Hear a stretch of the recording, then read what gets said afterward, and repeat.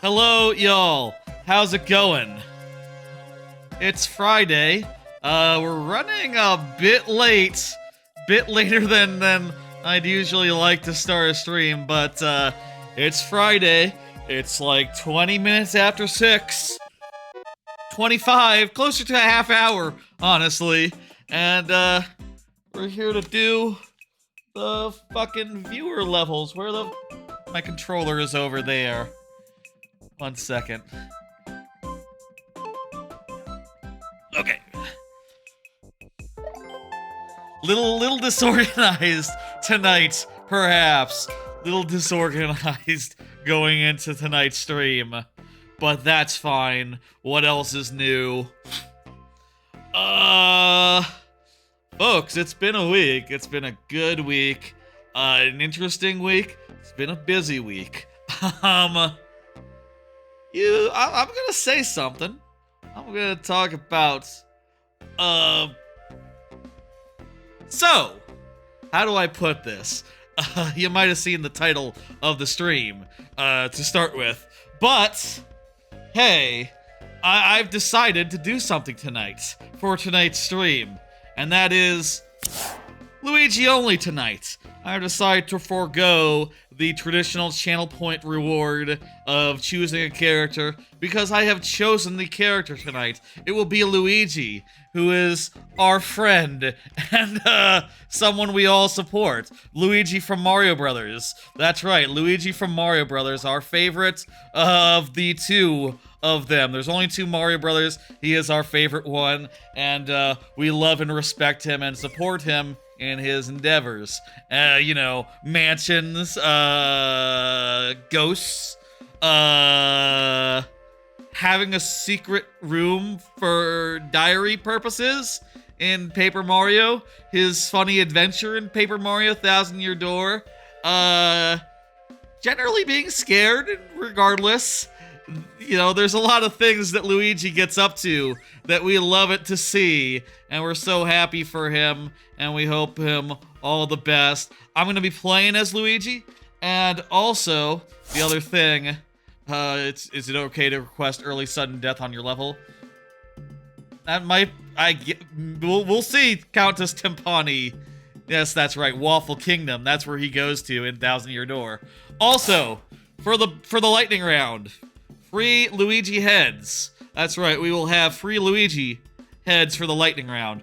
That makes sense in context. This stream is gonna have a bit of a Luigi flair to it. I'll say, by the way, 2 things. First off, one of the reasons why this stream was a little bit slow to get started, a little bit later than 6, is that at like 5:50, I said like, oh, wouldn't it be cool if I took the regular Mario heads and made them into Luigi? And I pulled up paint.net and I started trying to change them all. That's right, it's Luigi time. I started trying to change them all into Luigi, and then I realized, fucking, I got like no time. I gotta go. This is not the time to decide you want 5 brand new Luigi heads 5 minutes before the stream. The other reason, perhaps, I was thinking about Luigi and how much I love him, and, recently, I've been thinking about how much I love Luigi and how much I appreciate him, and how... I think we will explain, yes. Don't worry about it. I was thinking about how much I love Luigi, the character from Mario Brothers. And Mario Brothers, Super Mario Brothers 1, 2, the whole franchise, really. And I was realizing I don't think I have any shirts that have Luigi on them. I feel like a shirt that has Luigi on it would be very cool right now. Would be like the coolest video game shirt you could have right just now, and unfortunately, I don't have any of those. I have played Luigi U, that is correct. That is correct. I can confirm that, Eric. I need to get a Luigi shirt. Next time the Yeti has a Luigi shirt, I need to buy one. And, that'll be great. I have a Luigi's Mansion shirt that has, like, some stuff from Luigi's Mansion on it, like Suka Suka, Game Boy Horror, that sort of thing, but I need the man himself. I need to be recognized. You know, I want the man Luigi to be on there. I have plenty of Waluigi shirts, and a handful of Wario shirts, and hell, even some Mario ones, but no Luigi. And I think that's a damn shame. I need some Luigi shirts to wear, you know, around the town, as you do. People might know. I'll say, for what it's worth, this whole stream, I'm not going to be in kayfabe. I'm not going to, we're not going to avoid the explanation here. Eventually, I will explain, and we'll talk about the real story. But for now, we love Luigi. Luigi from Mario Brothers. He is a good fella and a tall boy, and we love him, and that's enough for this very second, I think. You have seen Super Luigi U on Wii U, since there is Deluxe, and that is part of it. That is correct. Yes, that is all correct. I think it was a... Wasn't it a... It was a Wii U game, that's right. It was like standalone, and then it was bundled in with the Deluxe version, which is the best way to do that. Have you played Super Luigi and the Waffle Kingdom?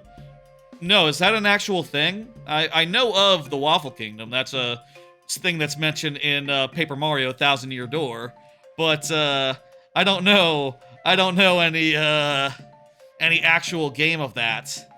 I suppose it'd be a fan game.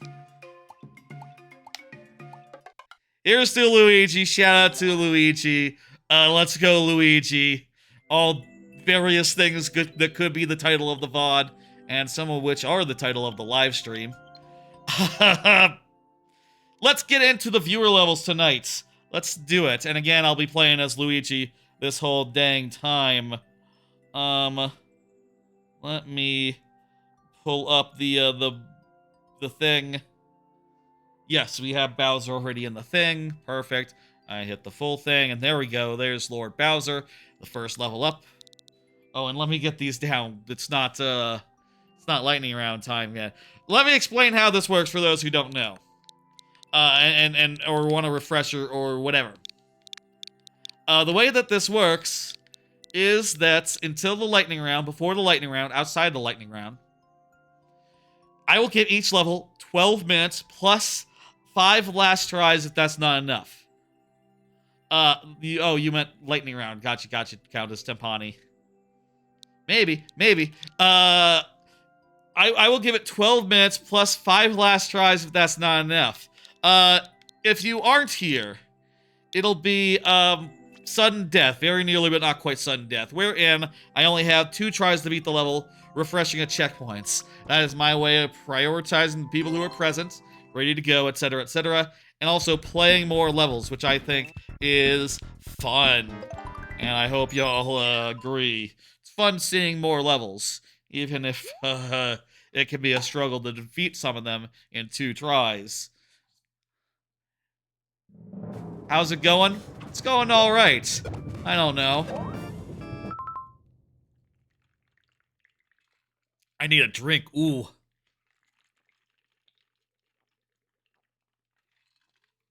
Parched as hell. Okay. Timer. Game. Let's go.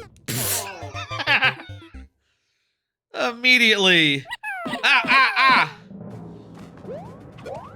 Immediate death there. No worries. You know, I don't have any sort of life-based restriction yet. It's not that time in the stream yet. I can die as many times as I please. And I don't think we are. I think we're done dying.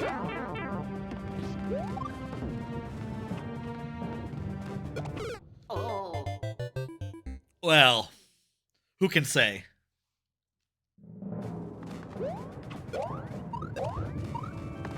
Oh, look at that. That's clean.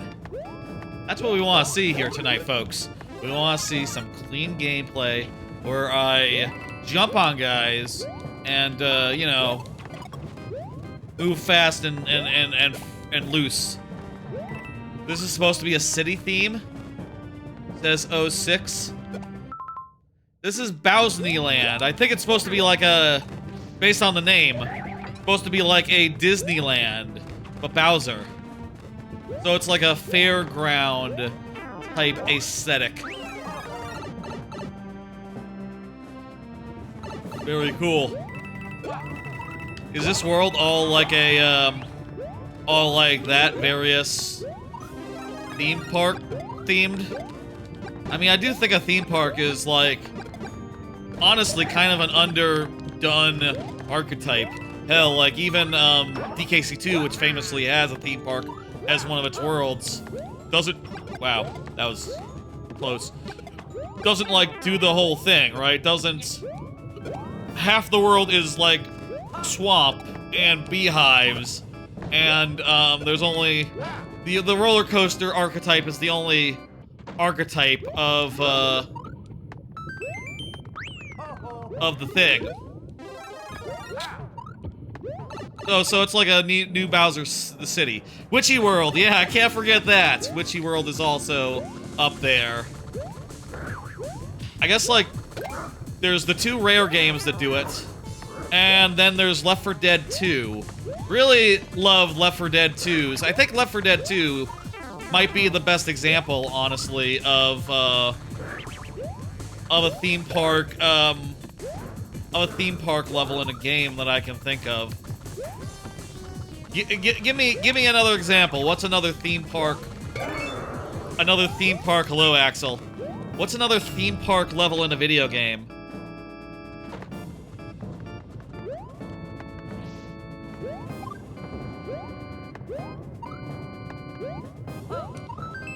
Look at that. We got the thing. Ugh. I'm a winner, everyone. That's correct.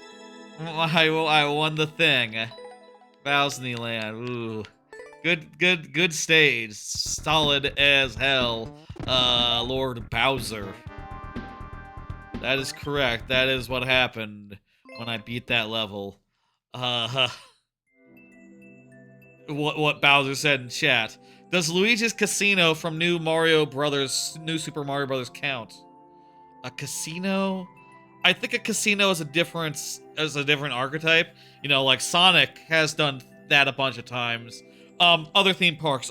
Tony Hawk has had a theme park probably multiple times. I know in Project 8 for sure.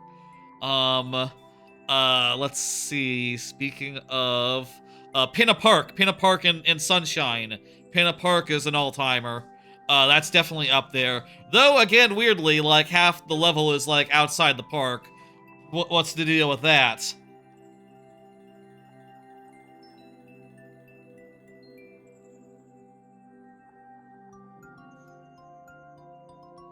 Eric is up and Eric is here. Perfect.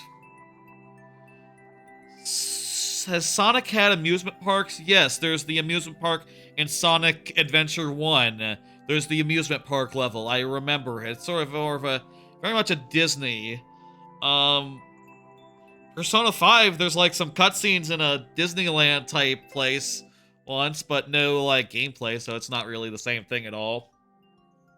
Hardly could be described as a level, quote unquote. So that doesn't count. You can go to the amusement park in GTA, and there's a whole mission where you have to kill someone who's, like, on the Ferris wheel. That's not a spoiler. GTA 5, specifically.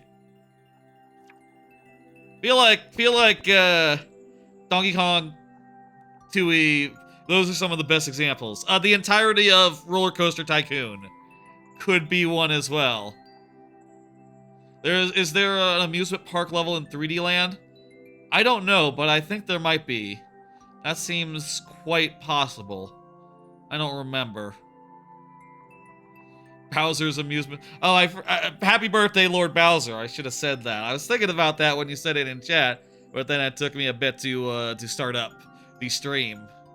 Happy birthday to you. Let's play this level.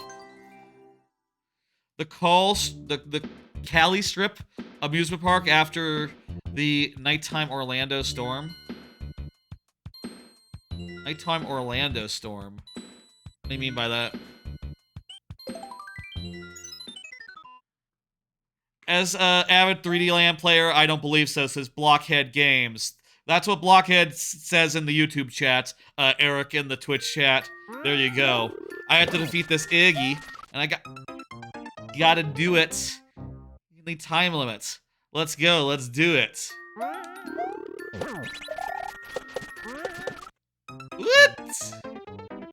I got pressed into the... That's fine. Okay. I learned my lesson there. We'll get this. This one will be easy. I feel like we almost did it last time.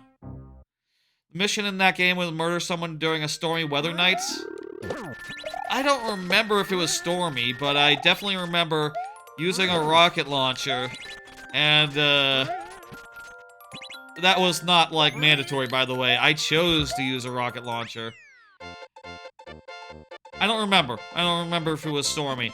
It's not really a level. You just run up to the thing. Speaking of not quite levels, I guess it's like Spider-Man... Marvel's Spider-Man 2. There's a part where you, go to the theme park, and it's a whole... Last of Us, or not Last of Us, Life is Strange style interactive bits, where then there's, like, some fights after it, and cinematics. I guess that's like a theme park level. Not my favorite, though. There should be more log flumes in games. I think log flumes as a type of level, I think that's way underrated.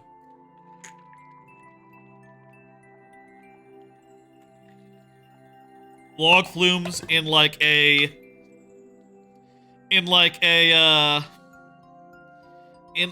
theme park setting. Obviously, there's tropical freezes. There's tropical freezes. Thingamajig. That level, you know, the one with the log flume. But it's not quite the same because it's in a like sawmill thrill. It's in a sawmill, you know.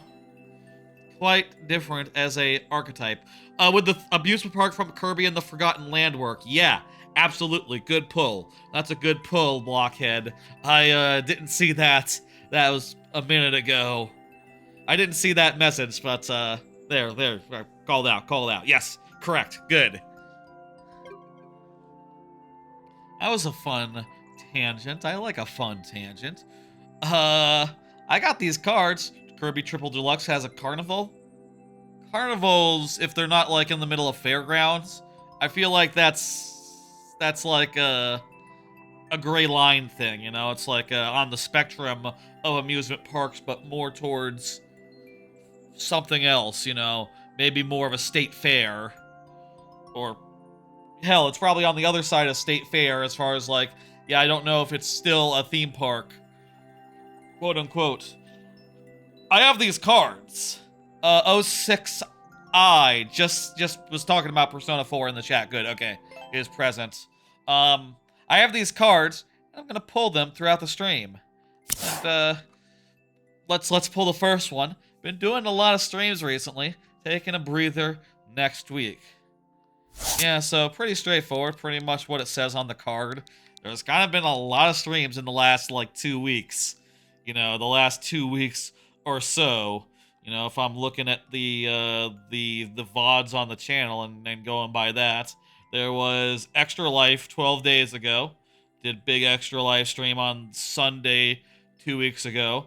Then there was, you know, a Tuesday stream. Then I did a Thursday stream after that of Marvel Rivals. That was a Half-Life stream on Tuesday. Then there was the Mario viewer levels, and then another Sunday stream. So, you know, from Sunday to Sunday, that's 5 streams over the course of like 7-8 days, where I did a bunch of Game Pass games last weekend. Then another Tuesday stream. In 2 weeks, that's like, what's it, 7 streams? 7 streams, including tonight?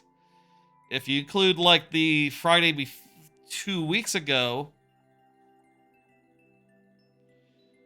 it's a lot. There's been a lot of streams. I've been doing more than I usually do, and I do feel like I need a breather. I need a break. So next Tuesday, I'm going to not do a stream. That's the plan for next Tuesday, just to relax and, you know, fucking play video games and chill and shit.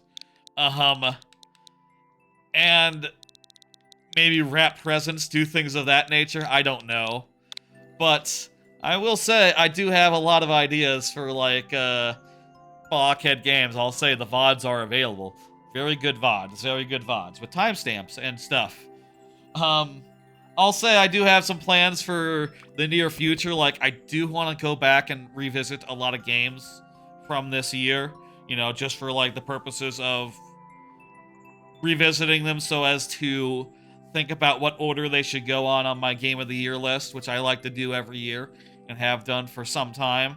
I'd also like to do Metroid Prime 3 Randomizer, but I've been going at a full sprint for a bit, so need to relax and chill, and next week is my last week of work before a Xmas break. I'm sort of debating in my head right now whether I should do, like, a Thursday stream next week, you know, like, just under a week from now, or if I should do, like, a big stream on, like, Saturday or Sunday, you know, maybe, like, that whole Metroid Prime 3 thing, or something else. I don't know, I'm thinking about it. Obviously having 2 weeks off means that I have a lot more flexibility in when I can stream for those 2 weeks that are coming up, but, you know, thinking about it. Honestly, I'll say I don't know if I love streaming on Sunday, you know? It's always just, like, the most convenient time to do a stream. Let's do this. Always the most convenient time to do a stream, insofar as, like, yeah, you can spend the whole day and not end before midnight. Or you can spend, like, 10 hours streaming and end, like, around midnight, and it's not a big deal. But also, man, it's kind of a bummer when you end the stream and you look around and go like, oh, it's nighttime and I have work in the morning. Oh. You know, my day off is over. My main relaxing day off is over, and now I have to brace myself for work. Do I have my Christmas tree up? I've never had a Christmas tree in my own apartments. I always go over to the folks for Christmas dinner and stuff, so just have them have it, I guess. That's my plan for this year as well. I guess I could get one, I don't know, but I've never seen the need to. I would consider it for, like, you know, if I get a house eventually, that seems to be like a thing that would make sense to do. But until then, not something I'm spending the time with. This is a cool auto-scroller. Sort of reminds me of, like, a reverse,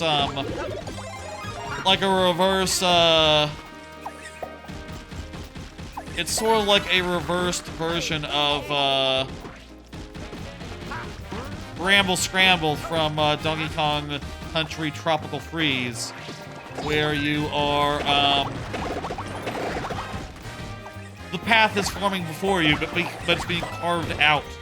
Like, that is a... This is a novelty I don't think I've quite seen before in, this game or others. Quite neat, quite neat. I think that's great. I think you did a damn good job, too. We were able to get through in one go. Phenomenal. Chase a spike ball. Yeah, that's exactly what happened. That's a lot of stuff Donkey Kong does. What, like follow a tunnel that's... I mean, it's a little different. Not quite. Hey, Rock Party, you installed Marvel Rivals? Maybe, that'd be fun. I'll say I'm gonna talk about that later tonight, but yeah, we should. Maybe I would find it more enjoyable if I actually, like, got on a Discord and talked with people. That is something I would, it would be good to try, at least. Thank you for level 06i. We got through nice and clean. That was a very interesting one, too. Very novel and fun. Let me, I already ended the timer. Let me hit complete. And get up the next one by Blockhead Games. who was just chatting about streams that I've done previous to this one, and talking about how they've been missing out. You know, I probably shouldn't say he or she, or I don't know pronouns, or I think Blockhead might have said she, her in the past. It's been so long. I don't remember. It'd be nice if these streaming services, it'd be nice if like these chats mail. Okay, cool.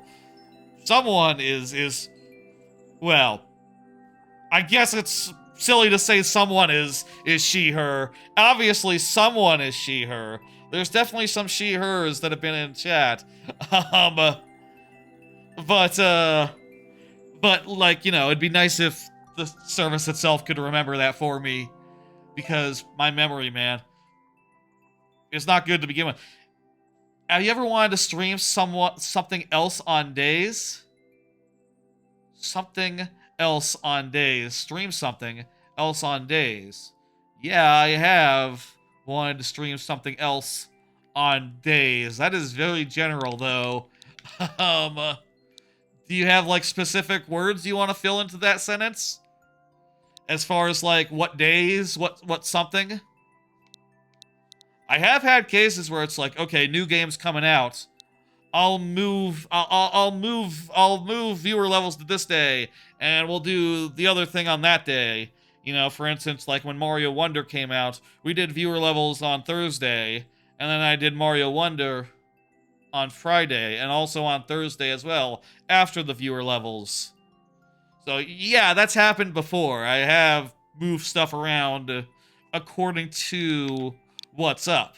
But also, usually my plans are fluid enough where I can just do that, you know? I can just say, like, okay, Thursday stream, we're doing it. Tuesday this week is that. Whatever.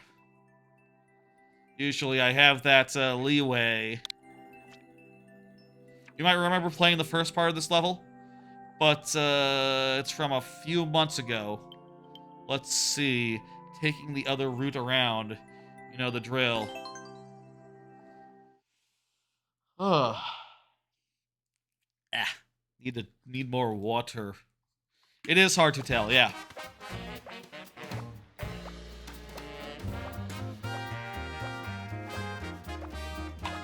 And we all, I feel like, have a, I say we all. There's often a, just like, it's easy to just go, he, him by default. You know what I mean? Have you ever wanted to try something different instead of playing what's already planned?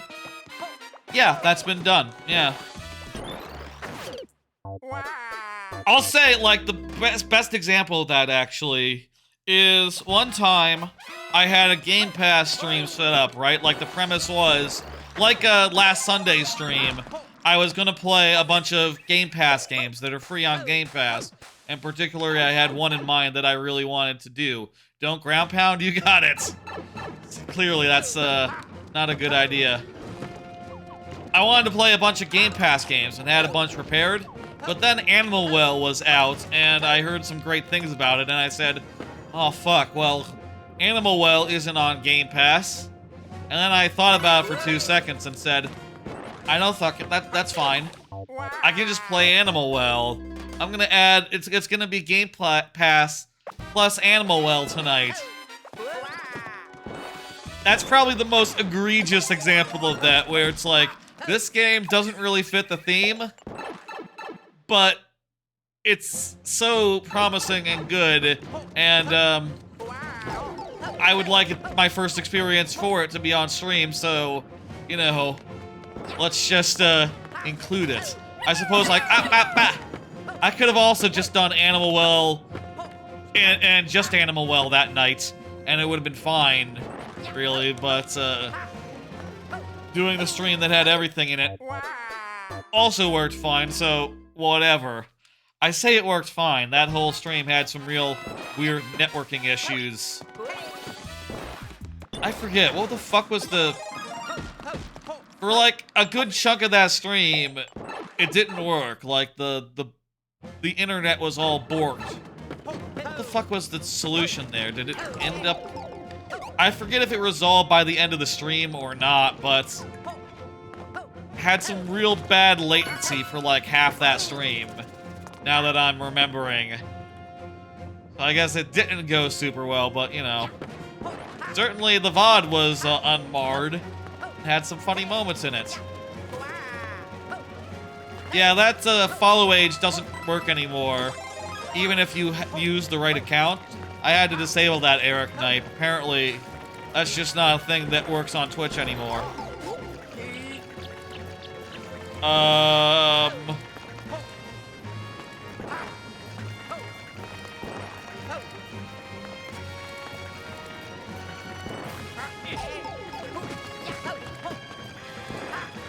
Yeah, this doesn't work. Nothing's in the yellow pipe, don't worry. Oh, shell, right here. I need the shell. That's a soft lock? I don't think it's a soft lock. I think it's just a, you need to get the shell, right? The shell should work. Does it? Not 100% sure about that. Oh, we might need to go up here and get, like, an item or something.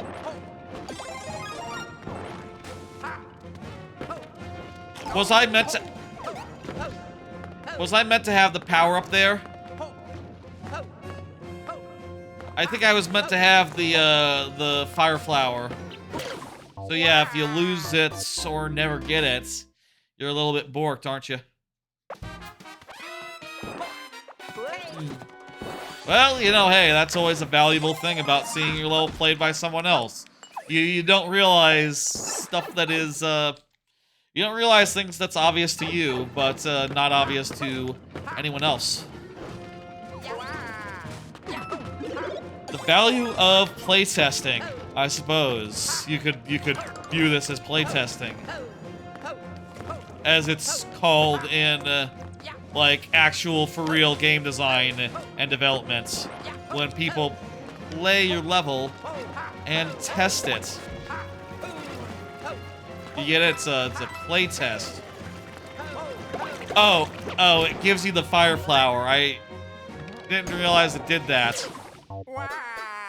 I just lost it before it, you know, was a thing. Before I was able to use it.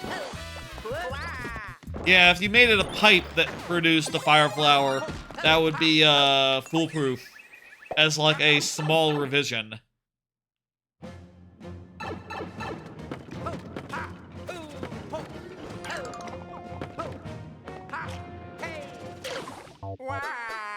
I need to concentrate and relax, and also not jump the gun here. This is pretty doable. You'd probably scrap the piranha anyway.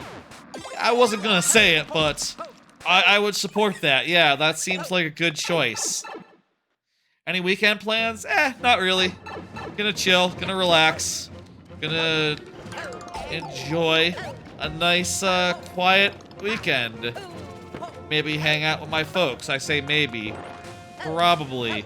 Well, actually, I do have to manage a maintenance thing that's happening tomorrow, but I'm pretty sure they can just do it without me if I'm already out by the time they're showing up, which I might be. I don't know.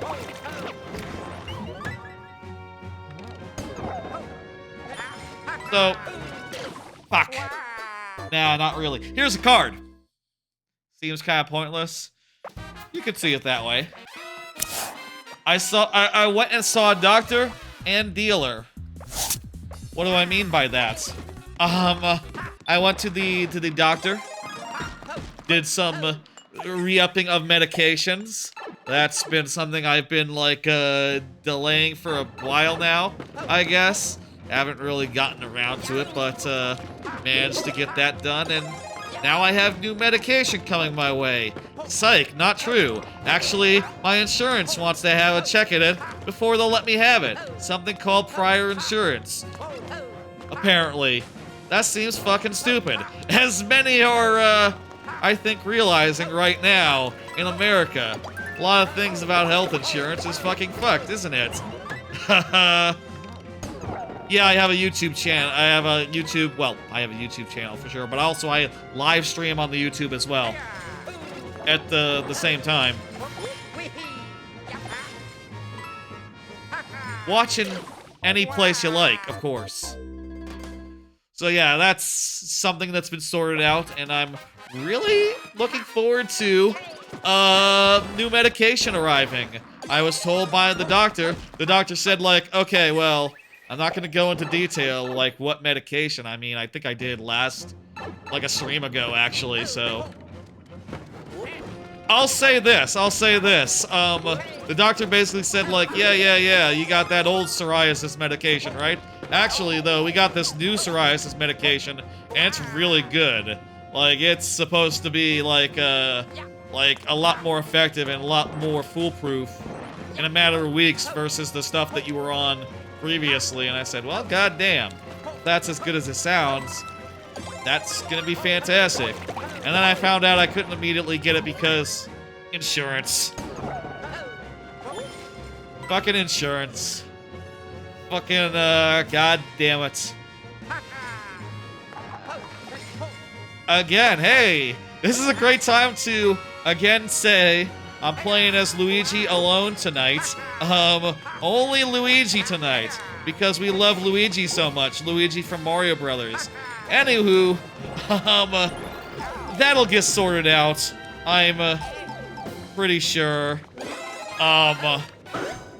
It's just annoying to have to wait because someone who's not even a fucking doctor wants to do...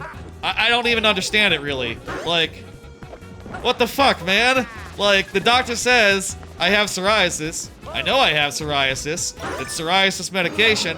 What the fuck? Why do you need to, like, review anything to know someone with psoriasis needs psoriasis medication?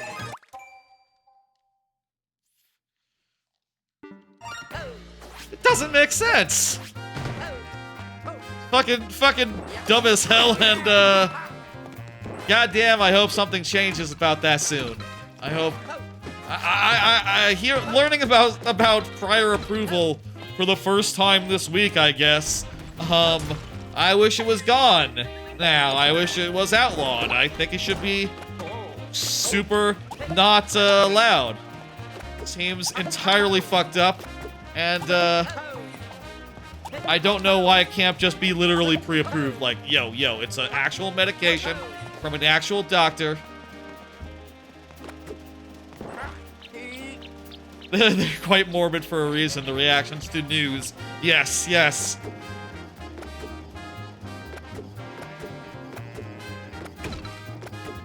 That shit is fucked. And, this is cool. Hammer and stuff. And, like, I can't wait for that to be sorted out. I say I can't wait. It is like, I'll say, like, I have been, delaying it until symptoms got, like, really, like, starting to get uncomfortable, you know what I mean? Like, I need to do something about it before,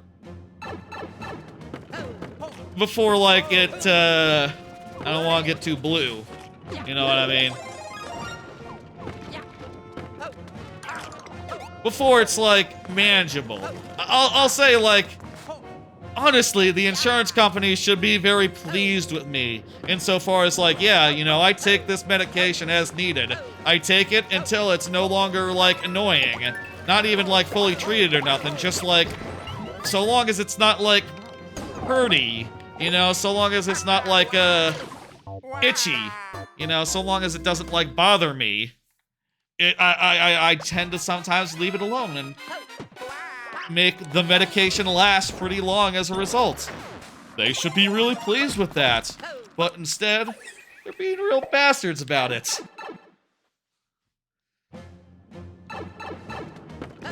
It's fucked up.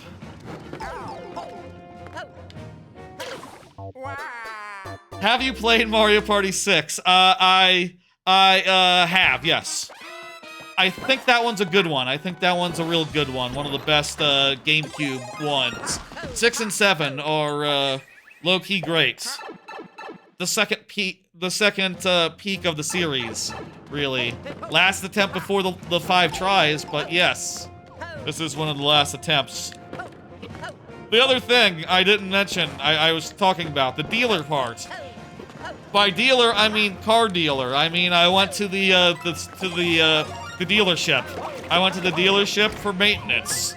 Did my regular maintenance that took like a good amount of time yesterday, such that, you know, honestly, I had like big plans for like what I wanted to do yesterday. Get stuff done, watch some shows and stuff, finish some crap off, but ended up being in the dealership until like 6 p.m. because, and then I went shopping after, because, I see how you're supposed to do that. You're supposed to wait until the lava turns off the blowers. Because they found a bunch of stuff that needs, fixing, apparently. A bunch of stuff that needs replacing, that sort of thing. Shit is expensive, huh? Costs like $1,000 on, like, car maintenance. God damn. That's, you know, really, you can't fault them. Because that's just what it costs, you know? Shit, man. Shit's expensive. What do you want? But, ooh, that just kind of hurts. Just kind of hurts. Your favorite one is either 2 or 10.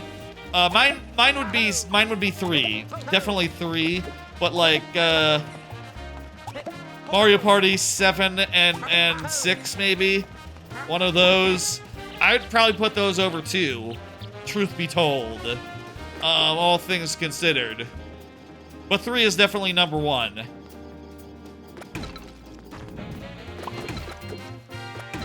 Maybe I'd only put one of them. I don't know if like it would be 6 or 7.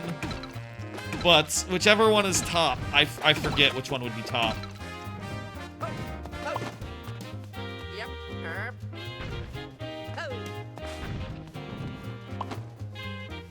Anyway, that's also just, you know, a cost of living, and something that you always have to do, like something that you always just have to pay for every couple of years, but, it definitely hurts. It definitely hurts to, have to shell out that much. I'll say, the guy at the dealership seemed alright. Like, I was talking to him, and he was telling me, like, oh, he saw that while I was in the waiting room. See how this go? If you lost your power up here, you'd be very upset. Favorite Wii U Mario Party? 8, 9, or 10? I didn't play 9 or 10, and they looked really bad, so I guess 8. That was all, like, the driving ones, right? Those ones weren't good. 8 was alright. 8's alright. And, motion minigames kind of suit Mario Party just well. The guy at the dealership, he was like, he talked to me because I was playing some UFO 50 because I was bored, and he was like, hey, Game Awards, what's up with that? You know, he talked to me about stuff. He mentioned he just started Metaphor, and it was his first RPG ever. His people in Discord told him to play it, and I thought that was very interesting. I said, oh, hell, that's an interesting choice. He said, you know, the people in his Discord recommended that or another RPG, and I said to him, the other RPG, probably Infinite Wealth, right? And he said, like, yep, that was the other one that they were saying, which, that's fun. That was a nice conversation. People in chat talking about their favorite Mario parties, very good. That was a quality level, Blockhead, I appreciate it. We got through in the end without even going to our last tries. Perfect. Let me hit complete. Just barely. That last try was the one. I'll say also, by the way, you can always get in another level. For the start of the lightning round, let's say 8 o'clock. for the start of the lightning round. I'll say, like, I have been thinking about, like, I should probably do some relatively shorter streams and come in with less to say, but I feel like there is a bit to say tonight. So, let's say 8, and that'll probably be, like, around halfway, maybe, if the stream goes pretty quick-like. We'll see. You've made better? Can't wait to see. You can always submit again after your level's completed. As always. 2 minutes plus 5 tries after. That's, maybe I could do that. I'll say my button only makes it so that a 12-minute timer appears. I have buttons for like a 10-minute timer and a 5-minute timer, but they're like they might not be in the right place. I don't know, like in the layout. We could maybe accommodate if that's how you want to play it. If that's how you want me to do. Here's another card. I got my Xmas presents all figured out. That is a good question. Why would you want your level to be shorter? I got my Xmas presents all sorted now. I'll say I've you know, since the last stream I talked with the folks, I figured out some things. One thing I figured out is I just like straight up asked my mom, like, yo, what do you want? And she suggested, and it was her idea, so I suppose I can just say it, you know, without any risk of like spoilers, but she was like, yeah, get me a Kindle and maybe go in on it together with your sister, you know. It can be a joint gift on account of it's like, you know, $200 for one without ads. And you know, that's what we're getting together. We sort of split it up where like, okay, my sister's getting a case or, you know, something. I'm getting like the main thing, and also one more thing, which is that just, you know, I told my sister to get me something a little bit pricier than I otherwise would ask for, which is like $100, which I think makes it so it's so it sort of evens out. I think, you know, I got some good stuff coming my way as a result of paying a little extra. You know, we've made sure that the value, that it's sort of like in line, I guess. I always have a budget every year when I'm Christmas shopping for everyone, and it's kind of hard to, like, you know, keep everyone within that same range. And if I'm going all out for someone, it has to make sense, right? Like, I gotta make sure that, I don't know, is that a cynical way to see it? Memorable gifts? Just video games, I guess, like Nintendo 64. That was probably a pretty memorable one with Banjo-Kazooie in 1998. I got an early Christmas present in 2000 on the day that Banjo-Tooie came out. Was it a Christmas present, or was it I had like surgery on that day. I had like eye surgery. I had a lazy eye as a kid, apparently. It was a little bit lazy, and they did surgery when I was 10. And they, after that, it was the day that Banjo-Tooie came out, so they bought me Banjo-Tooie. And I remember I played that game first time with an eye patch on because the eye was, you know, fresh out of surgery. That was a pretty good present. Don't think that counts as Christmas. GameCube. I guess like the most memorable Christmas presents, getting right down to it, is like, yeah, N64, GameCube, and then by the time 360 and Wii came out, I was buying them myself, so they weren't presents anymore. Though I think I might have got my parents to pay for the Wii by saying something to the effect of like, oh well, I'm gonna buy it when it's available. I'm gonna go buy it because it's available right now. But yeah, you know, it's gonna be technically a Christmas present. I think also my DS was technically a Christmas present, but I also got it on the day it came out. There was a good amount of like cheating, I guess, when it came to like the most major applications at the time. I'm gonna set the timer and let's just go. And you want Mario Party Jamboree for your birthday, Bowser? You don't know what you're getting for Christmas? Hope you get some good stuff. What's wrong with having a lazy eye? You know, a YouTube animator who made a video about this? I mean, that's fair. Yeah, that's... It is totally a irrational stigma, isn't it? The lazy eye thing. I'll say, like, it's not like it isn't like I said, like, oh, I can't have this, I can't have a lazy eye. Dude, I was 10, man, what the fuck? I was barely aware of, 10-year-olds are kind of, they know stuff, right? I don't know if I really, like, was all that concerned with the eye situation at that point, honestly. Certainly I didn't, like, it wasn't keeping me up at night. I think it was, like, kind of subtle, too. You know, but apparently, it was like some sort of muscle issue in there. Some sort of muscle issue. Maybe it wasn't a lazy eye, perhaps. But some other sort of, like, muscular twitch thing. Or, like, the eye muscles were just, all fucked up in there. I was 10. I didn't really have, like, the best, clearest idea of the situation. I remember one year I got a bike. That was cool. Hello, Copyrat. Hello, everyone. Again. Have I said hello, everyone? Hello, everyone. YouTube Haminations made a video about lazy eye stuff. I mean, I do think it's one thing that, like, yeah, obviously should not probably be so stigmatized. I feel like we can do this one for as many tries. Let's at least do, we'll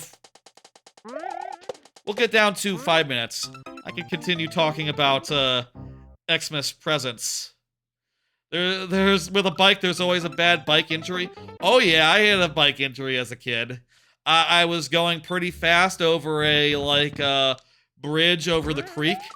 Over, like, the creek. And I went, head over tea kettle, you know, it hit a snag or something on the way up or on the way down, you know, where the stones don't, like, quite connect properly. You know, it's sort of like a... Picture, like, giant pave stones that are, like, almost connected, but not quite connected. That sort of have, like, little gaps for water to go over. You know, it wasn't like a proper bridge. It was more like a crossing. I remember being, like, dazed and bloody, stumbling into the library that was there. And, in the neighborhood I was... where the crossing happened. And, you know, kind of being a scary thing for the people in the library, a bloody boy stumbling in. This was before cell phones, so, you know, I had to go to a place to find, medical attention. I think I had crutches for a bit as a result of that, you know, while recovering. I think that's as bad as, like, any injury I've ever had has been.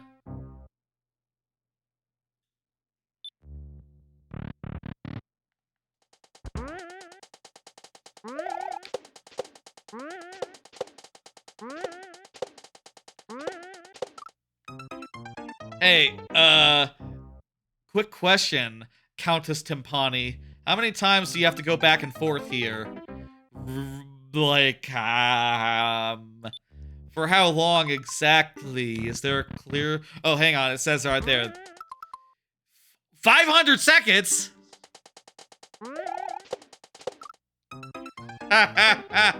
No wonder no one's ever cleared it. Wow. What other memorable gifts have there been? Looking around, is there anything that I still have that was a Christmas present? I've given out a number of Christmas presents that were pretty cool. You know, like, I've I've given out like really nice flashlights. I gave a really nice flashlight to my dad the other year. One that was like a had like a, you know, like a flashlight, right? You sort of pointed at a thing. It also had like a long light strip where it was like more like of a set it and forget it one, and had like a magnet on it. It was kind of a fancy flashlight. He really liked that. What else was cool?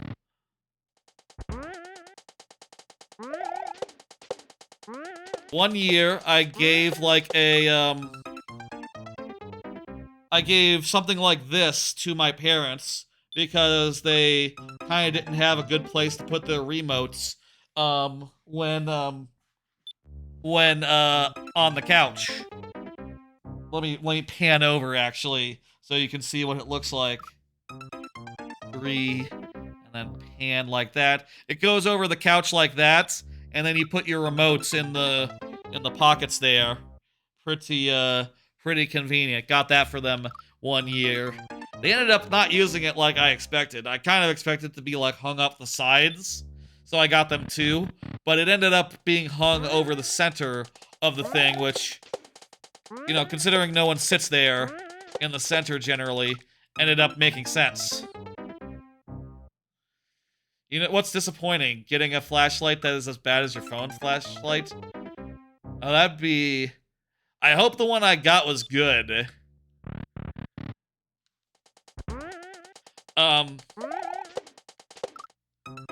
Small thing, like, I was talking to my sister, like, what her husband would want. She'd suggested a flashlight or a controller. And I said, like, okay. Well, let's go, one of those two, you know? They don't watch this. They don't know. I know my mom knows that I do the channel, I do the stream, but I don't know if my sister does. It hasn't come up, and I don't know if my dad does. He'd be weird about it, I think. I don't know. He has definitely reacted to seeing, like, YouTubers and stuff going like, what's the deal with that, you know? These people, they you know, in love with their own voice, you know, what the fuck? I'm just, whenever he said that in the past, I've just been like, okay. Just like, I'm not saying anything. I'm not saying anything about that. Nope. That's just a bit of fun. Just relax. Would a lantern be a better light source than a phone flashlight? I think so.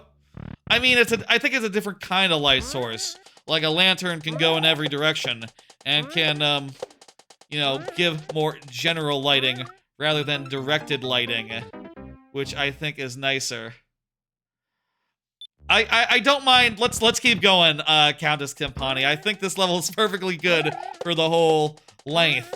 I don't think we need to, like, necessarily break the rules for this. We're having such a nice conversation about presents. Anyway, that's, I don't really want to break the flow.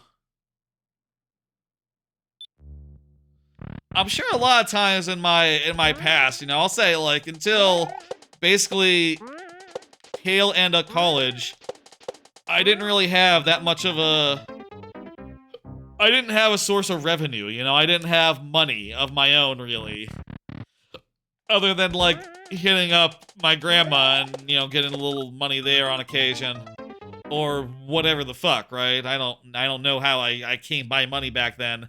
So, like, big purchases would often come with the thing of, like, okay, well, this is Christmas. This is your birthday. This is it. You got it? You got it? What about toys? No, nothing really comes to mind as far as toys go. Nothing in particular comes to mind on that front, Eric.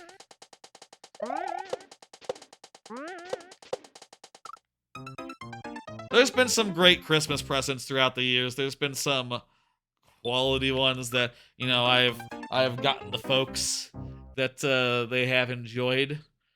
Do y'all know the game TKO? I got like a TKO shirt or two for my parents like a handful of years ago. I think my ma still wears hers sometimes.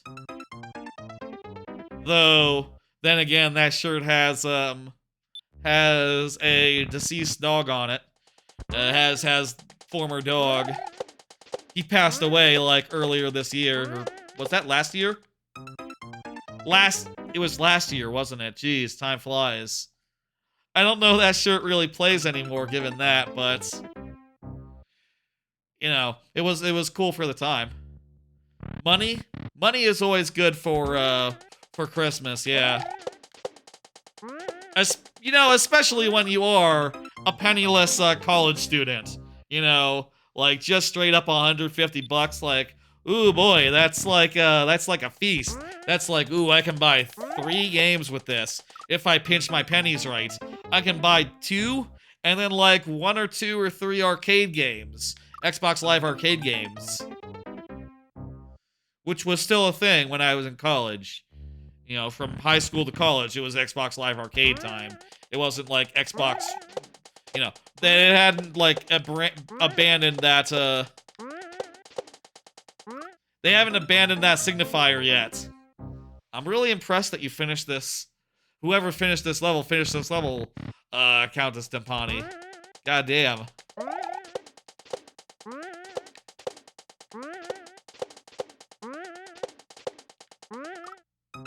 Which is better, a $50 or $50 Nintendo eShop card?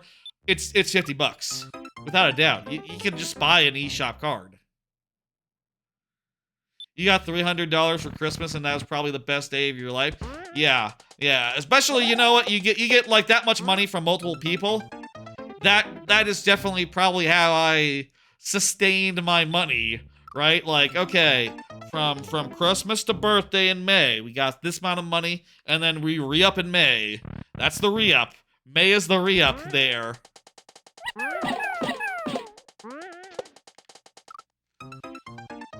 Timer is up. Let me end the timer and get up the 5 last tries. Let's go.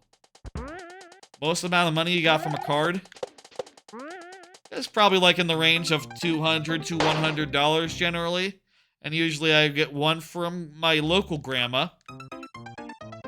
You know what? I won't count that one. I was looking away. But if it happens again, I have to count it. From like local grandma, anywhere from 150 to 200. From parents, probably around 150. From non-local grandma, maybe 50 bucks. Non-local grandma had like 3 times as many grandchildren. It's, you know, hey, what are you gonna do? Also, you know, I will say, like, when you have a local grandma who is in town and you see all the time, and she has only 1 grandson, you're kind of the favorite. That was the last try. I wasted it. I don't know we got that close, but good tries, I think.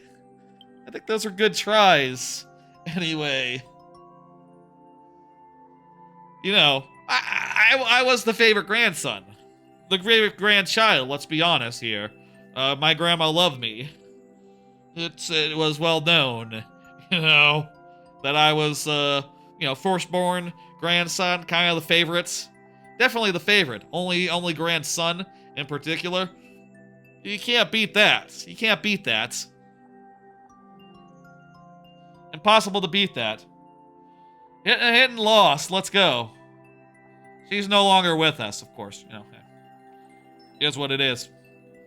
Died a couple years ago.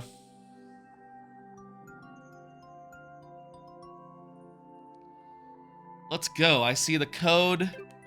This is from the Mysterious Star. Mysterious Star, who just threw Pikmin at me. Perfect. Okay. Hey, here's another card. I think this might be getting into some games I've been playing. Yes, I've been playing Inscryption. I'm in Act 2. God damn. I tried out Inscryption on the Game Pass stream on Sunday, which is a stream where I play a bunch of games for the first time. Like, that stream was 9 hours long, and I played like 14 games? 14 games? Was it 14 games? Jeez, that's a lot. Inscryption, if you don't know, it's sort of like a surreal horror card game where, like, the basic mechanics is like, okay, it's a card game where to play any card, you have to sacrifice another card. And also, you know, small spoiler for, like, the first, basically, round of cards. But as you're playing it, right, one of the cards starts talking to you and saying, like, hey, what's up? Don't sacrifice me. Oh, no, God! Why? And, quite a hell of an introduction, I think. Check out that VOD, maybe, if you want to see, like, how it exactly, like, builds up and, you know, becomes more interesting mechanically. And it's sort of a roguelike at first. It's sort of a roguelike in that, that part.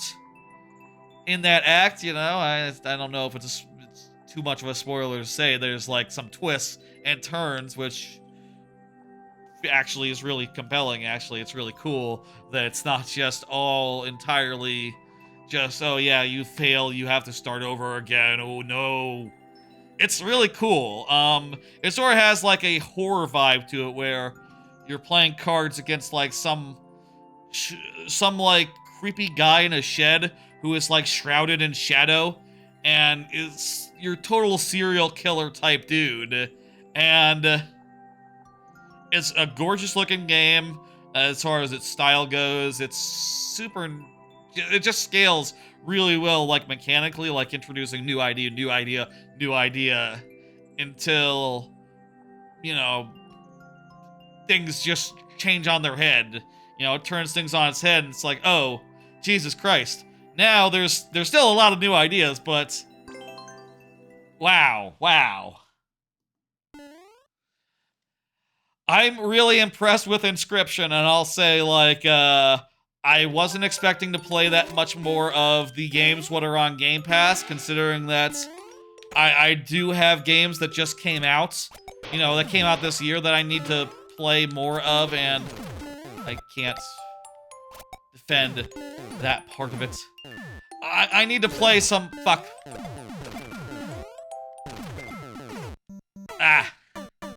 I need to play, this is fun. Fun idea, fun, cool thing. Defending the raft and shit. There's a lot of games I need to play that just came out, or might be Game of the Year, you know, or might be in my list, that I'm, need to spend more time with, but I can't resist the call of Inscryption. It is... Kind of wish I had played it, like, at the time, and, you know, been able to put it on my Game of the Year list 3 years ago, or whenever it came out. Back when. Yeah, it's hard. This level's hard. While we're still on the topic of Christmas, did anyone believe in Santa Claus while they were young? I don't think I did, really. Not especially. Who can say, though?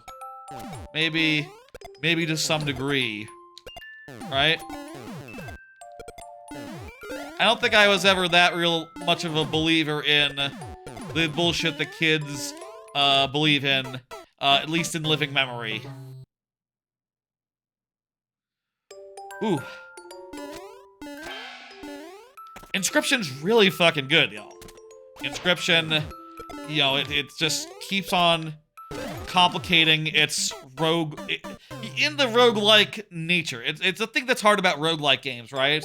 Is when you die and you go back to square one, and it's just kind of like, oh, I just have to do what I already did, but like 12 times until I get it right. You know, it feels drawn out oftentimes, and a nice thing about Inscryption is it doesn't feel like that. It still feels like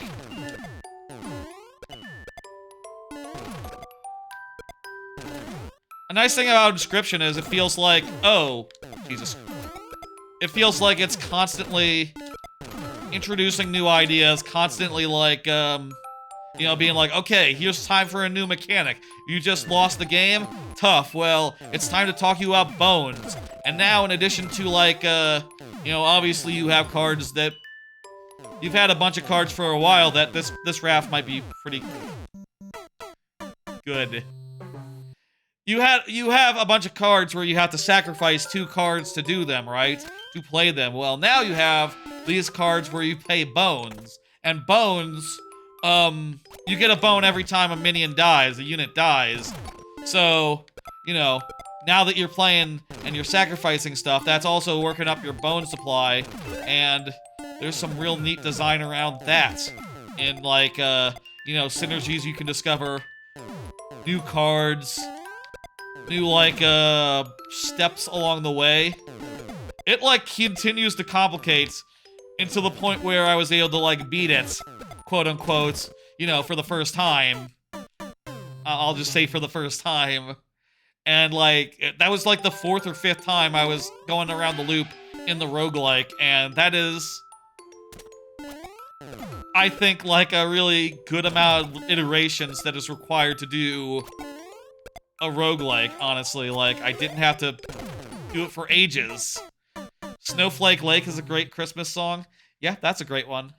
I don't know what my favorite Christmas song is.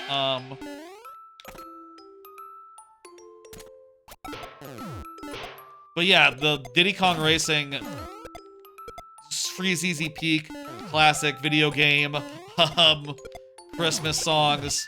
Those ones for sure are up there. God, there's some song that I'm always singing to myself when Christmas time comes up, and I'm just not remembering which one it is right now.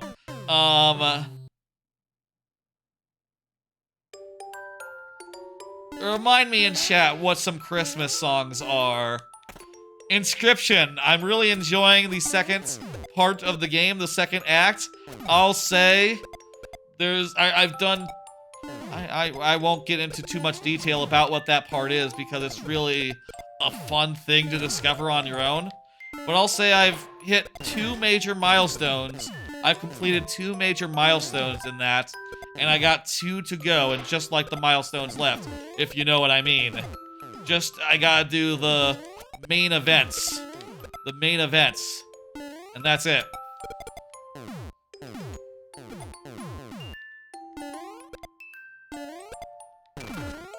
Rocking around the Christmas tree? I can see that. How does that one go? Jingle Bell Rock? I think Jingle Bell Rock might be the go-to, actually. Jingle Bell Rock definitely just comes to mind. I think that one might be it, but you know, this might be one of the things that you only remember in context. Y'all ever have that? That's the thing how memory works, where you only remember something in the right context for it. Because that's how memory is, like, weirdly situational in that way. Like, when I start humming it to myself, apropos of nothing, I'll go like, oh, crap, that's what it is. It just came to mind automatically. Because I was in the right mood, the Christmas mood.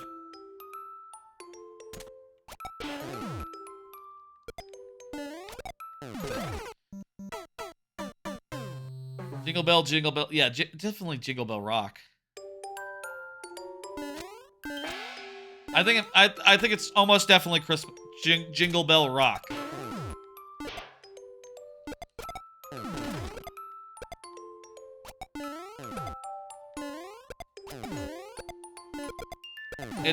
I don't think it's even close. I don't know that I think about any other Christmas songs other than perhaps video game ones, and you know, that's sort of in a different category. There's not really that much in the way of, like, anime Christmas music, is there? I mean, I guess there's a couple of EDs and ODs that are like, EDs and OPs that are like Christmas versions that I can think of off the top of my head. Like, Teasing Master Takagi-san has, like, a Christmas version of the ED. I say Christmas version, all their EDs are different. different songs, technically, so it's not really quite that, but, you know, it's a... fuck. It's Christmas, but probably wouldn't rank in terms of favorites. In fact, it's a little awkward if, like, I'm just listening to all my anime music, and, like, the one Christmas song comes up, where it's just like, yeah, okay, well, it's not Christmas, so jot that down. You know, I'd almost rather there not be those specific versions. Too seasonal. Too seasonal. Do y'all... I don't think I have any Christmas music on my iTunes, other than one random ED, which I got for the sake of completion, that I just mentioned. Ending theme, if you don't know what that means in anime terms. Do y'all have, like, a Christmas genre in your, like, iTunes and crap? Like, as a separate genre?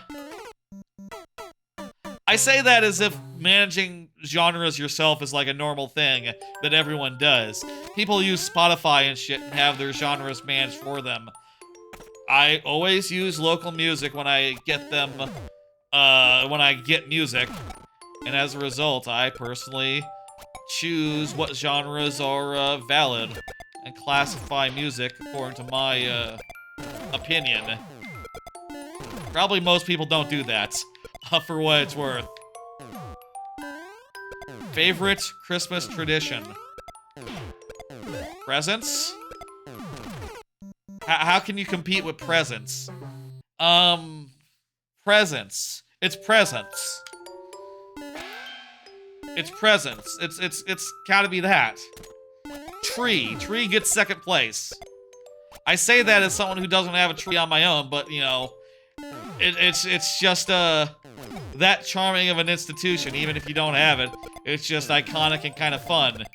Kind of a pain in the ass, especially if you don't have, like, storage space. You know, like, shit, where would I put a tree? It would have to be one of those mini jobbies. Have to be one of those mini tree jobbies. You're a conservation guy? Gotcha. Christmas food? Ham? What is a Christmas food? Oh, do you mean like something fancy like eggnog or whatever? I don't think I have anything that seasonal. You know what? I do like a candy cane. I do like a candy cane. If I had to say anything in particular, I guess I'd say a candy cane. Cookies? Like a gingerbread cookie? I don't really go for those that much, I guess.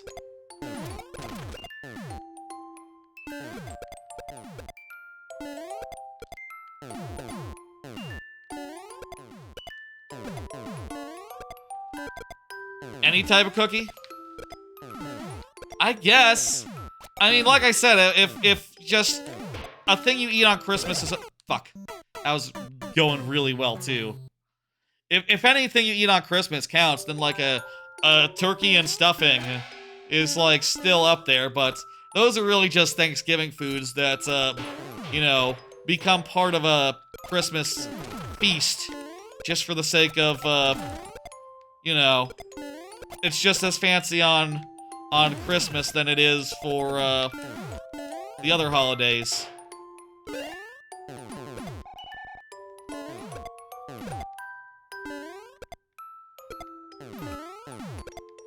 This level's tricky as hell. One thing that you can do to help is, like, think about when you're killing these guys, because when you kill them, they get the opportunity to respawn. So by, like, holding off for a second, you can make it so that not another one drops on you. Unless it's like a red pipe, I guess.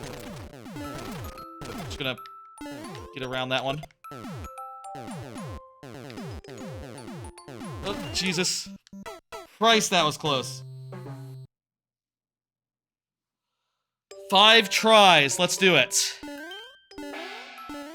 Summer is the worst time for cookies? What? What? There's a time for cookies? There's no time for cookies. Every time is time for cookies. Come on now. You can have cookies in the summer. You can have cookies in the winter. Every season is perfectly good for cookies. Yeah, come on. I have never... If there's one thing that's like... Look, there's one snack that is like considered seasonal in any way, shape, or form, and that's ice cream, but also like, fuck off. Come on, we have ice cream all year round. You know, just because it's cold doesn't mean you can't have ice cream. Even ice cream, which has the cold excuse. I will absolutely go down on some ice cream in the winter. Oh fuck. Lost my... And then I died. That was a fast one.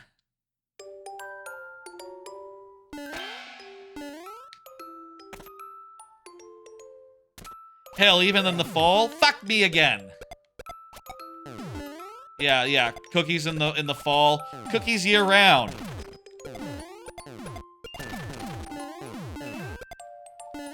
Cookies year round. All year round, regardless of the season. It's cookie time. Man, you don't see the Cookie Monster. You don't see the Cookie Monster taking off the summer. He knows. He knows it's always cookie time. Now, let's see. Is this small raft gonna be a problem? I have one block remaining. Yikes! Nothing I could do there. Don't say summer sucks unless you live in Florida. Texas also gets pretty hot.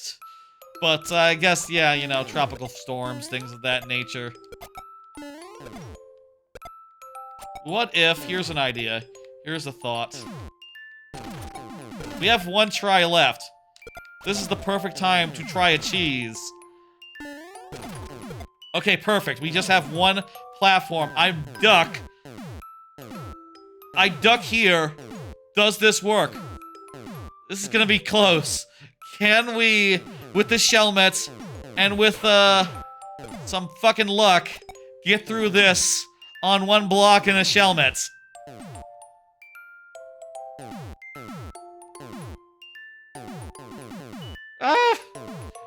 If one of these explosions gets our thing, we're dead, but otherwise...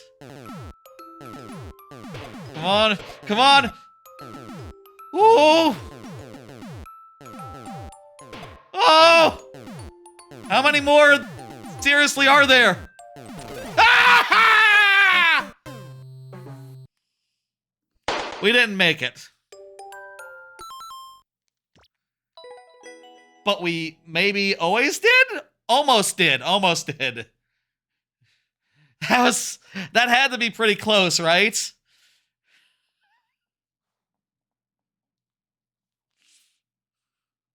Had to be pretty close. That was the last try, though. So, you know. Thank you for the level. That was a mysterious star. Let me hit this miss. And I'll say you can always resubmit a level after I go through it. That was a good try. Should have tried that earlier. Could have had a couple goes at it. Definitely could try that next time. Seemed like it might have worked. Seemed like it might have worked. A lot of nices here. It was a very nice level, yeah. Axel is up next. Axel just laughed at the last level. Perfect. Hello, Barack Obama. How you doing? How you doing? Let me, we're not in tries left. Yeah, we're not in the lightning round. Not for another 13 minutes. Let's, punch this in, and I'll do another card. Also, another game I've been playing has been Like a Dragon, Infinite Wealth. Been starting that game out now. So, on the Game Pass stream, and the last few, I've been on the fence about buying it, right? Been on the fence, been not sure if I wanted to get it wanted to give it a go. And then after the Game Pass stream on Sunday, I looked at the Xbox store and I saw it was 50% off. It was 35 bucks. And I said, "Oh crap. Oh, okay. Well, I was on the fence for full price for 35 bucks off. Like, yeah, I think I'll buy it." And I've put some time into it. I'll say, like, because I've been putting time into it, I've been putting less time into some other games that I was hoping maybe to play that are, like, more relevant right now. But I'm having a good time. I got to Hawaii. Things are starting to heat up in the plot. I would say, generally, that Like a Dragon Infinite Wealth, which, by the way, if you don't know, like, where that came from, Like a Dragon, you might also know it by the name Yakuza. Previously, it was known as Yakuza, that franchise. That's an F, not a G. But basically, it's that one of those. It's the sequel to the RPG one, where it goes to Hawaii. I fell off the RPG one, the first RPG one, so I was kind of skeptical about this new one, but I think the combat seems tighter and more strategic. You know, you have maybe more control over, like, where your guy is. I think in the original RPG one, you just use the moves and characters would be, like, moving around randomly, and that would like influence how effective the moves were. And that is still the case. The characters move around, but when you do a move now, and I'm not sure, honestly, I'm not sure. This might have been the case originally, and I completely forgot or didn't appreciate it at the time. But before you do a move, you can, like, move around in a big circle and, like, line it up so that you could be like, okay, I'm gonna punch this guy into my other guy, who, because I punched that guy into that guy, he's gonna punch him as well, and he's gonna do more damage. He's gonna get more damage done on him. And that just seems really sick and really cool. That's really neat, and the battles aren't too long. The story is your classical Yakuza, Like a Dragon style of, like, everything is really complicated and involved, and clearly gonna get a lot more involved as the story goes on, and you find out, like, who's doing what, how exactly this is all a big criminal conspiracy, and, you know, what your place in all of it is. Also, I understand it, eventually you get a Animal Crossing type part. Haven't gotten there yet, but I have gotten to the point where you, like, do... It takes place in Hawaii, and they set up a silly thing where they say, like, okay, well, here in Hawaii, everyone has this, like, social media app where, it's all automatic, right? You see someone on the street, all you have to do to become friends with them is go like, hey, bro, you know, do this thing. And if they do that thing back, you're friends with them on social media. So you're basically just, as you're running around, you see, like, NPCs that have things over their heads that indicate they're down for it. And then you go, like, hit the X button, and you go like, ah, and they go like, ah, back. And it's kind of fun. It's a very charming game. And, I'll say the first night I spent with it, I was really expecting just to get to Hawaii right away. They spend a while doing a lot of stuff in Japan before they get to Hawaii. And there's the famous scene from the trailer where Kazuya washes up naked on a beach. That takes a while to happen, and that's cool. And once it does, it's like, yeah, it's cool as I thought it would be. And you know, Hawaii seems like a real neat setting. Really good stuff. Favorite thing to do in the snow? Asked Eric. I'm from Texas. We don't get that much snow. The best I can do with the snow that we get is I can maybe make a snowball or two. There's not enough to make a snowman or to... And also, Plano, where I live, it's named such because it's flat. There's no hills, so it's not like there's any, like, sledding as an option. That's not a thing. That's not a thing here. I guess look at it. I would say look at it. Appreciate the beauty of it. Take a picture or two while it lasts. Enjoy some time off if like, or enjoy some time working from home if... I suppose, like, the last couple of snowstorms were, like, pre-pandemic, where I could, quote-unquote, get time off. I actually don't know, like, how true that was. I definitely have... I guess maybe time off is more of a school thing, but probably isn't even that anymore now, right? Because it's not like you need to drive somewhere to go to school. Everyone has, like, work from home contingencies, right? Do they still, or did they dismantle that after COVID ended? I really don't know what's up with the schools on that front. Maybe nowadays when that happens, everyone just, just enjoys their day off like before. Really can't say. Thank you for the level. That was, cool. Memories Castle 3? Was that a remake of Castle 3? Huh. Guess I've not played, every level enough times to remember them all off the top of my head. Let's hit, 1 and bring up Lord Bowser. Perhaps I should go through those games like 100%. I feel like I haven't gone through every Mario Brothers 100% in a long time. Though I did play through all of World a couple relatively recently for like when it came out on the Game Boy Advance, on N60 on Game Boy Advance Online on the Switch. I don't know. Hey Tony Kunai, how's it going? Next up is 06I, I think, who just said GG. Did I hit complete? Did I dismiss the level? I think I did. If this isn't it, we'll bring up the next one. Here's another card. I've also been playing Marvel Rivals. I think it's okay.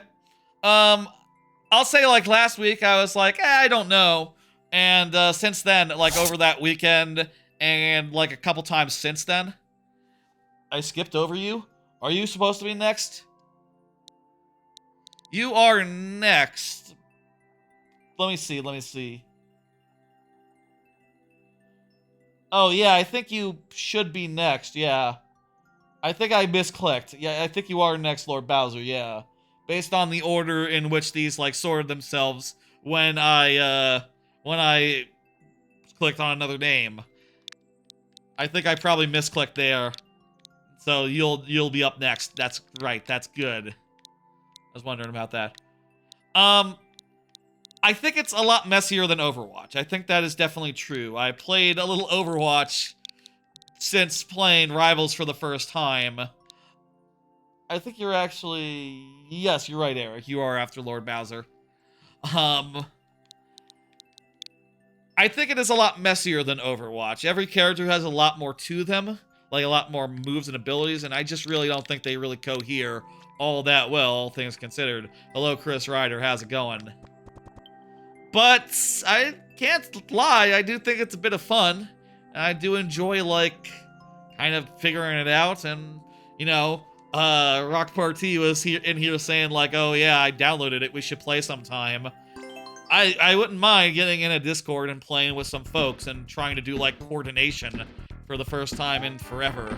You know, maybe that would help the experience a lot if I could be chatting with people and, like, giving a fuck rather than just, like, playing it brainlessly, playing it mindlessly. As far as characters go, I think Squirrel Girl seems pretty good.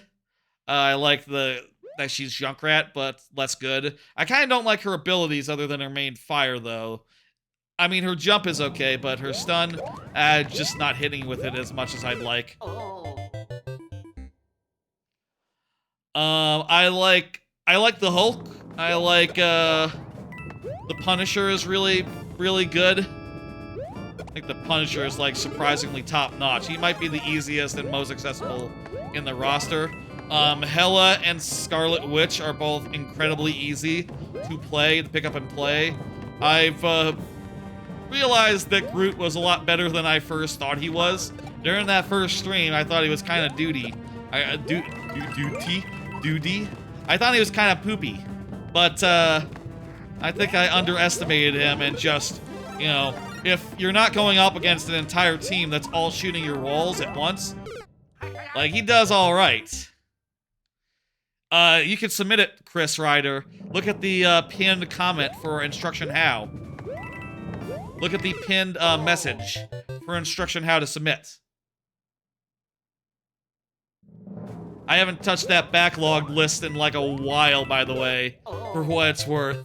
I really need to get back to that. So many things in my life I need to get back to and actually finish. But up to like 2018, it's all done for what it's worth. What was I saying?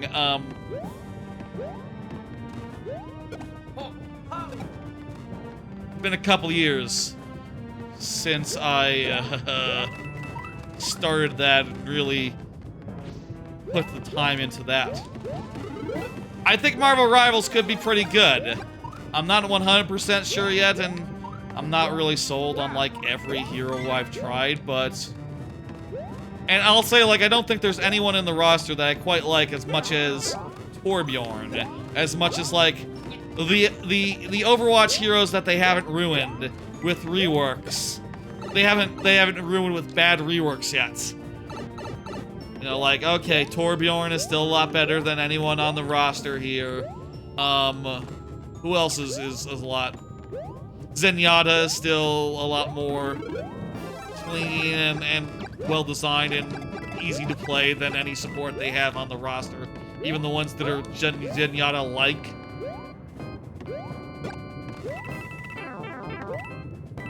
You know, Reinhardt. A lot of the Overwatch characters are still really good. A lot of the Overwatch characters are still really good. And, you know, that's, something to keep in mind when it comes down to, like, whether Rivals is better or not. But, on the other hand, Overwatch has ruined a lot of shit. What are you curious about? The lightning round? Oh, right, it's just an explanation of the lightning round, not like, activate the lightning round right now. That said, we are at 8 o'clock, so it is 8 o'clock Central Time, so it is time for the lightning round. After this level. I'll say one more new game that I've been playing. I've been playing Indiana Jones and the Great Circle. I'm still in Italy. I'm pretty early going. It seems pretty good. I'm not like super strong on it, I guess. Certainly I've been taking my time and like Yakuza, Like a Dragon, Infinite Wealth, and Inscryption have really just like controlled my attention a lot more. Have a much firmer grasp on my attention than it does, but it seems all right, and I'm pretty interested in going farther. There's some pretty good standard Indiana Jones writing in it. If anything, I feel like my most negative thought on it is like, yeah, this is kind of reminds me of the last movie insofar as it's like, yeah, this is a serviceable Indiana Jones adventure. It's not like special or nothing. And the action is kind of all right. You know, you punch Nazis. That's pretty cool. I'm kind of hoping it like heats up. You maybe get like a couple more, like some weapons or something, you know, in addition to punching, because the punching is all so awkward and stuff that it really feels like you're not supposed to be punching. It feels like you're supposed to be sneaking around and pushing Nazis off ledges, which is cool. It's cool to just, you have a button in Indiana Jones which is literally just shove, and you can shove a Nazi off a ledge, and it's pretty cool. You know, just like, go fuck off. You know, it's great. They fall off the ledge. It's beautiful. It's beautiful, man. I need a more reliable ammo, and maybe I'm curious, like, if it becomes more of a out-and-out shooter, if it becomes like more action-y as it goes, or if that's never quite it. I don't know. Really remains to be seen. If the comparison for it is if the thing people are comparing it is Dishonored, I don't think it quite is that level. I mean, I don't think the mobility quite measures up to Dishonored, nor do the weapons or anything else in particular. But like, yeah, the world is that fleshed out, and there's stuff to find, and you know, whatever. I see the comparison. I just feel like it's not entirely flattering to Indiana Jones because you realize, like, well, Indiana Jones can't teleport, and he also doesn't have like a retractable knife dagger, you know, that's really cool. He just has a whip, which is pretty cool, but you know, it's just can't kill anyone with it. What the fuck? You know, he doesn't have like steampunk weaponry of a bizarre nature or like magic spells to cast. I guess I say that I'm really early. I'm still in Italy, the first area you go to. I need to spend more time with that, and yeah. Thank you for the level, Lord Bowser. I'm incomplete. And yeah.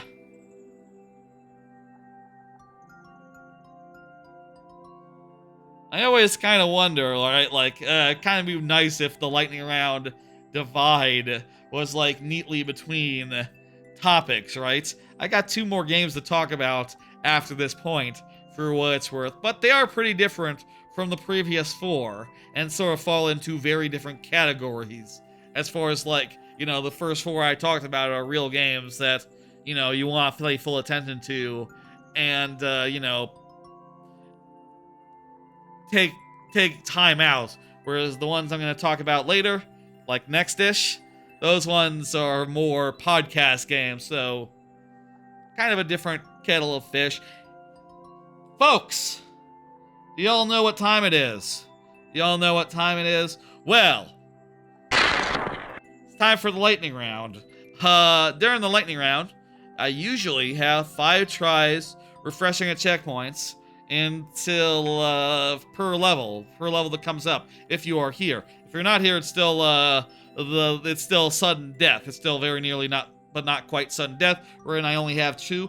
But tonight, I am giving bonus heads to everyone. Usually, these would just be for Twitch subscribers and the like, and the first level of the night.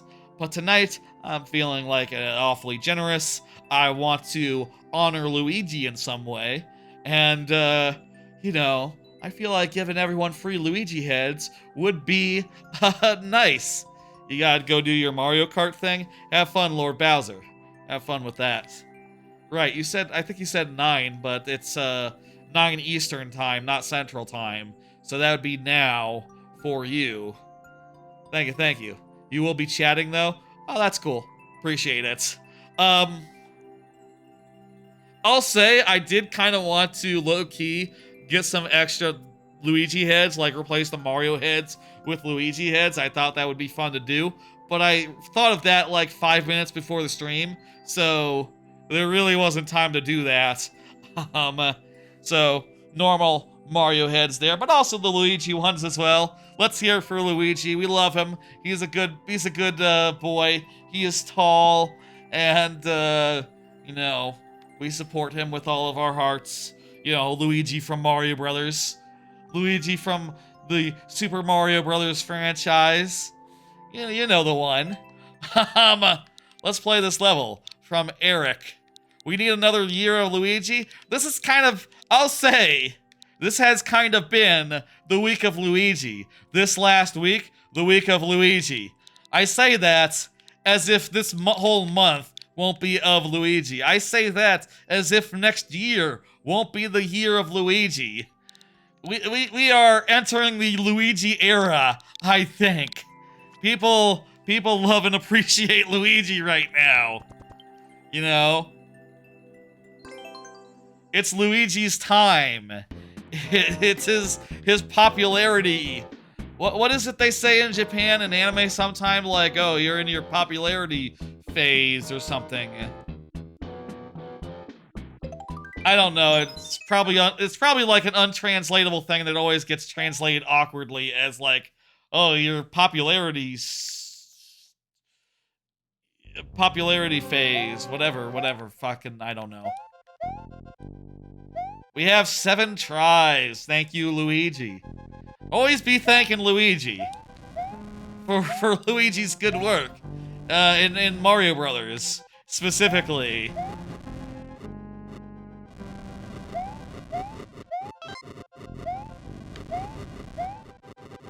Oh, geez, this is quite harrowing.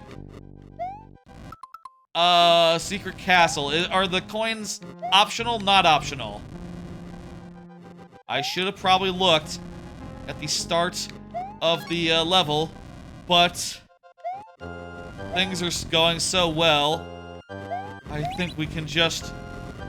Required, okay. I think we just boogie.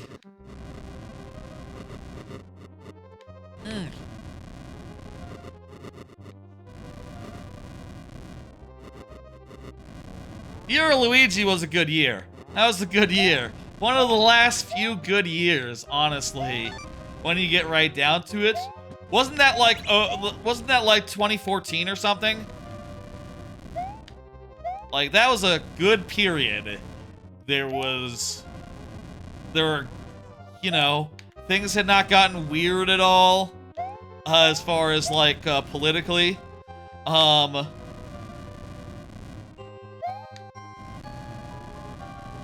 3D World released in that year. Yeah, that's a good game. There were a couple good Game of the Years that people were very fond of at the time. That was Last of Us year, right? And like BioShock Infinite? I think those two came out the same year. Hey, we got the key. Let's go.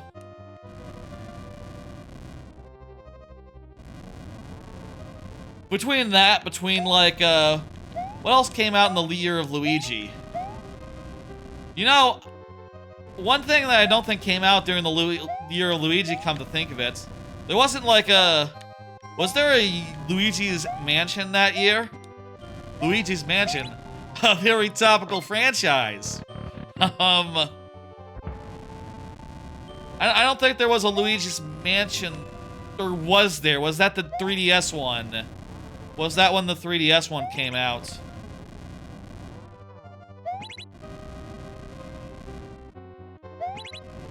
Oh my god!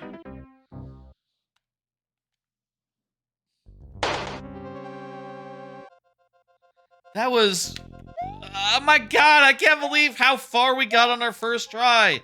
This level is like 2 minutes long, world record wise, and we got all the way through it to the very fucking end. Oh, fuck.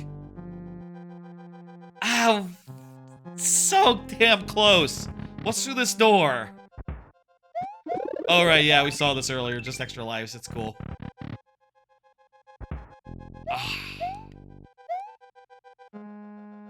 Well, if we almost did it in 1 try, we can definitely do it in 6 more. What do you think? Is that a reasonable thing to say? I think that's a reasonable thing to say.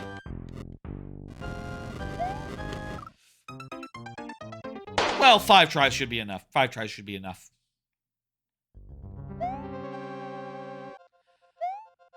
Anyway, anywho. Another year of Luigi releases would be fun. Really, I will say, like, Luigi aside, it would be fun if, I need to be more patient with that one. It would be cool if Nintendo did, yeah, level about patience. It'd be cool if Nintendo did more themed years where they put out a bunch of games from about a different character, you know? We could also use a year of Wario, you know? A year that had like a 2D Wario platformer and also a 3D Wario platformer and also a WarioWare. That'd be a pretty goddamn good year, would it not? What else would you put in that year? If you were thinking like what Wario games you could do. Could you do like a Waluigi game?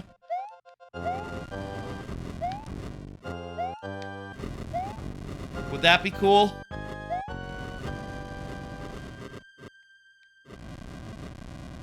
Year of Wario?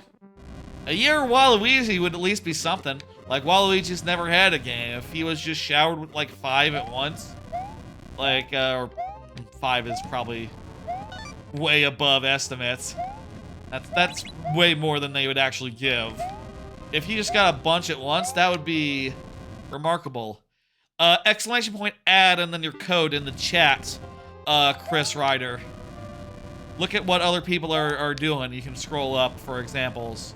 In fact, let me put that in chat again. There you go. There's an answer. Oh, you're good? You got it? Okay, cool.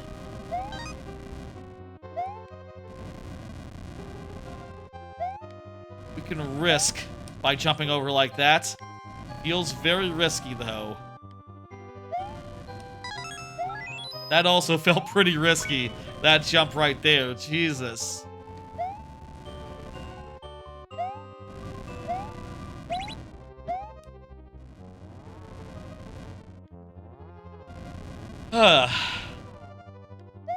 I'm not a terribly patient man, I'll say.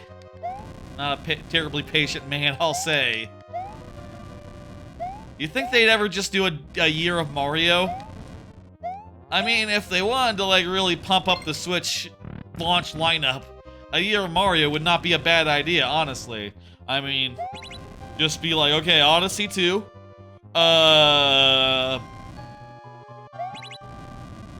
What else would be in the year of Mario? There's already plenty of re-releases on the Switch for that stuff. There we go. Rather hard level? That's correct. It was a rather hard level, but we beat it! We beat it in 3 tries.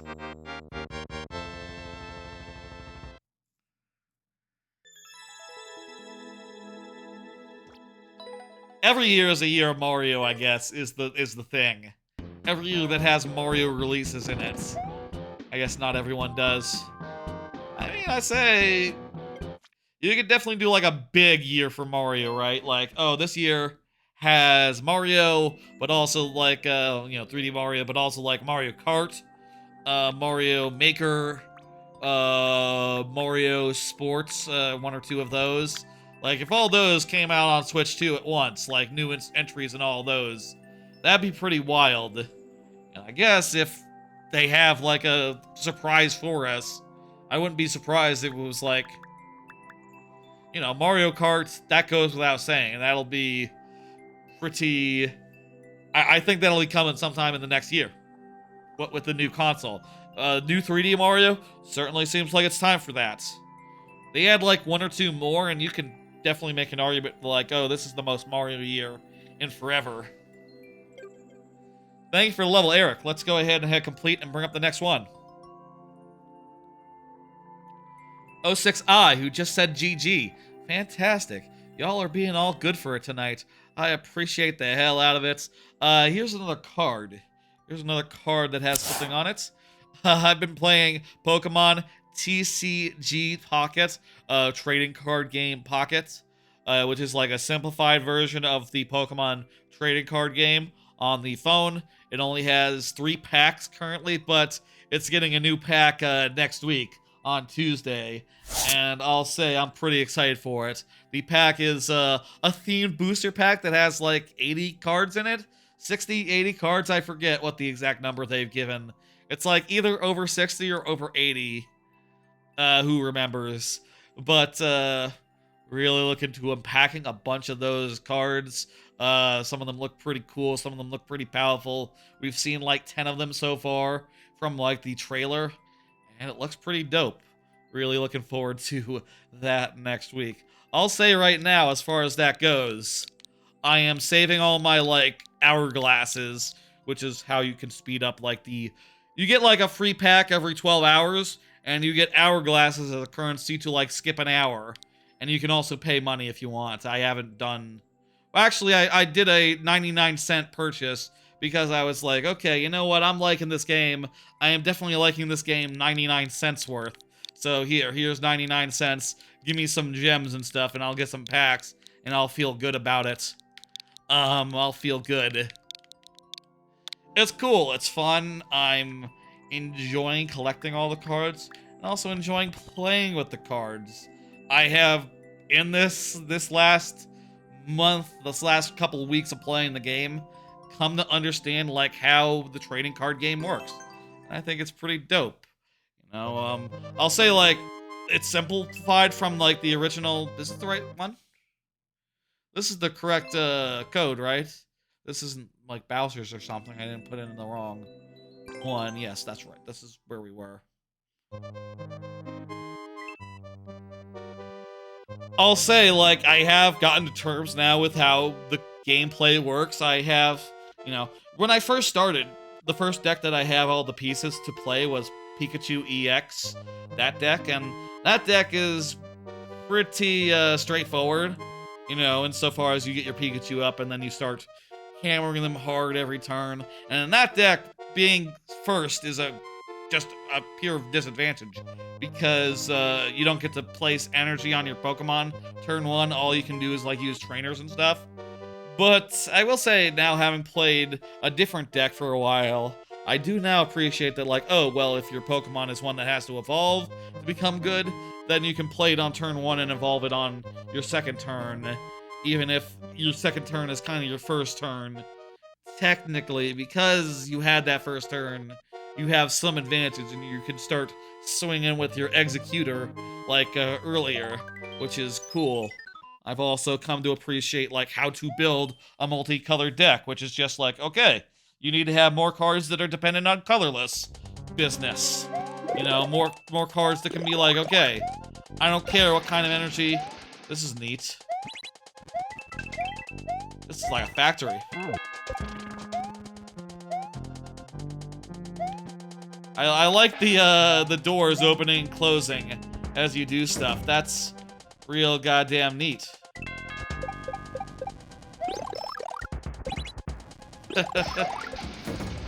and it's like starting some automated processes as we go.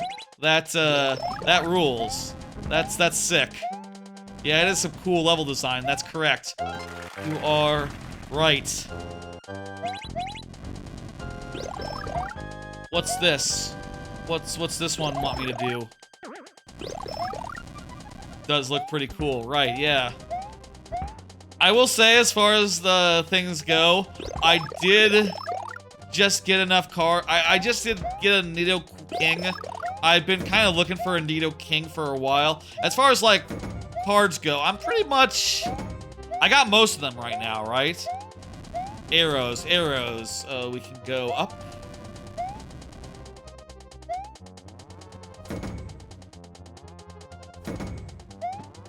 I could do that. But, oh, I see. Look downwards. Something to do with the down here bits.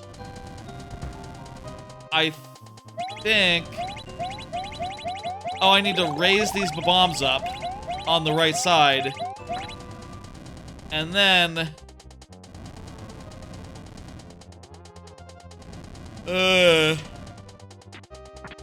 I'll do a thing.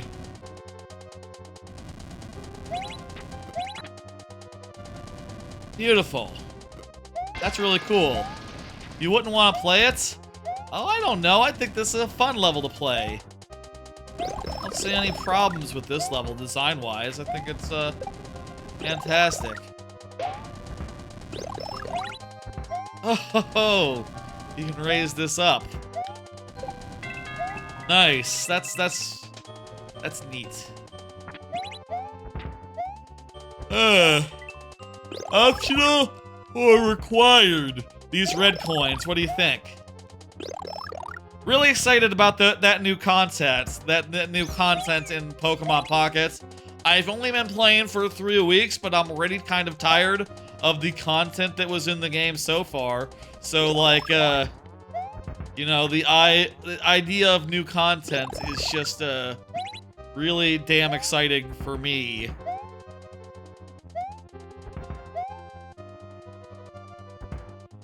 And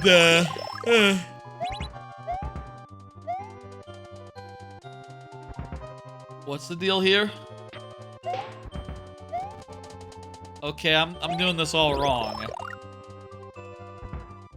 I might... This is just for a red coin. I wonder if this is strictly necessary.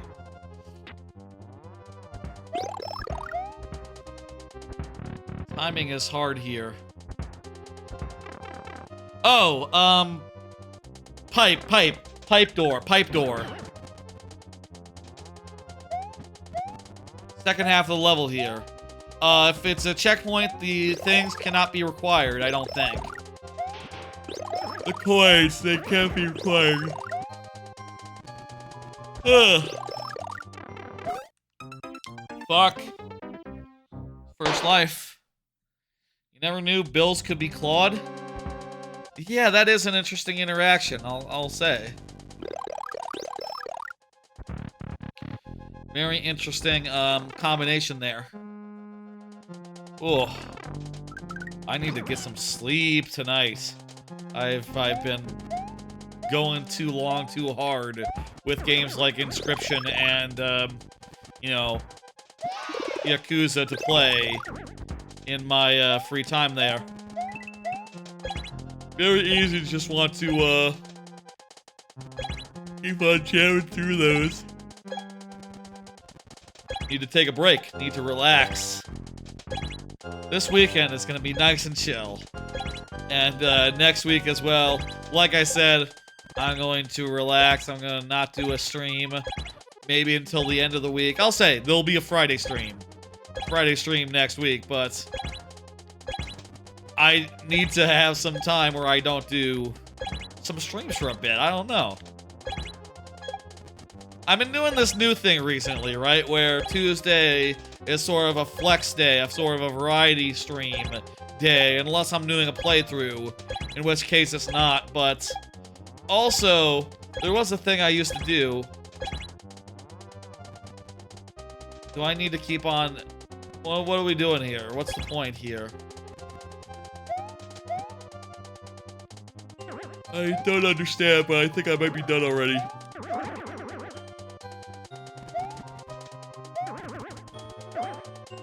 Ah, this will push me through the thing. That's a really interesting mechanism right there. Huh. You got some really good bullet bill doohickeys here happening. They can create some complicated spaces to platform through. But jeez.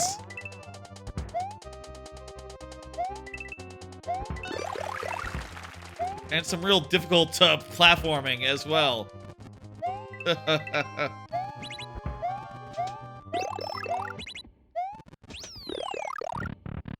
Oh. Rose in Mario Maker 2 Mech Factory. We got a Bowser fight here.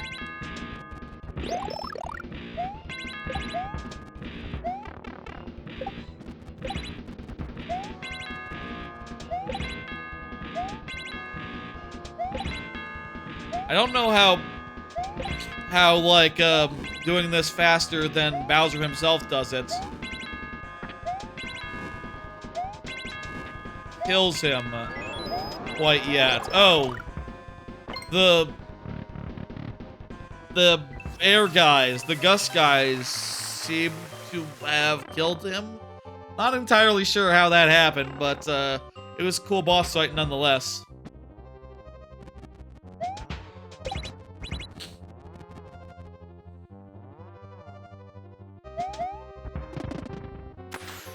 Ah.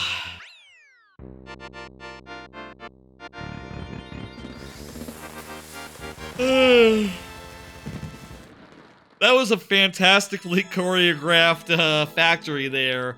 Uh-huh. 06i, that was really cool. That was neat as all hell. Good shit. Good shit. Let me hit complete and bring up the next level.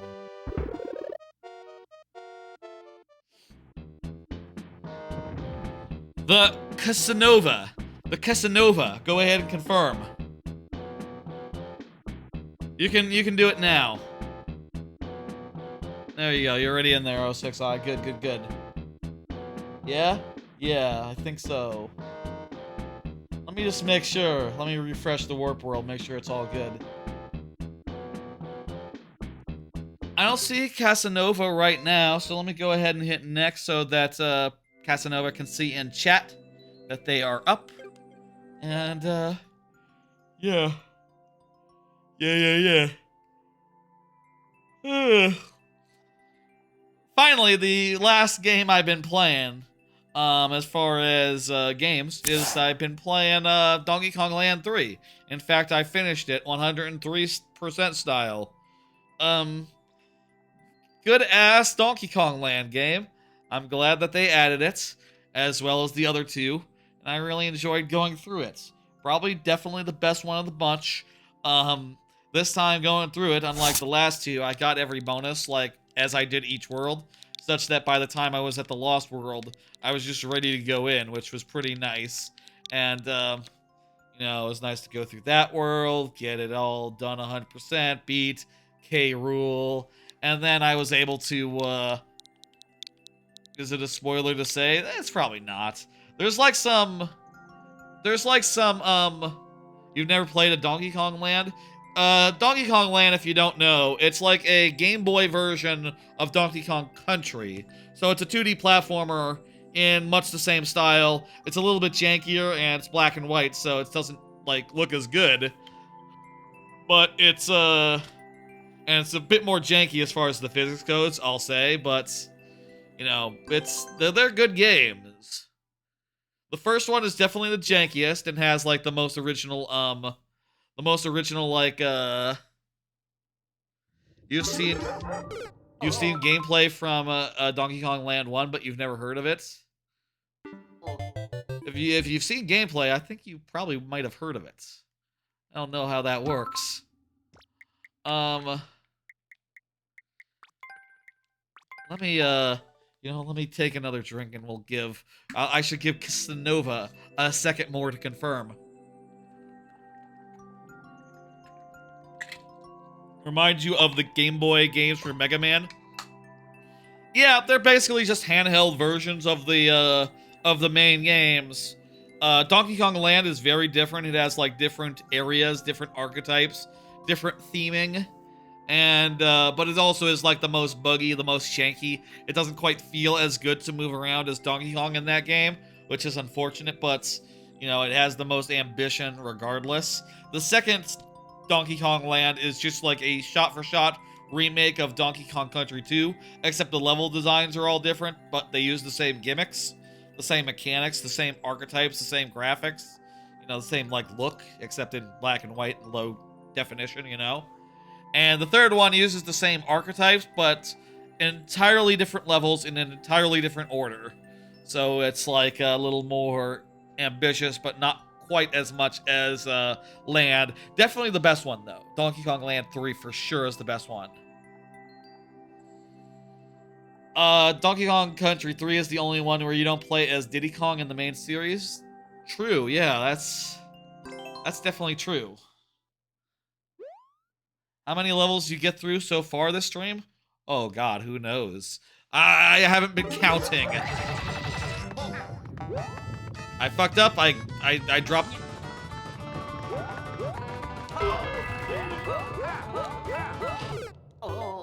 I know so far you can't drop the thing, and you probably also can't do that. You can't slow down neither, maybe. We're out of tries. If Casanova wants to confirm, I will upgrade you to the full allotment of tries, but that's how it goes if you're not present when your level comes up. This is the compromise between this is what you get, you know. Hey, this is the most I can do if you're not ready to go and active in chat. I think this is fair given you know, a lot of other streamers just wouldn't play a level or you know, would skip over it if people weren't present. I think it's more fun to play more levels. But you can only do so much. What's the world record on this? Coincidentally, 51 seconds was the clear check time. It had a 99-second timer.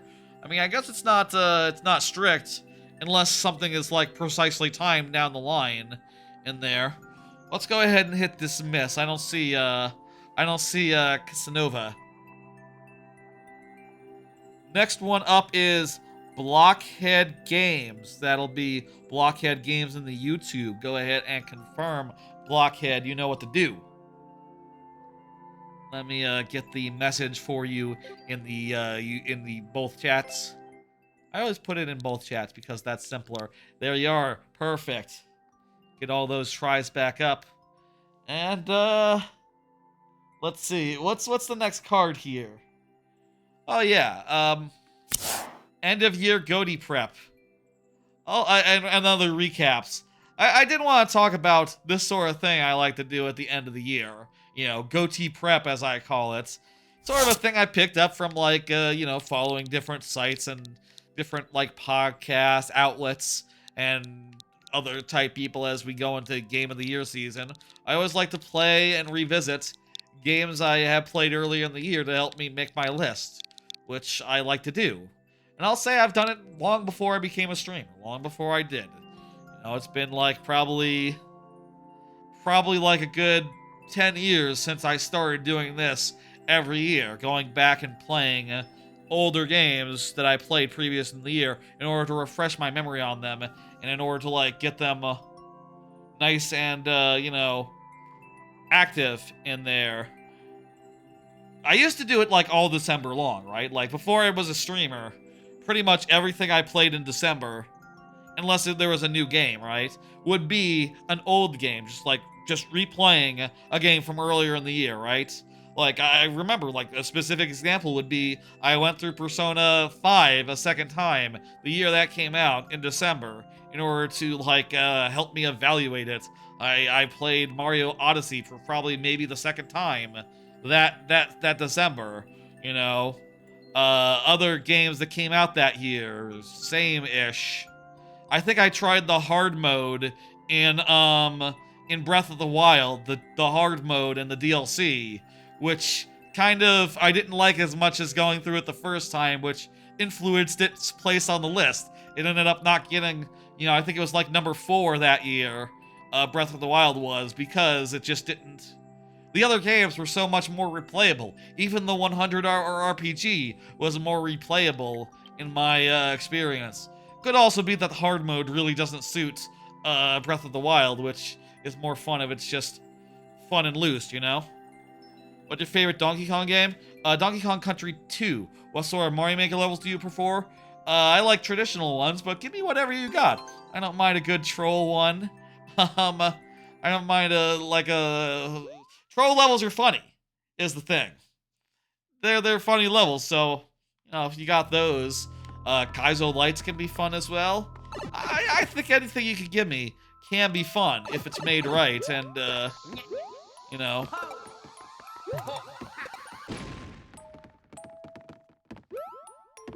Apparently, we gotta use these bombs to get through this level. And I can't see where it is we need to get through, so this might be tricky. Might be, possibly, tricky.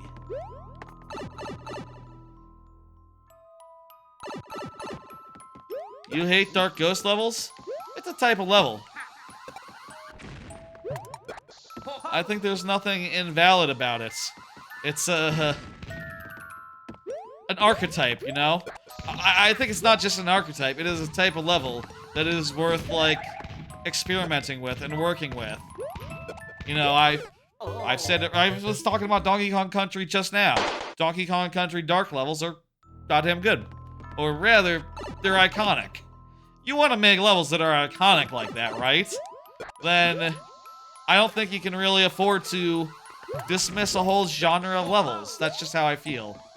That part's a bit extreme. Yeah, this level, maybe. Just gonna say it's a bit extreme. A bit, harrowing.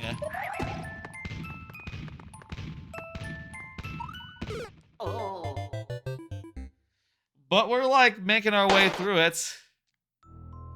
Difficult part is really that it's an auto-scroll, and it's slow. Underground, gravity levels, unless done right, the undergroundness can be annoying. Yeah, I feel ya, but also... Uh-oh. it can be a good design challenge, you know, to best make use of the mechanic and to make something that is palatable despite a tricky theme. I think there is real value there, and you know, personally, I wanted my Super World to have a little bit of every archetype, every one of those nighttime mechanics, and I'm glad that by the end of the Super World, I had done that. That's all done now. The last level was a dark level. The penultimate level was a dark level. And now...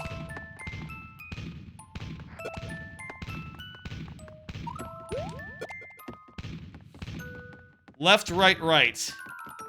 This is a, gotta go left, right, right. Left. Right. What? I thought it was left, right, right!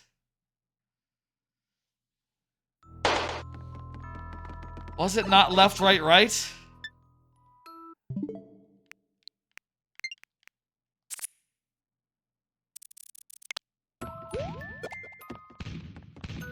Left, right, right.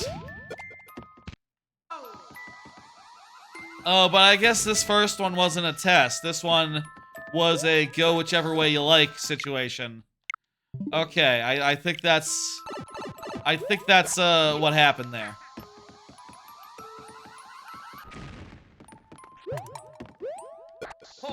I mean, this puzzle isn't bad, I'll say. Like, this is pretty much like the kind of puzzle that Paper Mario has done and Thousand Year Door has done in its final, like, climaxes in multiple of the games, you know?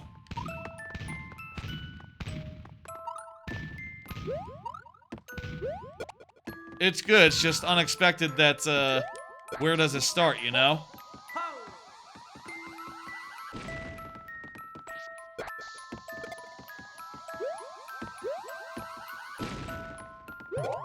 It looks brutal, but I'll say I don't think it's that bad.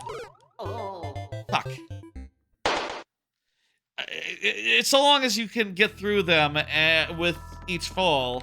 I mean, I guess that goes without saying. If you can get through a hard section, you can get through a hard section.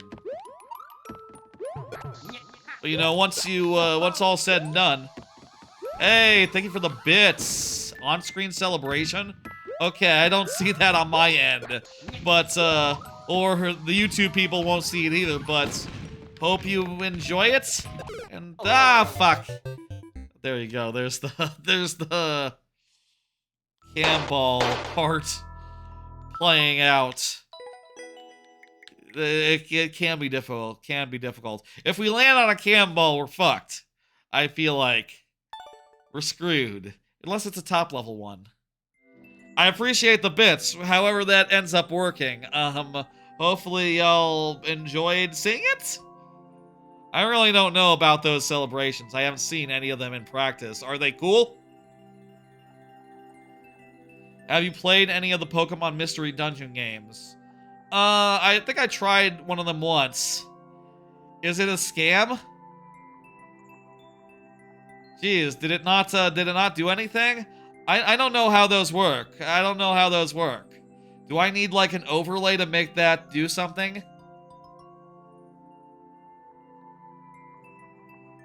Really not sure about that. I mean, for 40 bits, you should see, like, the alert for the bit thing. Fucked up. Did it do anything? I thought those things were, like, automatic. Like, they altered the stream outside of OBS. Like, on the Twitch end. Let me know how that works, because I have no idea. I have no idea, really.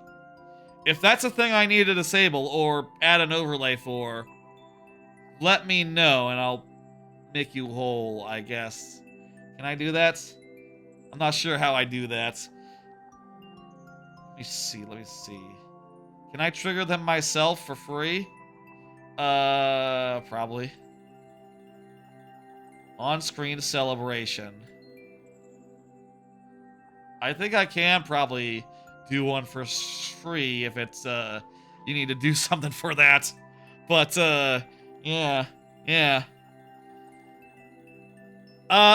I tried them. I couldn't get into them. It wasn't really my jam. I don't know. I didn't really understand like what the appeal was. I like Pokemon games where you play like you catch like a bunch of them, and playing as one Pokemon just didn't compute. Playing as like one specific Pokemon with like a posse, I don't know. Like just one? You can't switch. You can't be like, oh, today I want to be fire type. Today I want a balance party. Today I want this one to be my lead. It's like, no, you're like a Charizard or whatever. You're a Charmander. You're a Charmander, and I don't get it. I don't get it. Later blockhead games. You have a good one. Let me, we died, right? So, let me hit dismiss and, bring up the next one. Copyrat. That's a funny name, Copyrat. You're up, Copyrat. Whichever side you're on, go ahead and say. Let me take a drink of my water, and then I'll do a card while we wait and see if Copyright is here. Copyright is in the YouTube chat. Fantastic. I appreciate it. Let me do a card anyway. Ah, we got to the current events portion of the show.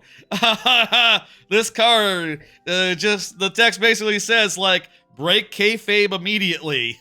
You know I said that the Luigi that we love and appreciate is the Luigi from Mario Brothers, but the reason why I decided to do a stream where everyone gets Luigi heads for free and that we're only playing as Luigi, because it is very funny to me that the shooter that we discussed last week, well, I you know, the jury's still out, and we haven't seen any of the evidence ourselves. Only the cops have, and maybe the media as well. But like they have arrested a man called Luigi Manione. I don't know how you say that.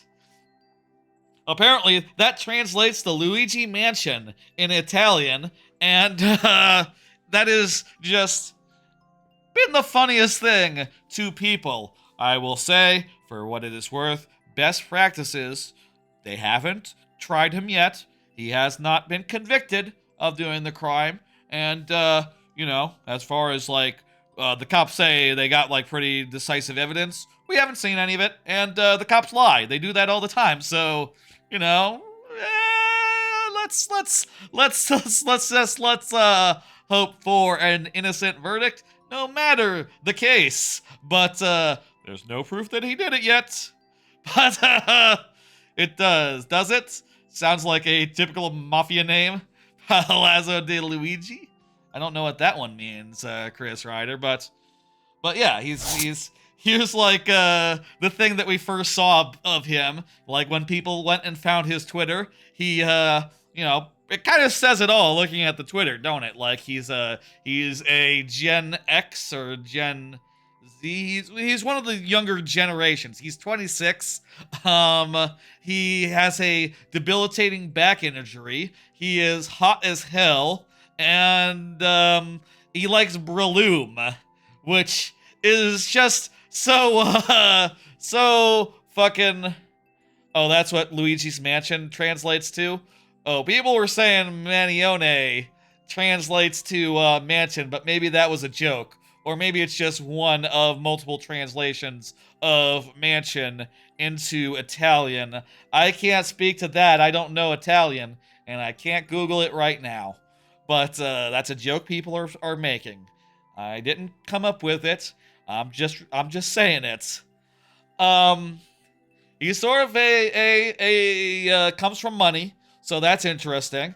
And insofar as like, oh, you know, hey, he's for the people. He gave, you know, they're saying right now like, oh well, if he's convicted, he might lose out on his grandmother's like millions of dollars in inheritance. And, you know, we're just here thinking like, oh, he did it for us. Wow. For us, you would give up your inheritance? Wow. Wow, you're such a man of the people, Luigi. People, the prisoners that he's imprisoned with currently in, like, jail, They're saying things like his conditions are terrible and also to free Luigi, which is just very funny to hear. Some like conservative talk pieces were like, oh yeah, when he goes to prison, is assuming he's convicted and gets sentenced to prison, whatever. He's not gonna make it. They're gonna be all mean on him. You know, he's gonna get abused. He's too hot. But like, no. Seems like everyone is kind of on his side. Criminals most especially, like, god damn, like, they're gonna love him in there. And I don't mean that in, like, the way that a conservative would mean that when talking about someone being sent to jail, like, oh boy, they're gonna love you in there, ho ho ho, and it's like, no, they're gonna genuinely be like, you know, they're gonna be, like, literally supportive, and literally like, man, you cannot come up with a cooler thing to go to jail for if he were to be convicted or of the crime that you know, it seems pretty. The evidence seems pretty. If true, the evidence seems pretty ironclad. But you know, I haven't seen it, and it could be false, could be made up. Who could say? Cops lie all the time, as it's important to note. Yeah, I'll say, thought about it. Another thought is that I think it is extremely funny to think that into the future now, whenever there's like a major political figures, major characters in history, from now on out, there is a good chance that they have a favorite Pokemon. You know, like imagine if you could look in a biography of I don't know, who's like a imagine if you could look up the history of like MLK, let's say for the sake of example. I was gonna go with like a more notorious figure, but let's go with MLJ. Let's go with MLJ instead. Imagine if you could look him up and find out that his favorite Pokemon was coughing. Like, isn't that weird? Isn't that peculiar? Breloom is a good choice. I like Breloom, yes. Breloom is pretty cool. If I were to name my favorite Pokemon, I think it'd be Toxicroak, the fighting poison Pokemon. Poison is a really cool type. I think if you combine fighting with any elements, it just becomes a cool Pokemon that like punches and also has like an actual element in addition to the not actual element of fighting. You know, fighting is basically like, as a modifier on another element, the cool modifier, like, oh, this is a fire type, but also it's cool. This is a poison type, but also it's cool. It has like a cool pose and does moves that are good against normal types. So, you know, that's a pretty dope combination. Swampert's your favorite? Yeah, Swampert was pretty popular. As far as that generation goes, I was always a Blaziken person, so that's where I fall on that particular political that starter selection. Let's not make it any more than it is. It's just a starter selection. It's not like a political spectrum between starters. I guess it'd be like one of those graphs that's like a triangle. You know, you ever see those where it's like muscles, weight, what's the thin, fat, strong, you know, one of those character creating triangles where it's like, okay, do you want more muscles? Do you want more fat? Do you want to be like really thin? You know, one of those three-way triangle dealies where it's like the starters on all the corners. That's not really how it works. You go right to the top or right to the corners. You can't literally get to starters normally, except in Sword and there was one of them where you could, right? Like, the one before, was that X and Y where you could get two of the starters? Your three are lots of favorite Pokemon in the chat. Crawdont, Snivy, Crawlitzer. That's a bunch. Ivysaur, Gardevoir, Swampert. Good choices. Yeah. A lot of grass types there. A lot of water types on Chard from Chris. A lot of grass types. Snivy is grass as well from Chard in the chat.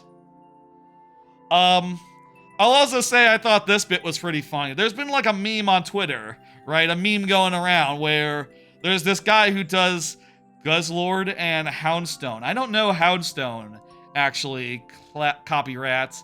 Is that like the rock dog who's like sort of a tan dog that has a pre-evolution that's more of a puppy? Or is that like a different one? There's like a meme where it's like a video of the DS game, of the DS Mario 64 Find Luigi minigame, and it's been popular pretty lately, and guy doing like versions of it that are kind of silly and kind of like impossible, you know, goofy, things you wouldn't expect. And the fact that that's been trending at the point where the CEO shooter is alleged to be named Luigi is just moi. That's like chef kiss. Like the tweet says, like the Seinfeld when the A plot and the B plot come together at the end. Beautiful, beautiful. I also have this one, which I can't not include this one, which, you know, is relevant here since that's literally a screenshot from, Super Mario Maker 2, right? That's literally Super Mario Maker 2, Call Luigi.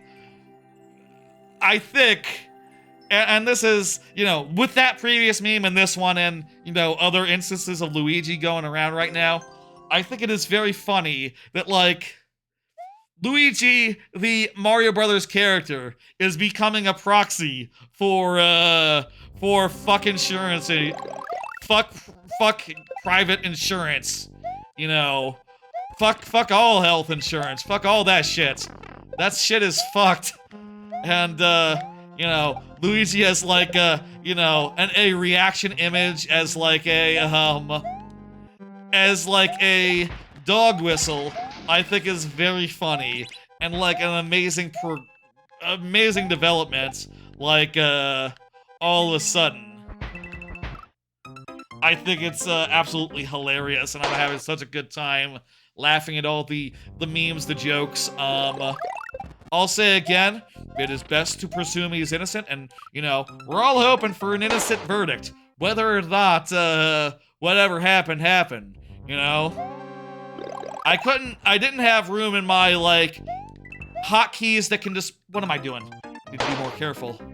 I didn't have room for it in the buttons that display, hotkeys that display images, but I like the gif of Sopranos where, fucking cock! Where the guy says, it's anti-Italian discrimination, which I think is very funny to use for Luigi. It's very important that we all stick to the program, and we, you know,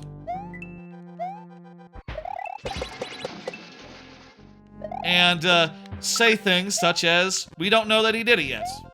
But regardless of whoever did it, people are talking about healthcare. They're angry, and that feels really good. And it almost feels like things could change in the world. It feels like you know. I'll say this, something that was said on social media and such recently, which is that like with one assassination, the conversation has gotten like more, has moved more. The needle has moved more with that one thing than in like 40 years of like protests and regular ass politics in a way that is just remarkable. And I hope that you know, I hope this has lit a fire in people. I hope that we all insist that we get our change and that things do change, and goddamn.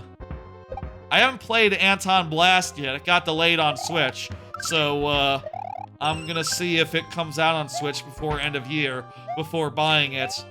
If it doesn't end up coming out this year, I'll get it on PC for Game of the Year type evaluation purposes. Actually, I don't know. I feel like I played enough games this year, and I tried the demo. I don't know if Anton Blast would make it in the top on my top 10 list at this point. Now that I have the Yakuza, Like a Dragon: Infinite Wealth, and a couple other games that are all suddenly vying for it.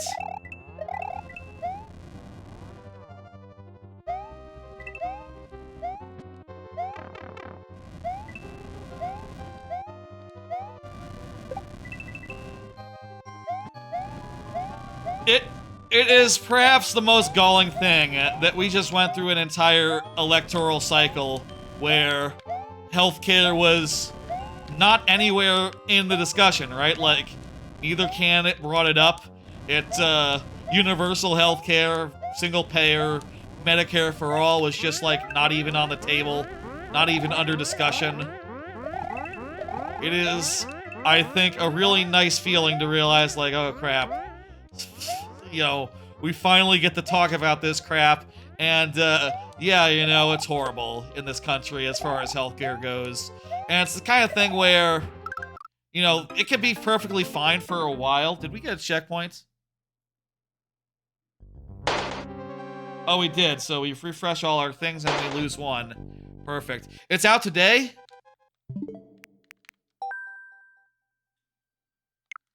If I use the eShop, does that close the game?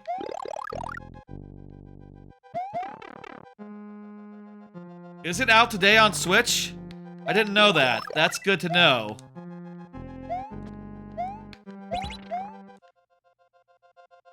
Is it? Is it? Confirm from me in chat if you were to be so kind. I'll definitely pick it up later today after the stream. If it is out. It's based on Wario Land. Yes, I know this. It's similar to Pizza Tower. Similar idea. Similar like thing.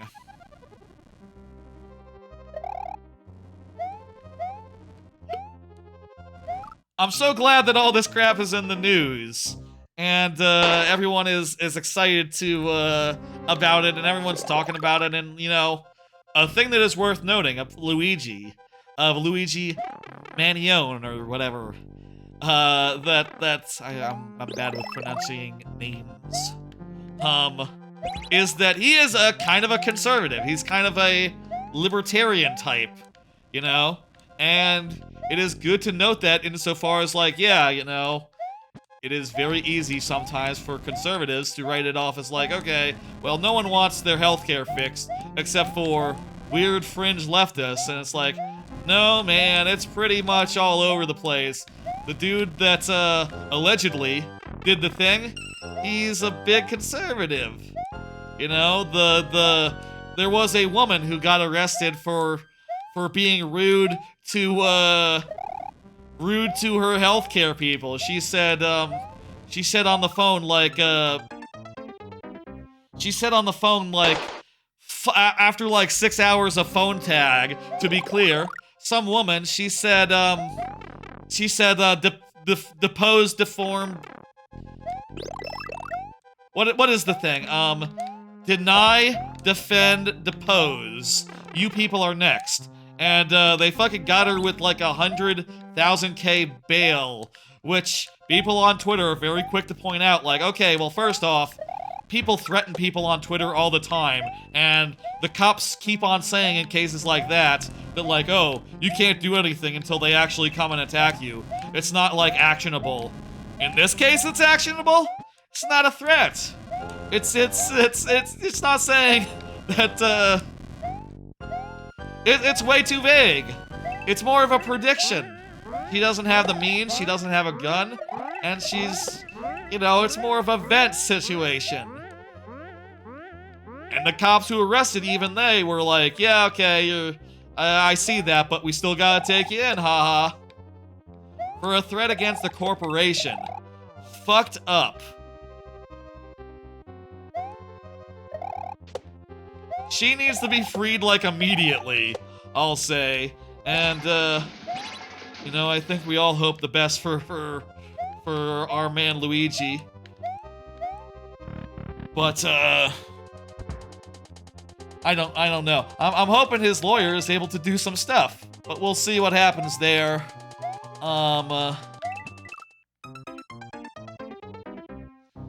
It's fucked up. I'll say, here's something I believe. I am talking about some stuff. It's the news of the world, Chris Ryder. News of the world. I'll say.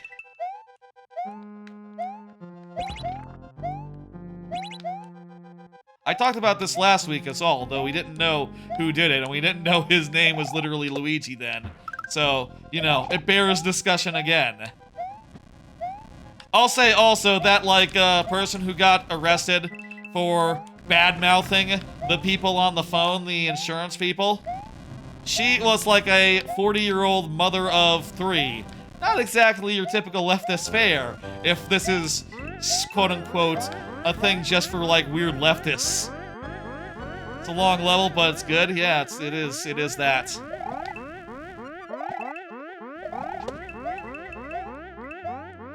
I'll say also, here's something I believe. I believe it is an American right to be able to cuss out the person on customer support that can't help you. Like, it is an American right to yell at them and to call them shit and to take out your frustration on them. That's fucking in the First Amendment. The First Amendment says you have a customer service person who can't help you because their corporation makes it impossible to. Well, who the fuck else are you gonna take it out on? They make it impossible to get with anyone, to get at anyone who matters. Well, looking at Luigi, not entirely impossible. That's a well-timed joke. Well-timed connection, perhaps. True in most industries that it's impossible to get it's impossible to get the held of like the people who you know, can help you out. You know, it's true in healthcare. It's also true in tech support a lot of the times these days. It's true in just about any company, any corporation. They make it really hard to get like a good customer care scenario. You know what I mean? You have to talk to robots and put in the right number. Ugh. I have had a problem with my PC where, like, the registry key got lost in an update somehow. And I tried to go through Windows and get it fixed, right? But they hadn't been able to help me yet. And to get, like, a call from them takes, like, hours to do. You know, you have to, like, call them and be like, oh, you can get a call back in, like, 2 hours randomly without warning. It might be after midnight. And when we call you back. And, that's all fucked up and annoying. And, as a result, I haven't really bothered doing it and fixing it, and I really need to. Because I probably should not live with the workarounds forever. My workaround has been I made my non-primary monitor the primary monitor, so I don't have to see the register window thing on screen all the time on my primary monitor while I'm watching stuff on it. That's annoying to have to do. Means I can't get an on-screen keyboard that easily, and other minor inconveniences come from that as well, it turns out. I've also got a number of glitches in the last couple weeks, which I wonder are, like, new Windows related. Or it could just be Windows is sometimes buggy, and sometimes you're like, yeah, no, just unplug your camera. Just download the Windows key. I don't know where y'all find, like, extra Windows key. I say extra. Where y'all find those? I don't see anywhere where you can get that that's just, like, really convenient. Seems like in any case you'll have to pay money. I mean, they are unique, so it's not like you couldn't get like a stolen one anyway, because no one's gonna give you one for free. You at least have to pay like vendor prices. Which, you know, I could start trying those, right? I have seen online, it looks like you can get one, like a new one, for like 20 bucks. A, I don't know if I'll have the same problem with the new one. B, I have the old one. I found it. I should call them up and ask them, like, hey, I found the old one in, like, the registry keys. Can this work? That's something I need to work on this weekend. Or whenever, sometime soon. Like I said, I'm going to take next week and not do a stream on Tuesday, so maybe, like, Monday, Tuesday next week I'll get it done. I don't know. things are hassles in life. And, you know, shit, I think a lot needs fixing about this world. I think that the CEOs and the very rich get away with a lot with impunity because for a lot of the mega rich, the only punishment for any crime is a fine. If what they're doing that's evil is even a crime. And they don't care about those. They don't care. They just say like, okay, what's the fine is $20 million? Here you go, $20 million. I made $1 million. I made a profit after this fine, so works out. It's fucked up. You can get a Windows key for free. I'll believe it when I see it. I've Googled, like, you know, looking for the cheaper ones, right? And I don't see any ones that are like quote unquote cheaper. It's Windows 11. That might make a difference. I don't know if like Windows 11, the keys for that are like more locked down, regular style. That was a damn good level, but we weren't able to get through. Sad, Copyrat. I appreciate it. I thought it was fun and challenging and good.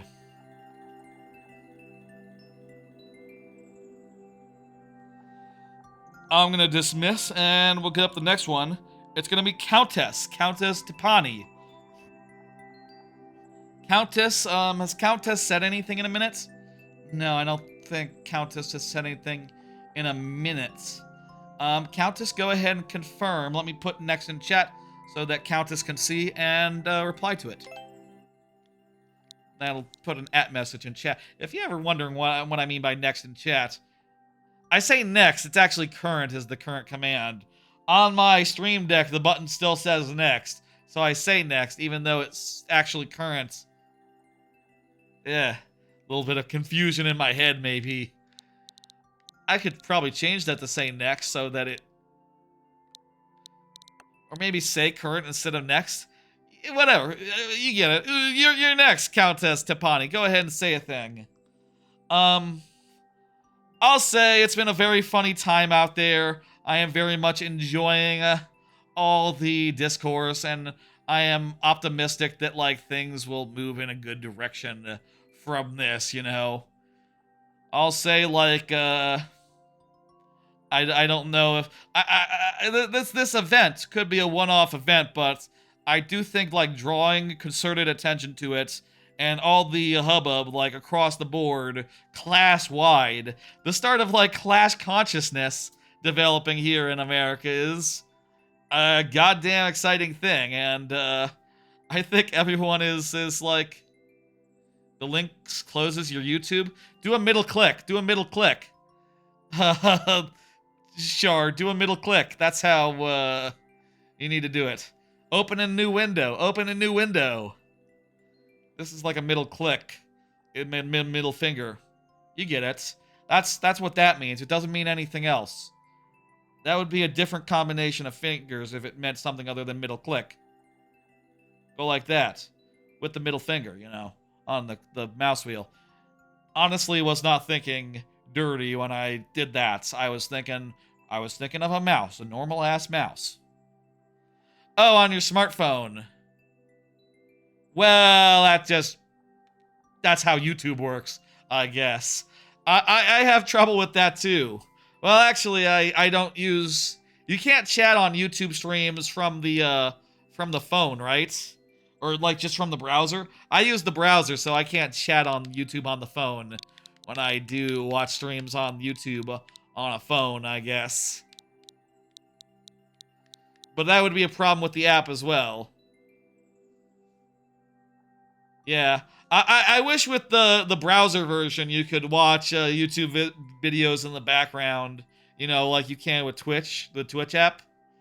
That's very convenient and so annoying that, you know, you can't just, you know, put on some music and YouTube and just put it in your pockets. You know, you have to, like, full screen it and hope it doesn't unfull screen. That is annoying, and I'm not going to pay money to fix it. No, that should just be fixed by default. I think that is just true. This is a very funny time. I'm having a great time, and I'm hoping that things go in a very good direction. And if anyone is like clutching pearls, or is like a mega rich or otherwise a defender of the mega rich, this is pretty much universally supported. It seems like you know conservative, liberal, leftist. Maybe not the most liberal liberals. Those people tend to be pretty uptight, but like people are in on it. People are unhappy with their Medicare. They're unhappy with their insurance. Best case, it's just something you can ignore, and then when you go to get healthcare, it just costs a little more than it should, right? Like, oh, the appointment is $75. That's a bit. That's too much for just a simple appointment. If I wasn't getting prescribed new medication here, and just getting like re-ups on my current medications, I would be unhappy with that price.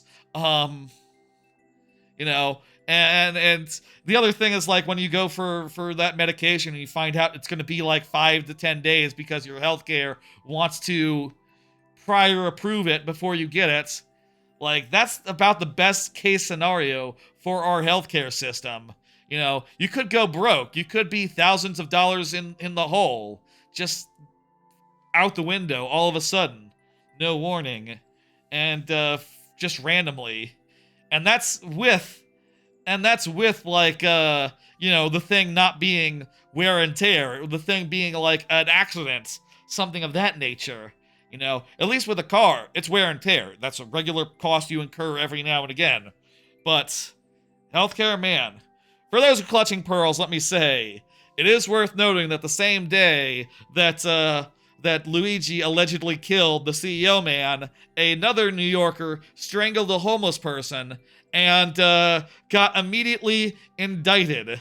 Got immediately like unindicted, the other way. The jury rejected the indictments, and he's a free man, and not only that, he gets to meet the Vice President of America now. So that should tell you, like, something about this country, right? You kill a CEO, allegedly, you get arrested with no chance of bail. You kill a homeless person, you get to meet the Vice President. Clearly, just nakedly switch those. That's what I say. Like if anyone, if those are the two options, I would like them to go the other way. Did I type this right? Can you check the code, Timpani?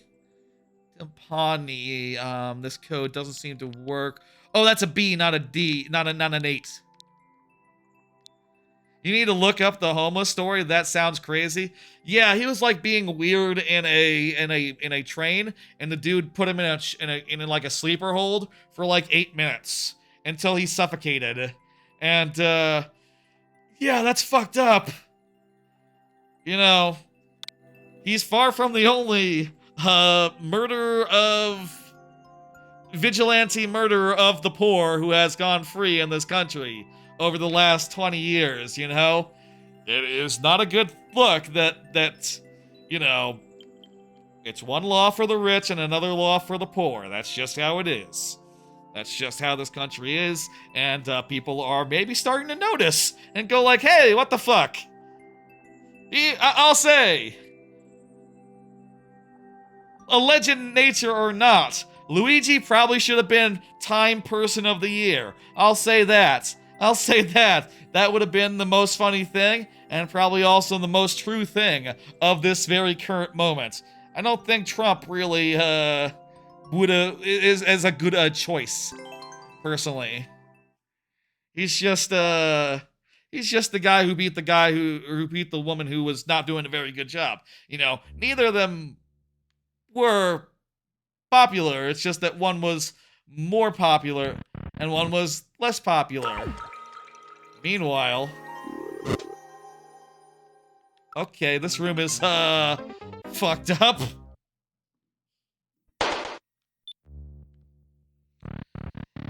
Anyway, yeah, I feel like you really gotta jam it there, and we didn't make it in 2 tries. I don't see Countess Timpani in the Twitch or YouTube chats. I think Twitch in this case. Therefore we gotta boogie. The Twitch chat, the Twitch is doing all right, right? Like it's let me just check to make sure that we're still live and stuff. We're still good. Yeah, we're still good. We're still good. It's fine. Everything looks good. Just wanted to make extra sure there. The best SNES game is X1. I never played. I haven't done all the Mega Mans really. That's like one retro game where I really should go back and play them all. I got the Legacy Collection for those a while ago, but never found the time to go through and do the thing. Your friend used to stream and it said it would always crash. That can happen depending on the PC, you know. You do want to be careful about such things, as well as like leaving things on screen that don't make sense anymore. It is something to be aware of as a possibility, you know, things breaking and it's bad, but nah, things are fine right now. Y'all would let me know if there was any stream issues, if like y'all started getting latency or whatever. In which case I can hope for the best, I guess, you know. Hell, what can I do if it's if the stream starts to die, if my internet starts to give out? I guess I would say, I don't know, check the VOD after.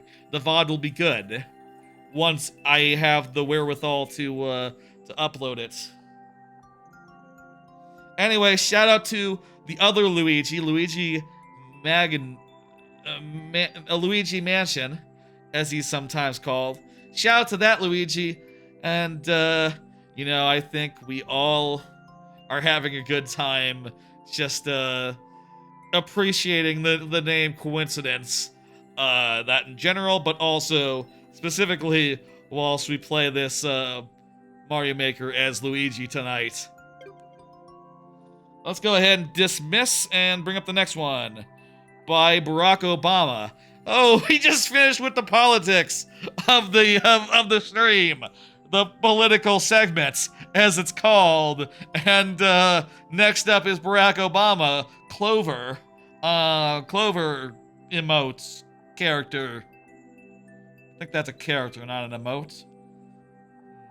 Unicode character, perhaps.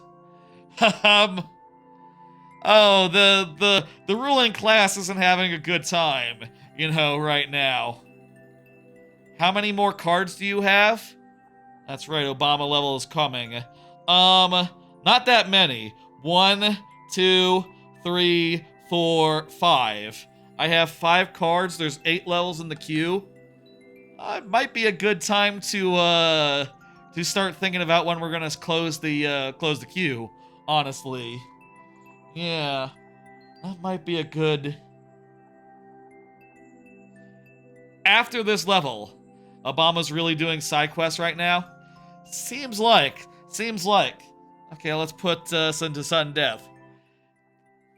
Who's after Obama?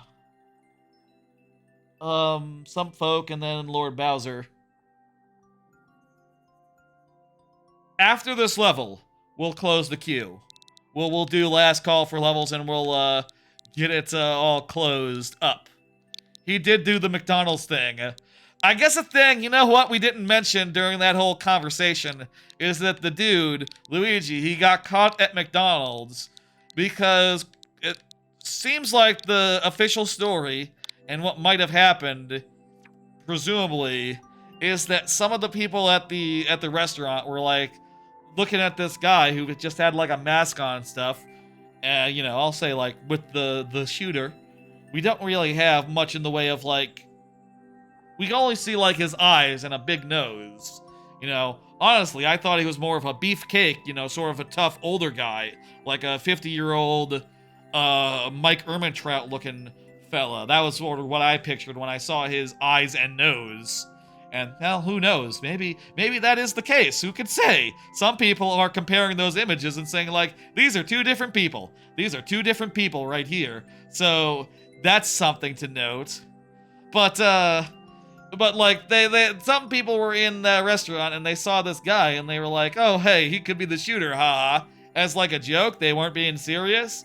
And then maybe the restaurant people called the cops, and then the cops came and they arrested him. Two things that's fun about that is that one, because they called the cops, they're not going to get the reward, no reward, which is very funny to me. And just goes to show you, never be a rat. Never rat on your friends. Never be a rat. It's not worth it. The cops are going to renege anyway, no matter how much money they say they'll give you for ratting. They're going to come out and say like, I don't know. I don't think we need to give you anything, actually. Tough luck. What are you going to do? It's fucked up. It's fucked up in a way that it's funny, considering like, hey, you know, we don't like rats to begin with in general. Snitches, things of that nature. Not a good thing. No offense, the rat user who had a level earlier on. What was it again? Copyrat. No offense, copyrat. You know, we don't like snitches in this country or in general. But still, it goes to show you, like, never work with them. The other thing people are kind of saying, I don't see Barack Obama, so let's just do it, is that it's kind of suspicious that they were able to, that this is how it went. Some people are thinking that there's some sort of surveillance network, and it was actually the McDonald's kiosk that identified him, like using facial recognition, which they have not said that they have access to. So if that's true, if that's how it happened, that's like a sort of a crime, isn't it? What the fuck?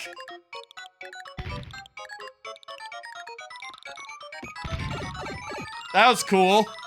That was cool. Thank you, thank you. That was a cool thing. You've seen it before? I haven't. That's first time I've seen that. Thank you, Barack Obama. For the thing. Is it gonna end? What's going on here? Hello? Phew, made it. You haven't quite made it, Luigi. Come on. There we go. I don't think that's how you do a Twitch clip, Eric. But thanks for but I do agree that that is a very clippable moment right there. Very clippable moment right there. I don't know anything about like what's going on with that whole thing. You know, there's other people saying like, "Oh, this is all might be forged. He's a patsy. He's a patsy. They made up a confession thing." The confession letter does start with, "To the feds, I love you guys. I appreciate your work." And it doesn't really sound like most other things that he's written, you know, all of which is available online to look at. So some people are thinking it's all faked, and you know, regardless of whether or not, you know, some of the evidence might be fraudulent in nature. But who knows? Who knows? I can't really speak to that, and we'll see how it all shakes out, I guess. Shout out to Luigi, the other one, and also the one in Mario. Very, very cool. Let me hit complete, and we'll go to the next level. Or actually, you know what I said? I said that we would go to last call now. Let's go to last call now. You did an Uno Mas level when you were like a huge fan of DGR? Yeah, I don't know. I think I've seen Uno Mas levels before. I'm not familiar with DGR. I don't know his work.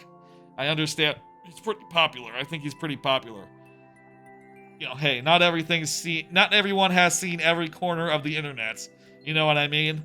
You know what I mean? That's just how it goes. Tony is up next. Tony, you're free to confirm whenever you like. In fact, I'm going to put this into chat for you. But, folks, it is time now for last call for levels. Last call for levels. I'm going to play some of my own levels while, I'm going to play some of my own levels. And, gonna play some of my own levels and show you what kind of levels I make. And, Then I'm going to close the queue, and I'm going to go through and finish out all the levels that are in queue. You understand how that works, right? Like, we got 7. We might have more by the time the queue closed. Now is the time to get any in. If you are have been here previously, get in. Any last ones? If you're in queue, you're good. But yeah, what's the theme gonna be? What should the theme be? Cannons, cannonballs, cannonballs. Yeah, that'll be it. Let me see. How many times have I used cannonballs in my Mario making history? I'm looking through these now. 3D World does not have cannons. Not bullet bills, cannons specifically. I think this might be a pretty rare element, actually. In fact, the Seam of Dreams, maybe the first case of it. I say pretty rare. It's probably at least 3 levels, right? You know, this one, there's another one before my Super World, and then, at least one in the Super World. Here's the cans in here. They're on top of like Paracoopas. Also, hey, we talked about upside down levels earlier. This is an upside down level, the first one I ever made. In particular here, it's a flying level. And the interesting thing about when you're flying and upside down is that it basically controls the same as normal, except that the enemies fall upwards, which I think is pretty interesting. As like a sort of reality distorting idea. Upside down vertical, never thought of it. Yeah, that's another aspect of it. During the second half, this second pit here goes horizontal for a bit here on the outside. This level sort of has like a Lovecraftian theme to it, a Lovecraftian idea. Here we can open a hole in the floor and fly down here to get a thingamajig. Whenever you shoot these guys, the conveyor belts take them into a pit and dispose of them, which I think is really nice. This part is inspired by the first level of Vine Valley. The part with all the vultures. One final bit here. You fly down. You don't have to shoot, you can just fly down, but it's kind of fun to shoot those guys, considering that they're only vulnerable on, like, their lowest portions. You know, and, means there's some sort of skill to it.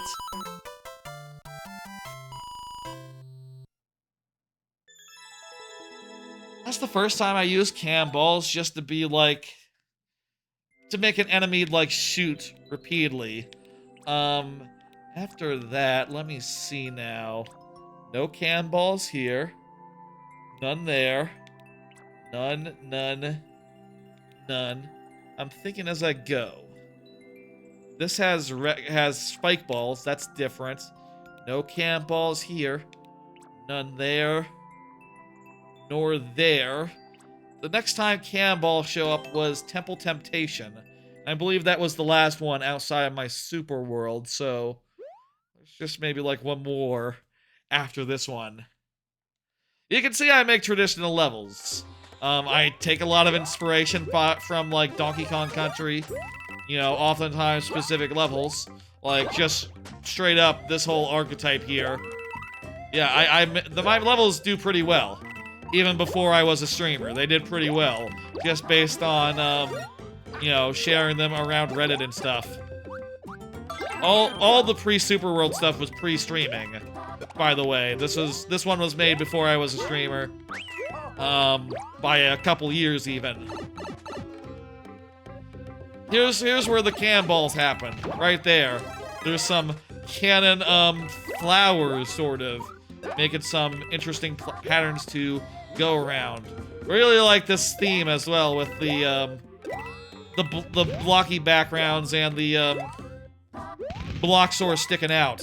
Wanted to make sort of like a you know, DKC, right, with the temple archetype. Wanted to do that basically. You always get a fire flower here, so Using that, this sequence should be pretty doable with the guys. And that's it. That's that level. Not that many cam balls. You might notice that they're only in the second half. I believe very much in always making it so that the second half of a level has like a big development, you know, a new idea in it, you know, and sometimes just like a single enemy can be a lot of the new idea. There might have been more in that one. DKC2 is an absolute gem. Yeah, that's like my favorite game of all time right there, DKC2. Yeah, that's the one for me. Let me think. No cannonball, no cannons. No cannons. This is bullet bills. Also bullet bills. No cannons. No cannons, no cannons. No cannons. No cannons? Let me think. Thinking. I don't think cannons in this one. But cannons in this one. Okay, here we go. Another memory is insane. I do revisit these levels a fair bit. Both because they're fun levels, but also I've sort of made it a gimmick of like the last segments, right? To revisit levels based on a theme, so remembering what's in them is pretty important.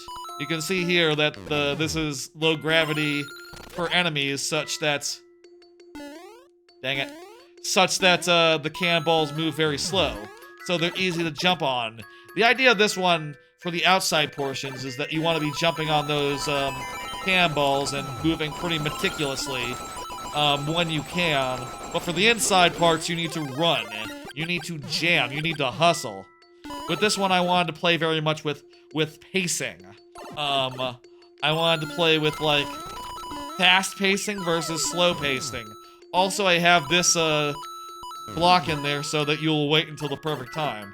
If that block wasn't there, I feel like players would just, like, try to jump over the gap, when it's really best that they wait for a second for the cannonballs to come out and show them what they should be jumping on. There's a lot of good setups here to force the player or encourage the player to use the cannonballs. Like, look here. You have to use the cannonball to get this power-up, and then to get to it, you have to use them both, pretty much. A lot of good... I love the contrast here between the fast pace and the more methodical overworld sections. I think, you know, I've been asked before, like, favorite level, best level that I've made. I think this one's in the running just because, like, the mix of slow and fast I just think is sublime. And, you know, maybe I should play around with that more often. The final segment here, you sort of have to maneuver around and avoid the cannonballs, and then it opens automatically after you've done that for a bit.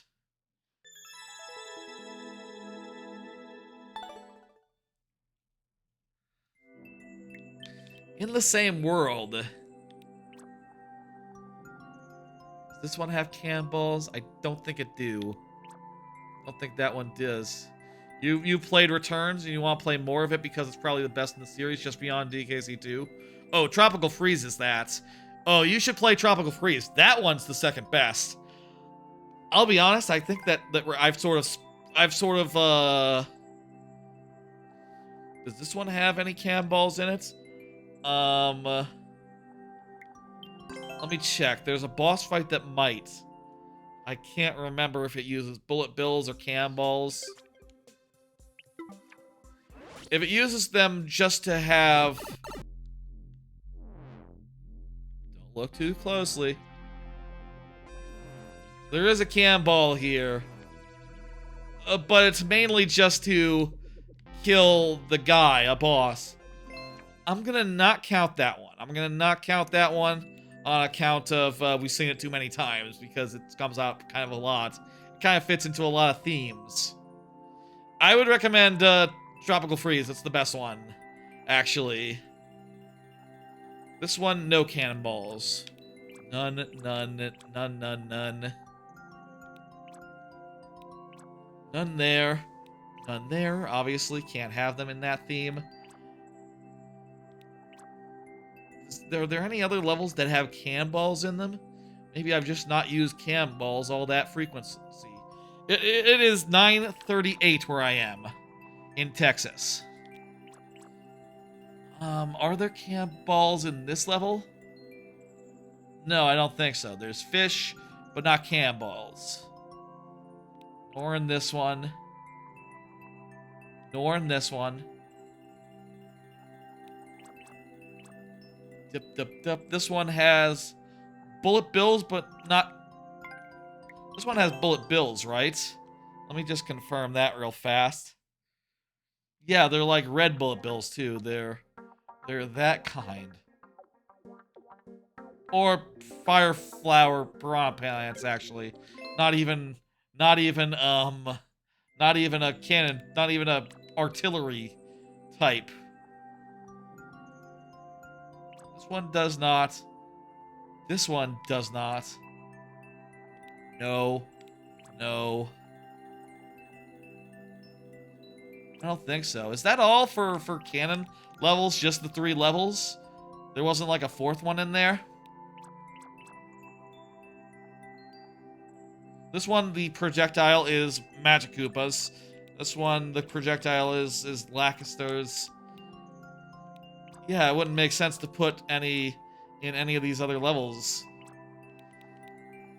In particular. I guess that's how many I've used the thing in. 1 and 1 level in the super world. It's kind of an actual a surprisingly not so used element, all things considered. That's fine though. Hey, I think when I've used it, it has been pretty good. I don't have to use it all the time for it to be appreciated. I'm trying to think right now if there's anything I forgot. Is this one cannonballs? Hang on 1 second. This one might be cannonballs. There's definitely a part...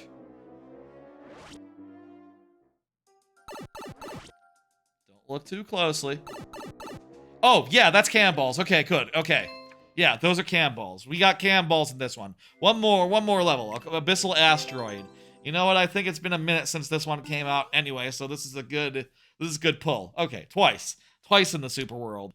3 times? Was there? I forget. My memory sometimes. You know, you say I have good level memory, but only when I'm looking at them. Only when I'm looking directly at them. Recalling off the top of my head? No, forget it. It's already buried under other stuff. This is a water level where, shit. Fuck. The idea is that, my basic idea behind this level was that the gravity of the underwater portions slow down, Hammer Brothers enough such that, dodging their hammers is like possible. For this level, I wanted to make a level where the underwater parts were, like, not really sped up, but also were, like, fun and challenging. And the way that I did that was making it so that dodging, even in slow motion, was, like, satisfying and cool. Dodging, you know, dry bones, these cam balls, whatever. Whatever makes sense. The fish bones, hammers, and then also you got some low gravity, which also basically has the same physics. And I did some work to make it so that in cases where, you know, let's say you work up to have the fire flower. I appreciate the compliment. I put a lot of work into this one to make it a good water level. Even once you do have the fire flower, to make it so that you do sort of have to contend with the Hammer Brothers anyway. Like, to fire at some of them, you do have to be in a better place, right? You do have to, like, get the angle on them, and, you know, that's not necessarily easy. That sounds pretty cool. 3D world level Cosmic Cannon Cluster. Has a water section where you're in the water and there's a bunch of cannons. Yeah, I think it's a good, fit.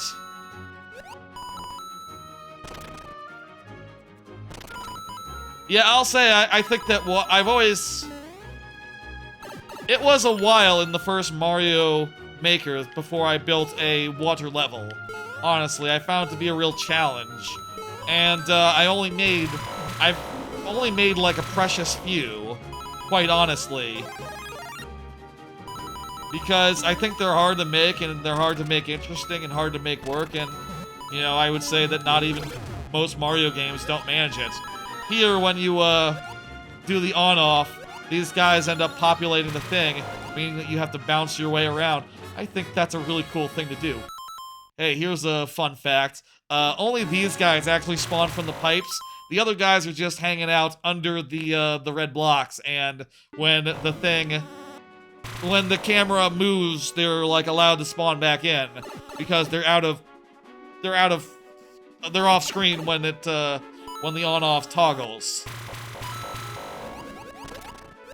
But since the other ones pop out, you sort of get it. You sort of get the idea that they all came out of the pipes. Check this out. This is a really nicely hidden bonus, if I do say so myself. I have watched streamers play this level and get to this point and go like, you know, hang on, and go get that. And that is, I think, one of the more satisfying things, right? Where someone, here's an example of a part there where there's some Hammer Brothers that are hard to kill with fire flowers, by the way. Pipes are in such positions where they're sort of in wells.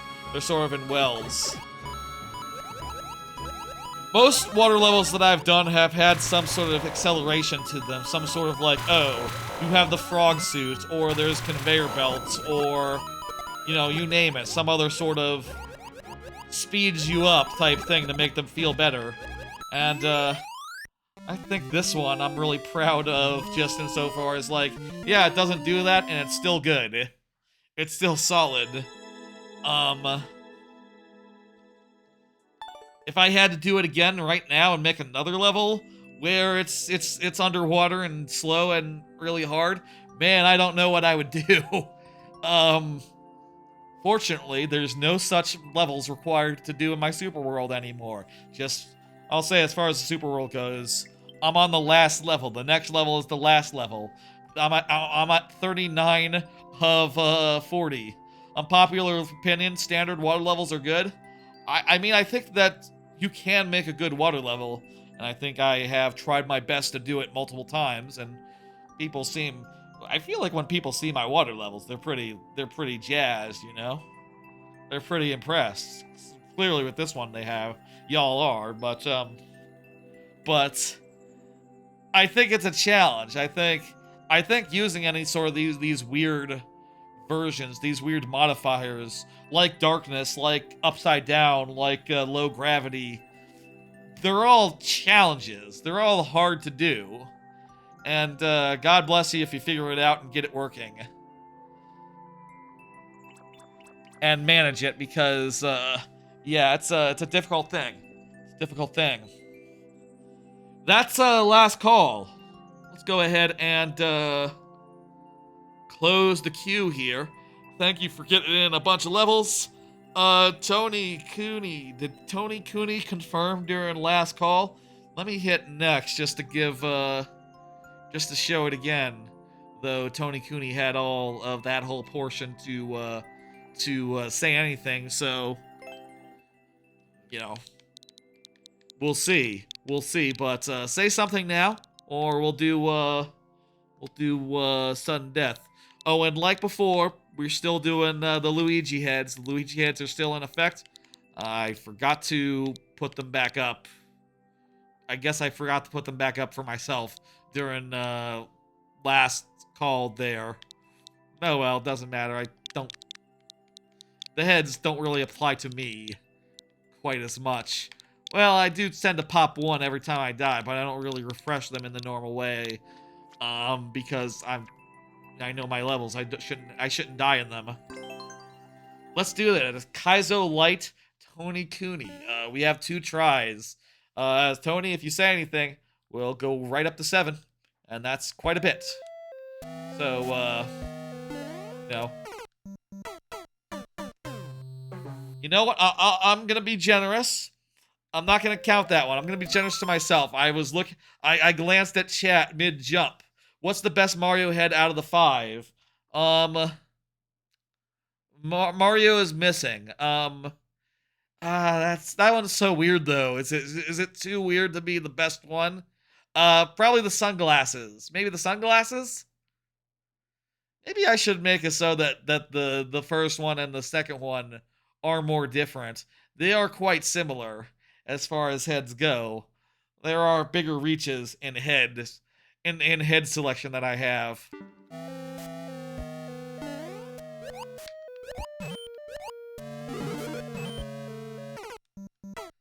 Okay, I see what's going on here. Should have builder head. I could see that, yeah. I like how they all have the red hat, though. That's like the most iconic thing. Dang it. That's manageable. But not in 2 tries, I think.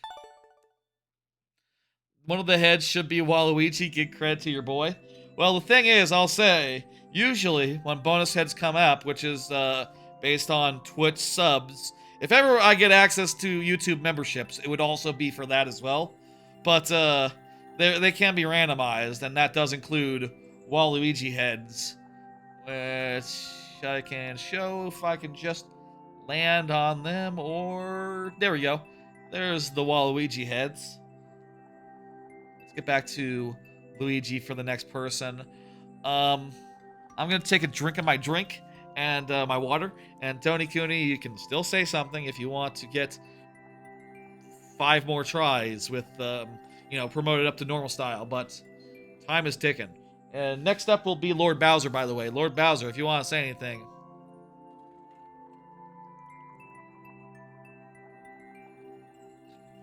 Lamp oil, rope, bomb. Is that a quote from Zelda game? I mean, I see that later in the quote you say Link. So it's probably some NPC from a Zelda. Not sure which one, though.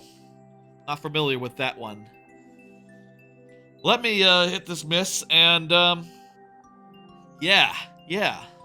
Carry on. Lord Bowser, go ahead and confirm. Lord Bowser said he's, it is his birthday, and he's, went out to do a stream. Oh, from Zelda's CDI? Gotcha. It's been a while since I watched that crap. It is a funny meme, though. Funny thing, for sure. Lord Bowser, let me put that in chat so Lord Bowser might see. Lord Bowser said he would be chatting. Oh, hey, there you go, Lord Bowser. You're on point. Did anyone else hope they remake Pokemon Conquest someday? That's like what came before DX, right? I don't know how I feel about that. Here's another card. I've been reading way too much Twitter. I'll say. Too much Twitter recently. I feel like between the November... I feel like ever since I stopped playing Marvel Snap, like heavy and hard, Twitter has become the thing I go to when I'm bored and I have a second, right? On my phone to look at. And it's full of good jokes and sometimes some very relevant humor, especially, as election season winded down, and now as Luigi season has been in effect. The week of Luigi, as we, as all that stuff has, there's been some very funny stuff, and even when there's nothing going on, it's still full of fun shit. And it's just very easy to just scroll and scroll and scroll and look at a bunch of shit. Just, I have had weekends where I've woken up at a pretty decent time and just I also love Luigi, yes, Chris Ryder. Woken up at a decent time and just started looking at my phone randomly at 10 and just not get out of bed until 11. That's kind of a wasted hour. Or the same thing before I go to bed. I really need to stop doing that. The last episode for Orb was really cool. Yeah, Orb's been great. That's a great anime, 06i. I got an anime card coming up, don't you worry. There is a card for anime tonight. And it's kind of the last card, so, you know, after the card, we can talk about whatever else anime after that hits. I need to fucking chill the fuck out and, you know, it's one thing if we're just talking about, like, lost moments, right? Like, I'm bored at a restaurant, whatever. Discord or Twitter, same thing, right? But I feel like at this point I've started, like, losing sleep randomly over just, like, I want to see, like, memes for the next 10 minutes. Oops, it's a half hour. Fuck. You know, I know the more modern thing for a lot of people these days is that but TikTok, but I've never done TikTok and I have no interest in starting it, and, you know, turns out Twitter can be just as habit-forming, I guess, even in its diminished state, even as, like, people abandon it. That's a thing I'm thinking about definitely as well, like, yeah, it seems like the popular thing to do right now is everyone go back over to Blue Sky and switch over to that, but I don't know. It's easier to just stay the course and not have to develop muscle memory to go to a different site. Also, I will say, you know, one thing I really do appreciate on some level, even though it's dumb, even though people scorned it at the time, and even though, like, hell, people do still say it's a bad decision, I don't mind having the likes be private now, because now I can like whatever I want, and it's like, well, you know, y'all don't know some of the things I've been liking, you know what I mean? If I like some thirst trap type thing, you know, some like pretty drawing of a lady, no one's gonna see that and go like, oh yeah, he's liking a pretty drawing of a hot anime character, you know, like I say an anime character. An anime, I typically don't go for that, personally, but a character that is an original character drawn in an anime way. I'll say as a rule, I like to have a line in the sand as far as, like,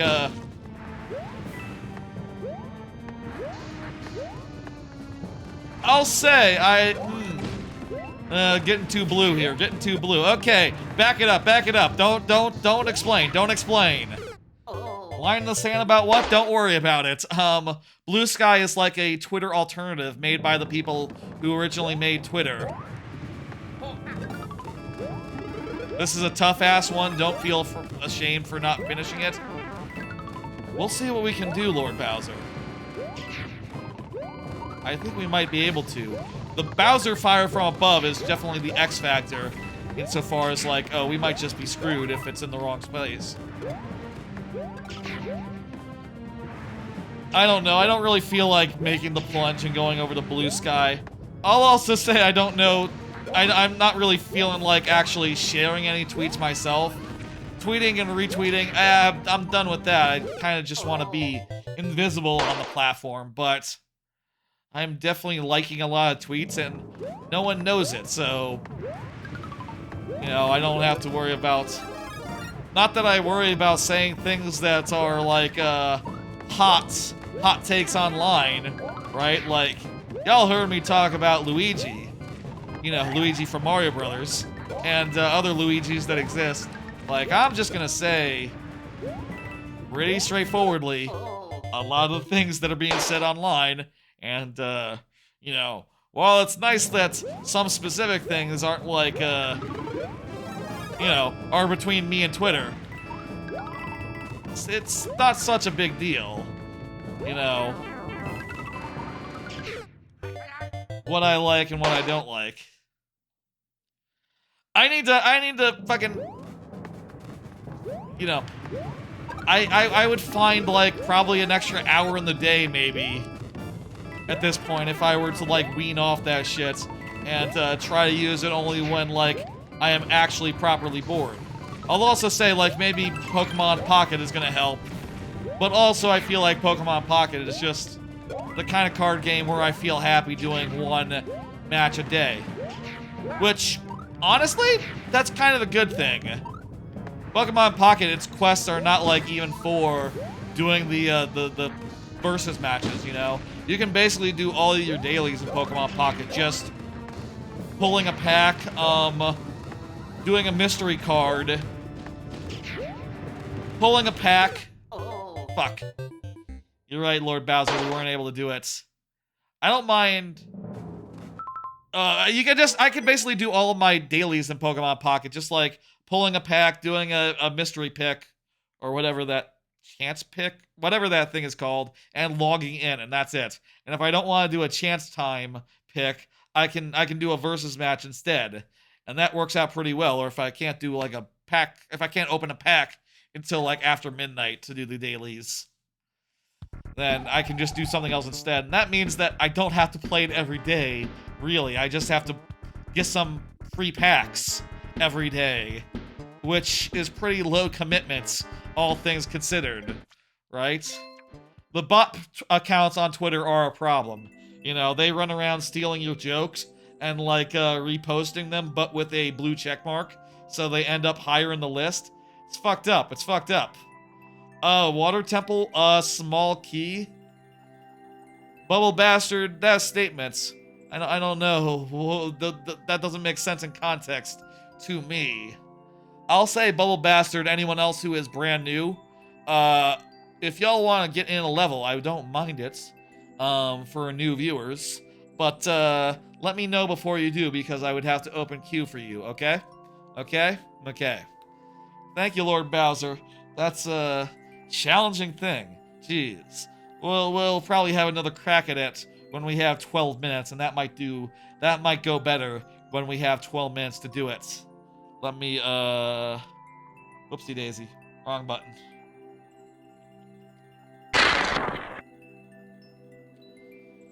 Let me hit this miss.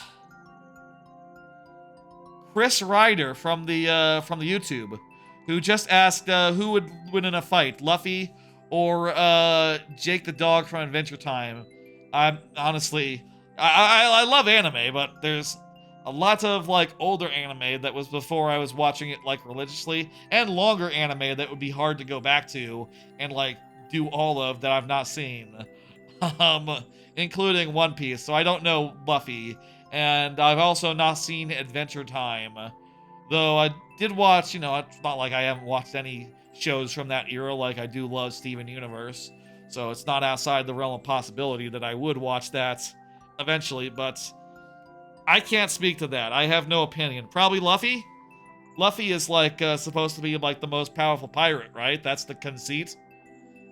He's like an underdog, but he's gonna get there in time. You understand. I understand that much just from osmosis.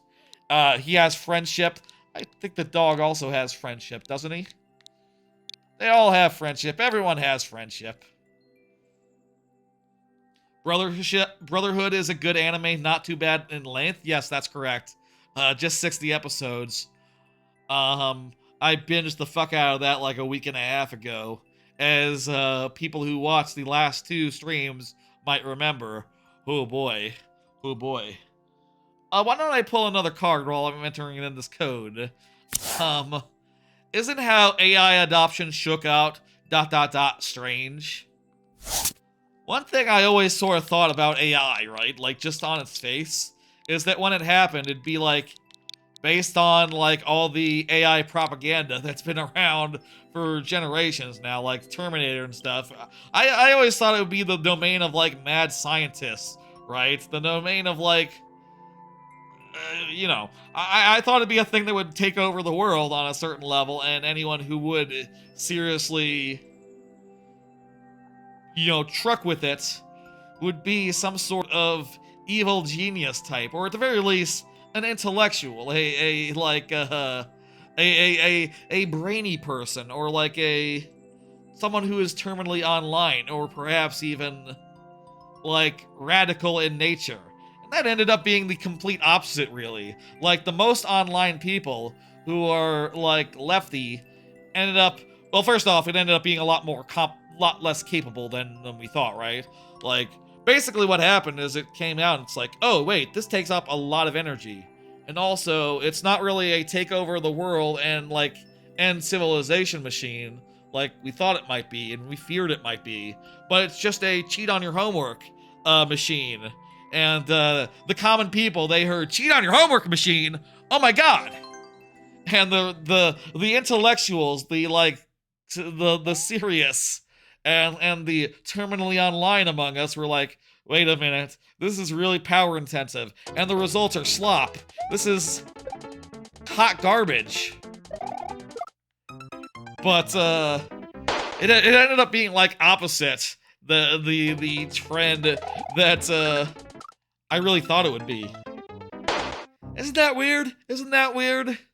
Like 3 years ago, 4 years ago, if you asked me like how AI would go, I would say like, well, I think like a few people are gonna be in on it, and the rest are gonna want to do like I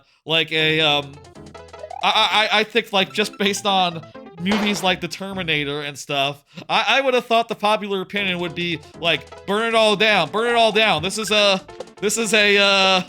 Frankenstein situation. We're clean Earth here. And I'd say like maybe unjustifiably. I don't know. I expected to kind of like it and to be like the devil's advocate of AI, when I expected it to be just like, yeah, it's like humanity, but you know, a new frontier of like racism. You know, I'll say like I have been thinking about rhetoric for like AI stuff for like years. Hey Sapphire Jack, how's it going? I have been like thinking low-key about like AI rhetoric for years. You know, you could say something like, well, you know, AI haven't been in charge, humans have been in charge, and humans have already pretty much ended the world, so maybe give robots a crack at it. How much worse can they do? That's something I was thinking when I thought it might be like a Matrix situation. Or maybe like Enter the Animatrix specifically, where things are more black and white and it's not like evil-ish. You know, Enter the Animatrix really does paint a sympathetic portrayal of like how the robots came to dominate humanity, which I think is very interesting. Not at all how it went. Yeah, sure, Sapphire Jack. Let me open it for you. Are you ready?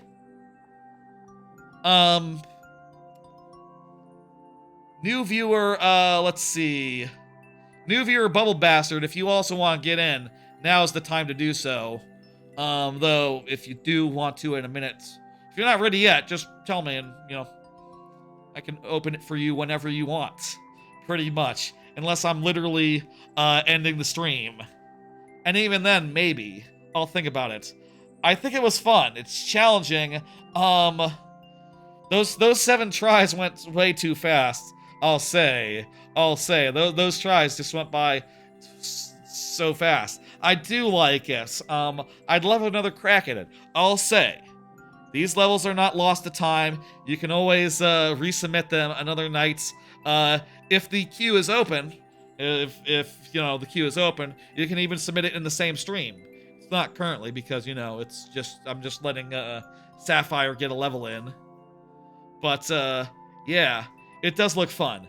Not near precise enough. Charred is also not near precise enough. Yeah, I think I could do it. Given 12 minutes. Given 12 minutes. You get this in to me at the start of a stream, I'm gonna do it. I think that's the case. I think that's true.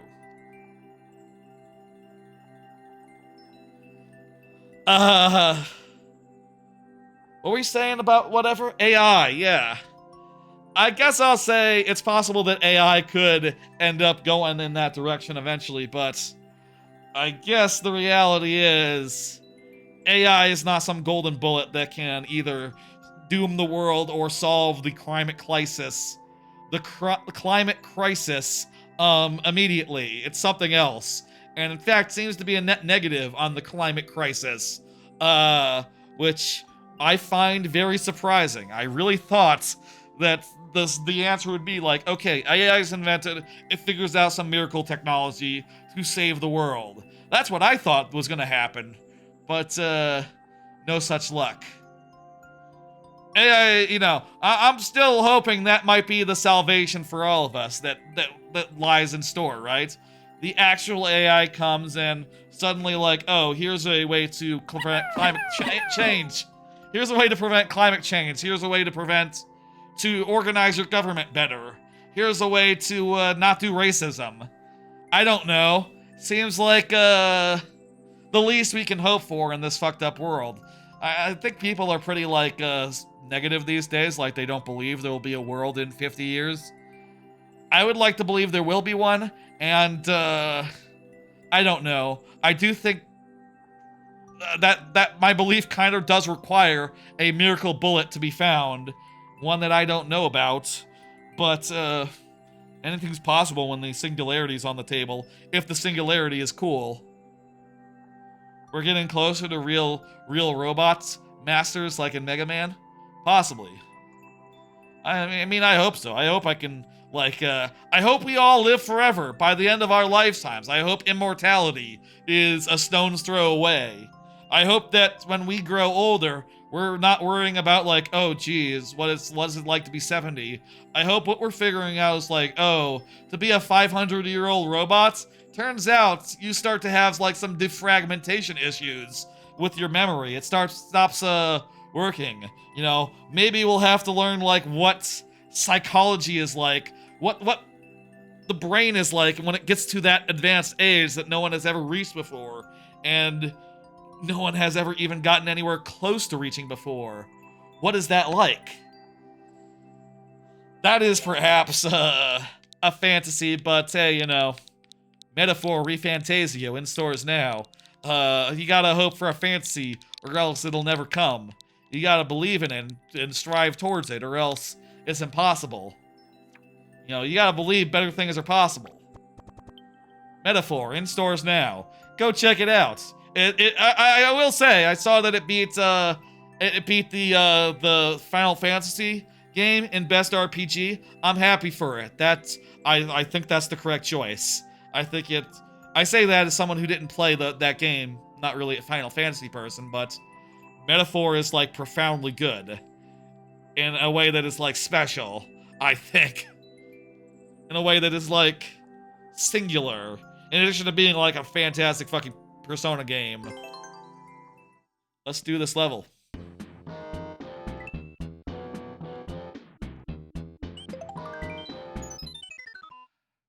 That was a long tangent. I'm sorry. I'll say. I hope you don't mind tangents. I like them. I do them a lot. I'm good at them. I'm good at them. I'm now thinking about that Breaking Bad scene. I did it for myself. I was good at it. That, but for tangents instead of methamphetamines. It is true, though. I do tangents for myself. I'm good at them. They made me feel alive. I've watched a couple random YouTube videos about Breaking Bad lately. Like, y'all ever see that speaking of tangents, y'all ever see that video about, like, about, like, a scene from Breaking Bad and then a scene from the Latin American Colombian remake? Yeah, that dude put out a second video the other day, apparently, and it's pretty good. I watched another video, and I got, like, some minor spoilers. I haven't seen all of Better Call Saul, so I feel like I learned a little bit. I feel like I might have heard a little bit, like, as far as, like, oh, this character survives? I didn't want to know that, actually. As far as, videos I probably should not have watched, you know? I'm rewatching Better Call Saul, and I say rewatching, and eventually I'll get to the point where I'll start seeing the stuff that I stopped, and that'll be really interesting, I hope. I'm in season 3 now, and, you know, I think it was season 4 I fell off on, somewhere around there, so that's fun.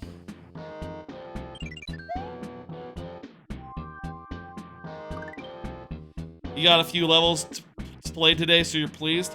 Yeah, that's how it tends to go. The queue today did not get too packed. It got like 10 levels deep at some points, but that's not too bad compared to like how packed it's been in recent history. 06I is up next. Let's do another card. Did you watch the Keeleys? Keeleys, the Game Awards. Hey, we've went this whole stream without talking about the actual gaming news that happened yesterday. There was the Game Awards. There were like a number of trailers, like a lot of trailers there. I didn't watch it. I did mention that I was at like a dealership until like 6 o'clock, right? Until like 5:30. And then I went grocery shopping until like 6, 7, around there. So it kind of makes sense that I didn't see it. And then I made some tortellini. Ow, ow, ow. I made some tortellini after that, which I could have done and watched the Game Awards, but I've never liked Keeley's press conferences. I've always found them to be boring. Even the ones that are just purely trailers, I've always found them to be like a bad assortment of trailers overall compared to like other E3 shows. Like, I think Xbox always has a leg up. I think Sony even has a leg up. And Nintendo sure as hell is like an order of magnitude above what the Game Awards and the Summer of Gaming always managed to nail down. But I'll say, like, I did wrap around after, and I did look at, like, what they announced. I found a big list. There was a big, massive list, and I went through it to sort of, like, get the Cliff Notes version. And when you look at the list, it's, like, massive. There's, like, I had to zoom out this far, so it looks this blurry for it all to fit in one screen cap. But then I went through and I removed the ones that were, like, okay, this is a trailer for a game that exists already. Okay, yeah. This is a trailer that's for a game that already exists and we all know about. Yep, okay. Remove that one. These are trailers for games that are sequels to games I don't care about.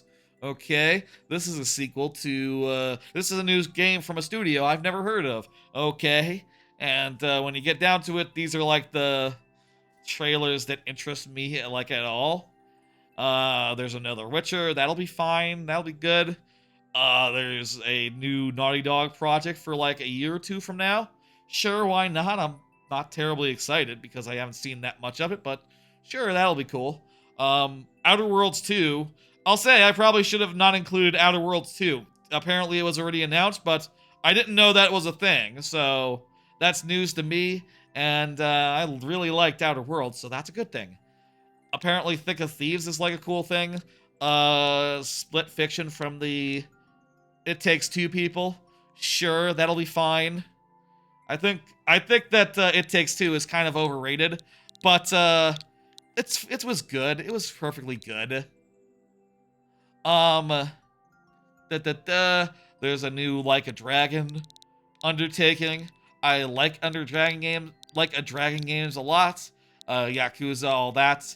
They're very fun, though I do feel like I have more of those than I ever could play. So, like, more of them doesn't necessarily, like, get me going, you know? It's like, okay, well, I could probably play, like, one of those every 2 years, maybe. Or, like, finish it. So, I don't know if this one's gonna be, like, one I get in. Maybe if it's on Game Pass. I did think, I think, like, as far as my favorite story is the third one from the bottom, which was Rematch. It's a football game. This was from Eurogamer, I think. This is, like, from a European search. It's a soccer game. It says football there, but ignore that. It's a soccer game from Sifu. It's like, it kind of looks like, what the fuck? It looks like Rocket League, but with people. Insofar as everyone plays one person, it's like 5 versus 5, which I think sounds a lot cooler than the current soccer game model where you play the guy with the ball. I don't understand how that ended up being the thing other than, well, actually it makes perfect sense. 5 versus 5 is kind of unfeasible for a long time, right? It was kind of a hard thing to do. But it kind of looks like there's, like, skill and nuance to all the things you can do. Kind of reminds me of Blue Lock, the anime, you know, insofar as, like, oh yeah, you could do, like, a bunch of fancy footwork to get around people and use, like, skill and nuance to, like, juke them out or something, like, or have other strengths or weaknesses. I don't know, but that sounds pretty interesting. I don't know that it would be my jam, but I think that one is like the type of sports game I'm surprised doesn't already exist yet and isn't already like super popular. Like that's probably like the most like coming for FIFA game I've ever seen, right? Like that should overtake FIFA, honestly, is my honest opinion. It really should. And I'll say, like, as a not really soccer person who just likes Blue Lock and some other soccer shows on occasion. What was that other one from a couple years ago that was the same season as Blue Lock? With the guy who was a defender and had really good eyes. You know that one? Oh, 6i. Do you remember that one that was not Blue Lock? What was it called? No, okay, whatever. There was like an evil Pac-Man. That's okay. I'm surprised they did that. That's interesting as a joke. And also, apparently, the last one there on the list isn't a good one. I put it in there because people are talking about it and realizing, like, wait, this is some AI slop. This game isn't real. It's made by AIs. It's just like AI pictures of cats. What the fuck is this shit? CGI cats? No, they're AI cats. Watch out, watch out. Danger, danger. How did this get in the show? Money. Oh, well. People are asking how it got into the show. The answer is money. They paid them. They paid Keeley.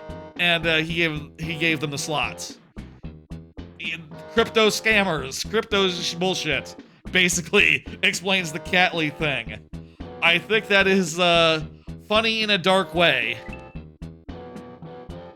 I'll say, for my money, the most exciting thing, you know, if you're wondering, like, what the most exciting thing that got announced yesterday is for me, you know, if you're looking at this list and seeing all the things that got announced that I am interested in a little bit and weren't already announced, or sequels to things that I didn't play, I would say the thing I am most excited about that got announced yesterday, the new content for Pokemon TCG Pocket. Congratulations, Pokemon TCG Pocket. I'm really excited about that new park. Shadow Reference is based on the episode from Secret Level. Yes, I know this. Yeah. You hated the episode? I didn't watch it. I think that whole show is probably going to be really bad. Really pooey. You hated it. It went really violent. It was boring and badly written and inaccurate. That doesn't surprise me. It looks like the Act Zero Bomberman, but for Pac-Man. The game looks alright though. I don't know. It kind of looks like a Limbo, but for Pac-Man, and somehow that looks like kind of low-key coherent. What it looks like, actually, you know those open... You know when, like, Winnie the Pooh went public domain and people started making, like, Winnie the Pooh horror movies? It looks like that. That's what it looks like to me from the outside. Why is the alien the main character? I don't know. I haven't looked too closely at it. That's not out yet, right? None of these games came out, is that right? They're not like a shadow launch situation here at the Game Awards. All of the budget went into the advertising instead of the game. That's a distinct possibility with that, and any, like, AI crypto project. I mean, the episode is out, but the game isn't? Gotcha. Yeah, I knew that. I'll say I have not watched Secret Game. I do not intend on watching Secret Game. I do watch a number of streamers who like to do watch parties, and even though it's not officially supported anymore, they still find a way to, you know, have it so we all sync up our videos, so I feel like this might be the kind of bad thing that I end up watching in, like, the way that one watches a bad movie. But, I'm talking about Dan Reichert. Of Giant Bomb fame. That was a cool thing that happened. Me hitting the block and those things exploding. Cool thing. It happened.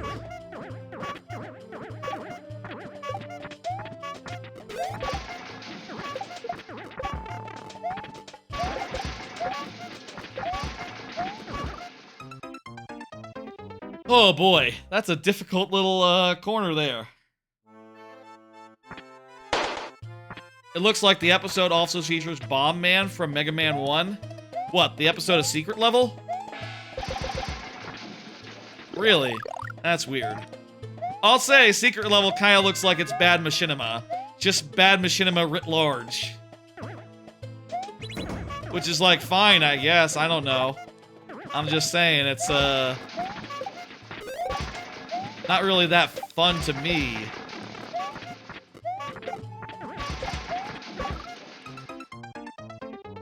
This is a tricky thing. Tricky thing, yeah. The Mega Man Secret Level episode that's coming out? Gotcha.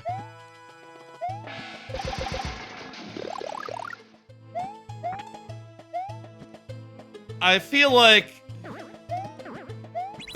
the Secret Level just stuff sounds just like bad cutscenes that are goofy in nature and probably aren't worth checking out. These guys need to walk, so I can't destroy them early. Hey, I did it! Yay! Hey, Real Q and Pete. Real Q and Pete, I don't mind opening it up and letting you get one in, considering this is the first time I've seen you in a minute. Just let me know when you're ready. Just say ready. You know how it is. I like to be nice to returning viewers, too. I feel like the rule, strictly speaking, is for viewers who have been here all along, you know? Or who have already had a level tonight. Tell me when you're ready. Ah, there you go, Q and Pete. Like from The Mask. Real Q and Pete as in like the Mask, right? I don't know that I've seen The Mask, like, ever. But I do have watched a podcast. I've listened to a podcast that used it as like their theme song. The song Real Q and Pete from The Mask. And I enjoy hearing it. Chick chicky boom, chick chicky boom, chick chicky boom. That whole number. Is that a song outside of The Mask? It might be a song outside of The Mask, I don't know. Exactly. Good.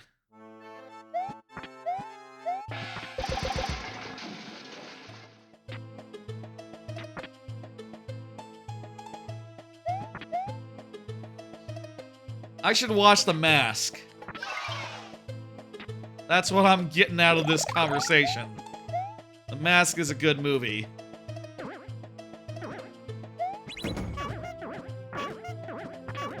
It was repopularized by Jim Carrey for The Mask. Gotcha. So it's a super old song, but generally known through Jim Carrey. You know, it's the 13th to date. In a week now, that new Jim Carrey movie's coming out, huh? Sonic 3. That'll be fucking good, huh? Seeing Shadow the Hedgehog's story told, you know, again? Sonic Adventure 2, but on this the big screen. I'm excited about that. I really did love, really quite enjoyed Sonic 2. It was a lot better than Sonic 1.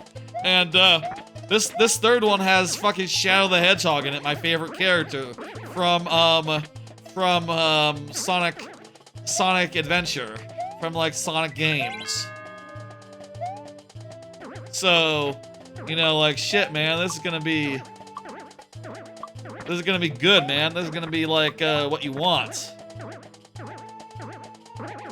I will go. Is it out next Friday? Ooh, I gotta think like when I should see that.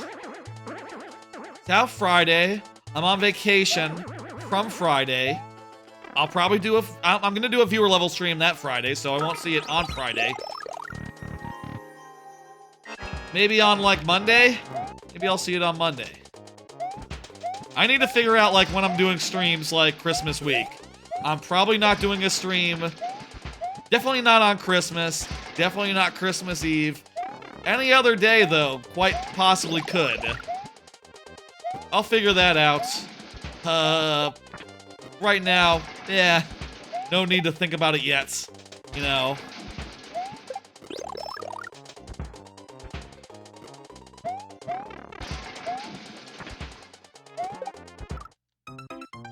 Jeez.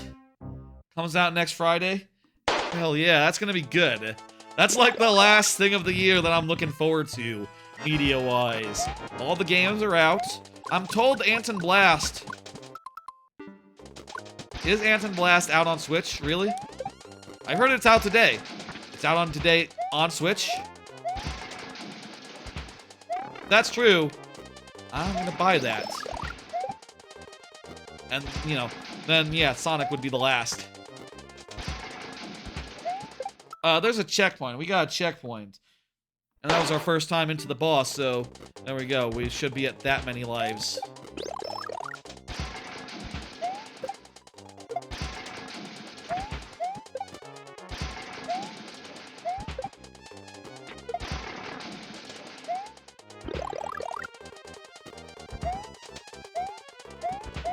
Okay, this time, take this, run it over here, kill that guy. Fuck! We won, but not by enough. You're looking forward to LS Mark's review when it comes out? I don't know LS Mark, so I can't speak to that. I know, there's just a lot of people on the internet that people don't know about. I often say Dan Reichert's name, and I gotta imagine, like, most of the people don't know who Dan is. I gotta imagine that Dan is that who for a lot of people. I enjoyed Dan's work a lot. Giant Bomb was very important to me in, like, the, I say very important to me. He's a chill guy. Who is Dan? Dan Reichert. He's at giantbomb.com. He got married at Taco Bell. Was the first person to get married at Taco Bell. He used to work for the WWE as like a podcast editor. After working at Giant Bomb, and then he went back to Giant Bomb after like everyone else left. Giant Bomb being one of those gaming outlets. One that focuses more on video content versus like reviews or whatever. Was founded by Jeff Gerstmann, who famously gave Kane and Lynch a bad score at if you don't know Giant Bomb is the website that Jeff Gerstmann founded back in the day after getting fired from GameSpot for giving Kane and Lynch a bad review score. Which, you know, people over a certain age might remember. Shit.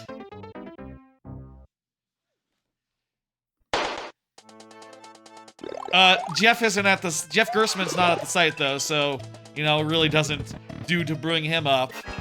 Which, as far as like the people who have been there for a while, Dan's like the oldest blood. And I love him. He's sort of a heel. He's sort of like the Waluigi of Giant Bomb. You know, the most willing to say things that are entirely Hot Pocket or weird. You know, like, he'll tell stories about, like, well, you kind of have to be there.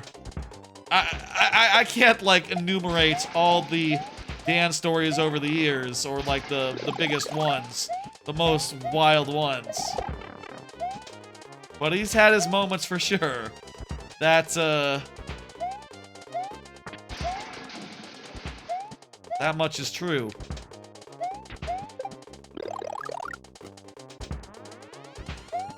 I would recommend the show that he does now, Blight Club. Blight Club is great. On Blight Club, he and a bunch of other Giant Bomb people, they play bad video games and laugh at the other person who has to play the thing. They take turns. 2 of them laugh at them, and the other one is miserable, and it's funny. It's a good show. We got through. Beautiful.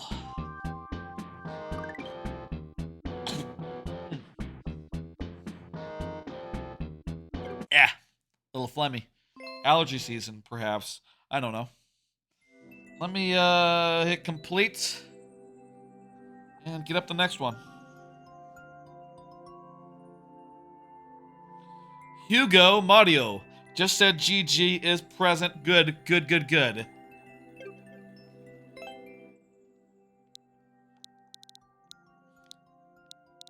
Also, Dan used to work at Game Informer, like before he worked at Giant Bomb. That was a website people know, or magazine people know about. He was instrumental in their like what was it called? Replay. They had a feature on like early YouTube where they played a little bit of an old game or something. Replay, Super Replay. And he sort of was the one who started that whole thing over there. Which, you know, in the early days, that was a rarity. That was a novelty. The idea of just watching people play an old game for a bit. Not really anymore, but, you know, times have come along. We've come a long way since then. Since the early days of online. Here's another card. Time for a random dinosaur thought. Did I spell thought right? Looks right. Looks right. I wanted to sort of say a thing I've been thinking about as far as dinosaurs go. There was a video I saw a couple of weeks ago that sort of made me think about this, which is basically like, the title was like, oh, do we have like the most accurate version of what Dinosaur X looks like? You know, how can we reassemble like what Dinosaur X looks like in life? And one thing I do want to point out when it comes to dinosaurs and like biology and stuff is that the world has existed for millions of years, right? A lot of these species that we think of, they existed for millions of years and across large stretches of space. You know what I mean?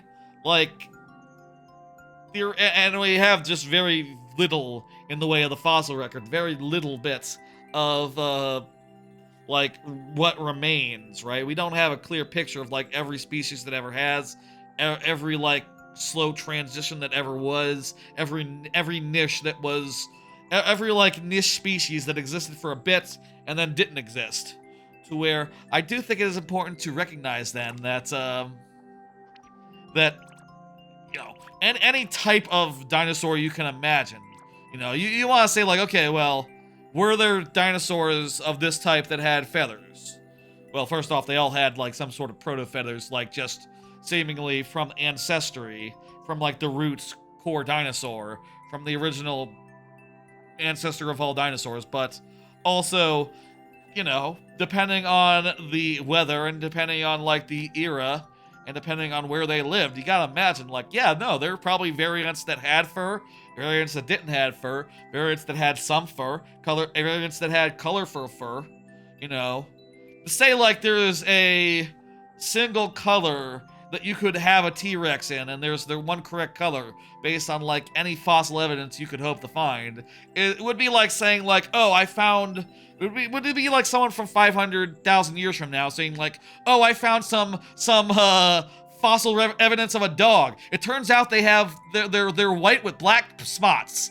And it's like, yeah, okay, that's true. Some of them are white with black spots, but there's also brown ones, and there are also blue ones. And there's also, like, well, maybe not blue in real life, you know what I mean. There's red ones. And every color in between. Brown, white, tan, a sort of a milky yellow golden blonde color. And that's just one species, literally all related to each other, including like a million years worth of divergence, you know, including like the wolves and the coyotes and the, you know, things that are even less related than those as far as T-Rexes go. They could be in any color you want. Like, Jesus Christ. Look at birds. They're in all sorts of colors. You guys imagine that, but for everything, you know? A shiny dinosaur? There probably were many of those. You could just... I do think like any dinosaur you could imagine existing has a good chance of having existed sometime in the fossil record, sometime in history. What are we playing? Newer level. Okay, yeah. We'll do find the right picture. Anyway, that's just a thought I've been having. And, I hope it was an interesting thought. Oh. What am I doing? I didn't look! I just jumped without looking. I leapt without looking. That's, what you're not supposed to do. Oh, you need to look into the pipe to,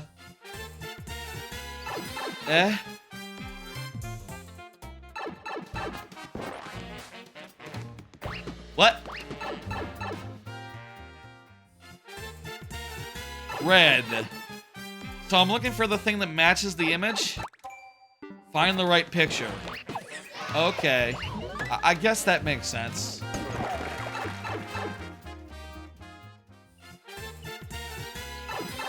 Spring with with a black, this one. Middle. Again. Okay, let's look here. Wings. Look for the wings. Who has the wings?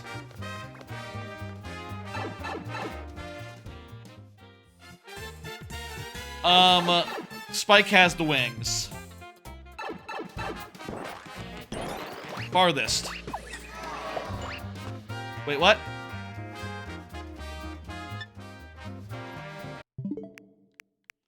Oh, does Spike always have the wings? Oh, Spike, okay, so, fuck. It's like a combination there. Okay, I see my mistake, I was wrong.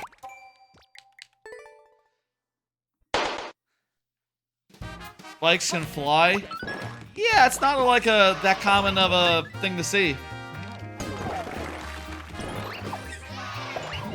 Have I used flying spikes? I think I've really tried. I can't remember if it ever turned out all that well. Checkpoint refreshes. Let's go.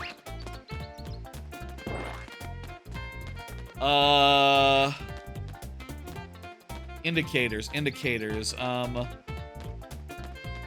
Fire. Bullet Bill. Fire Bro, Bullet Bill. Fire Bro, gun. Fire Bro, gun. This one.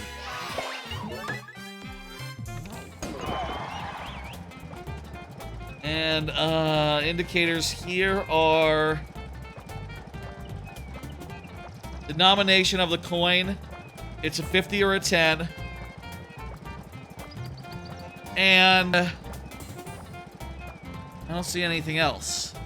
What else is different here? Oh, it could be a 30. It's the coin all the way. 30 is the one on the left. Looks like a 50 to me. That looks like a 50.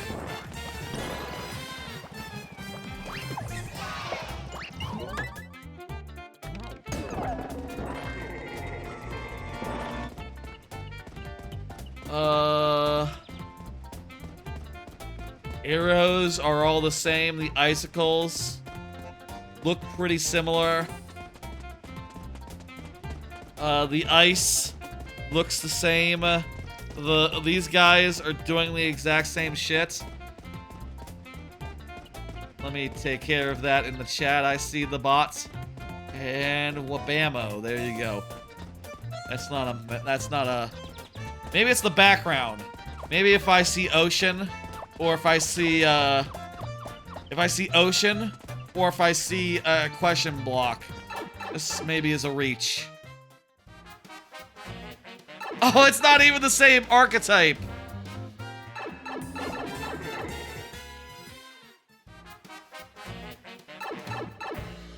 Could it be the starting location?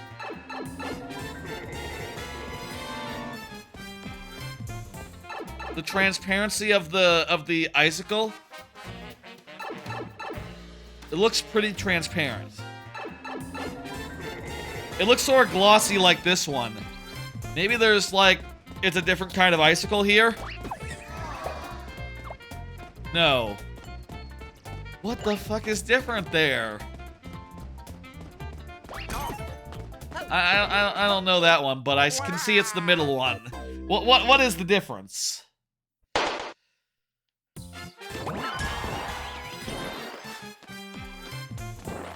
This one was the first one.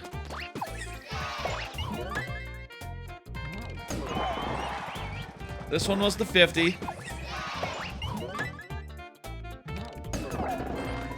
What exactly was the difference here?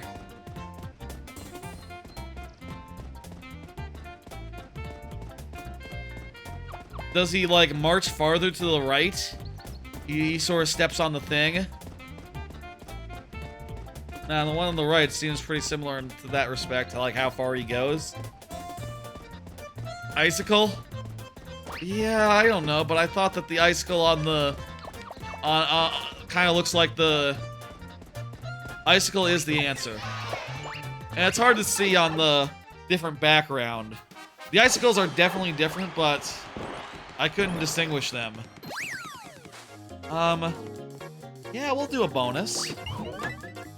Do a bonus.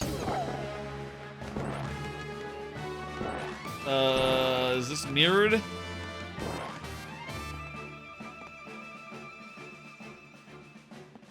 This one's different. This one has...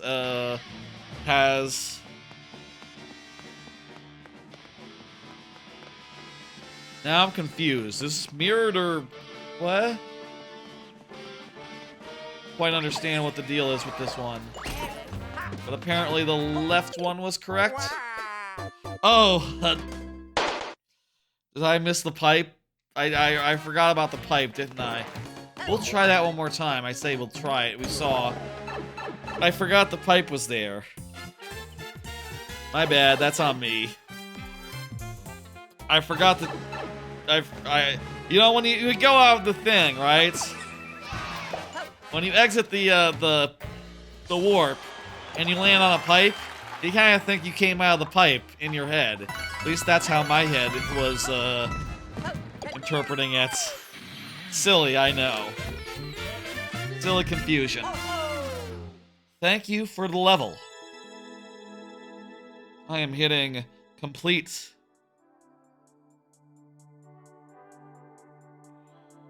Chard is up next. Chard has been chatting this whole time. Good on ya. And, let me get those heads. Again, we have bonus heads tonight on account of, it being a big Luigi week. Also, I'm playing as Luigi tonight, specifically, without the option to change to another character. Because, you know, we all love Luigi, the Super Mario character. We're all thinking about him, the Super Mario character. And we all support him. The Super Mario character. He's a good fella, and we love him, and we we like you know what the Super Mario Brothers character has been getting up to these days. Let me do one last card here. I'm looking forward to finishing a ton of anime over the next week. I'll say 2 shows have already finished the season. On Wednesday, I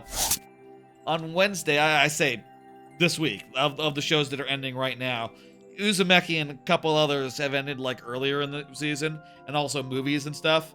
But as far as like, maybe a couple shows that were like from holdovers from another season, who remembers? But, we're really getting to the point where they are actually ending, like, one after another now, in the last few weeks of the year here.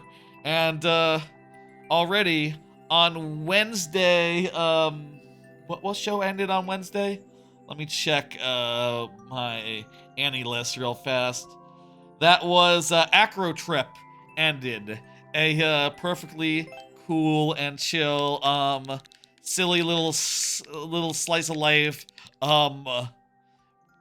magical girl show wherein a girl becomes like the villain because she wants the magical girl to have a more heroic fight, and to face like a more impressive battle so that she can become popular. Sort of not that dissimilar, actually, to another show that came out this year, but this one is entirely wholesome, unlike that other one, which is the opposite.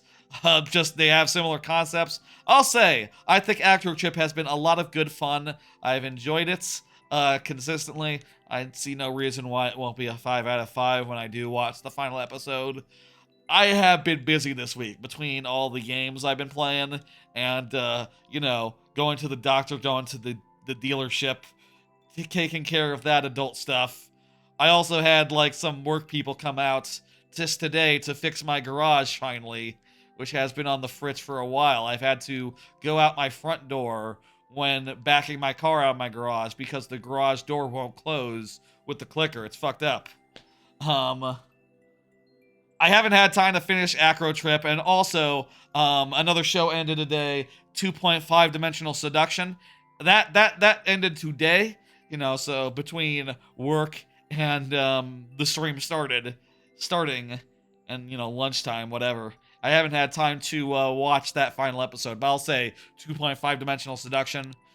Sort of like a Dress Up Darling type show. It's about cosplayers and it's pretty horny. Been really fun. It's been a lot of fun. The characters have been great as they've been getting more and more of them throughout the season. I've been having a great time with that.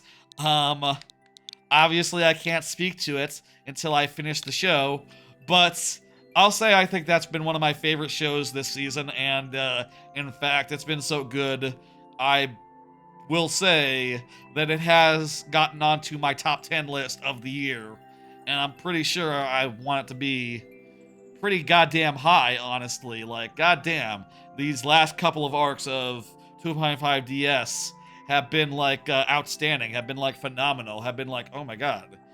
They use these 24 episodes so well to get up to speed with so many characters and to get some real like a whole squad of cosplayers who are all very fun and cute and have good chemistry and real good shit. Those two especially, I would... Oh, ReZero ended earlier in the season. That's a show that ended. As well as Uzumaki. ReZero also ended a long time ago. A couple weeks ago, but... Actually, it didn't end. It sort of went on break. I guess that's different. Going on break is different than ending. I feel like there's one more that also ended this season. I mean, I guess I could look and scroll. Look Back. That's a movie. Yeah, that's... Look Back and Uzumaki have the only things that have ended so far, other than those two. And yeah, a bunch of stuff is ending over the weekend, and a bunch more stuff will be ending next week. Like, let me see. Let me scroll here. Orb's going on another season. There's like 3-4 more episodes of Blue Lock. Suma Show is ending. I think Tower of God is ending. That's good. Fuck that show. Villainous is ending. No, it's not. Actually, there's not that much that's ending by this time next week. Just the ones I mentioned. Dan the Dan, Negative Positive Angler, 365 Days to the Wedding, Mecha Ude, Mechanical Arms, and Goodbye Dragon Life. Actually, there's like 5 shows ending next Thursday, so that is quite a bit, come to think of it.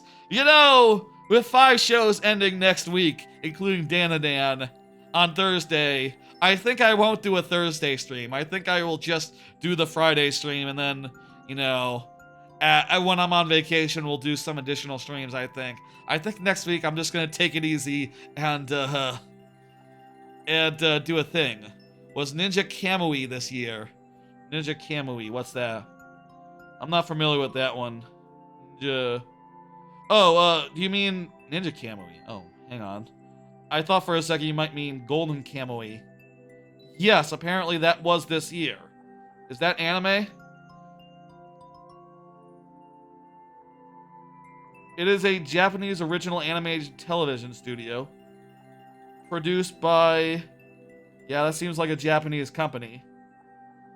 Didn't see it. Was not on the list. Is it like entirely produced in Japan? Sometimes they don't get it featured on any list for reasons such as that. And then You know, I feel like that's outside of my range of obligation. You know, if it's not like gonna be tracked properly, I don't know. That's like a gray area there. Sometimes, like maybe I ought to watch more of those shows that are in the gray area. People say they're really good, but like I don't know. You think the production was unique? Yeah, as far as like not quite entirely anime question mark shows, I probably should have did we do this level? We haven't. Okay, let's go. I probably should watch the Terminator show, but I didn't. It's another gray area show, I think. I don't know. I also skip shows that aren't available on American streaming services. If no one's licensed it, I just take that to mean like, okay, well, it's not worth anyone's time. No one wanted it. Perhaps there's a reason for that.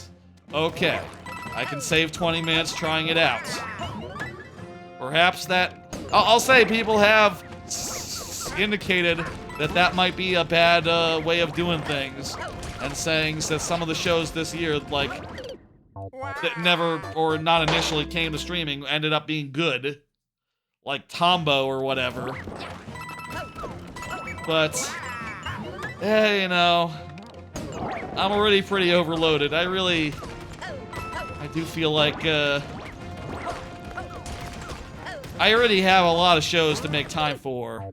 I don't need to find, like, a handful more. Hello, Macrae Gaming. You ready? I'll, open it up back up for you. There you go. Oh, was it open that whole time? I didn't realize that. I guess I didn't reclose it after, the last the last person got one last one in. Anyway, it's been a great season, and I'll say I am definitely thinking now pretty heavily about, like, which shows make my list of, like, overall top 10. You know, pretty much as far as it was open that whole time. Whoops. Well, don't mind. If anyone who wasn't new had gotten one in, I would have said something, and it would have been, I have the option to remove. Don't worry, don't worry.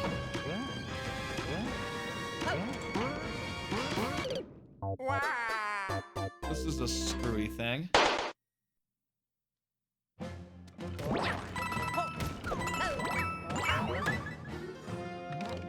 I'm definitely thinking about that. I'll say, fuck, I thought it was gonna go over me.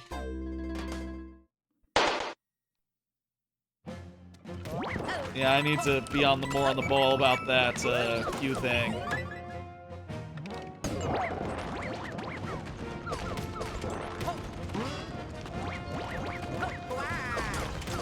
I'll say, like, as far as shows that I have been thinking about, as far as, like, this season shows, right? I feel like a couple of them are for sure gonna make the top 10 list. Damn it. Dan the Nan, for instance? Oh, yeah. Also, 2.5 Dimensional Seduction, I think, is definitely on the list from this season. And, I'm thinking, Ranma. I do think Ranma has cooled off a little bit since it first started. You know, I feel like at the start, it was, like, dramatic and exciting and it's kind of fresh. But as it goes on, it does feel more and more just like the old-timey slapstick anime, screwball anime that it is, in a way that is like, okay, well, it's not, you know, I could use more of the gender and more of the romance, but this is still very fun, still, like, up there as far as animes this year. It's just not, it's maybe, like, not top of the list, maybe it's, like, bottom half of the list, actually. You know, maybe it's, like, below things like Delicious in Dungeon, and, shows of that nature. Shows of that level. I think I have 9 that I'm pretty sure about for the top 10 list of the year. 9 shows. I'm not going to say what they are. You could maybe work it out if you, like, looked at my favorite anime from each season and the ones I was most glowing about, and just, like, knew some facts about the whole list, like, For instance, did you know that it is balanced insofar as, like, if you count up every spring show, every fall show, every winter show, every summer show, of the 9, there's 3 of each, except for spring that has 2. So, and then you're including, like, shows that are in 2 seasons as representing both. Like a 24 episode one representing both summer and fall, for instance, let's say, for sake of example. I've also gotten, like, I have a short list now. By the way, Sapphire Jack is up. Sapphire Jack, go ahead and confirm. Sapphire Jack Aquamaster, go ahead and say something. I have a short list now of, like, the shows that might make the list that are sort of in contention for the number 9. I mean, I'll say, like, technically speaking, any show that I've loved and I've given the S tier and I've had on my favorites list in AnyList.com could be that 9th slot. Like, you know, they're all, like, in vying for it technically. But I think I have it narrowed down to 5 it could be. Without reading the full list, you want to know the 5? Oh, why not? That'll be a fun thing to read out live on the stream. The 5 that I have are basically 1 from each season and a movie.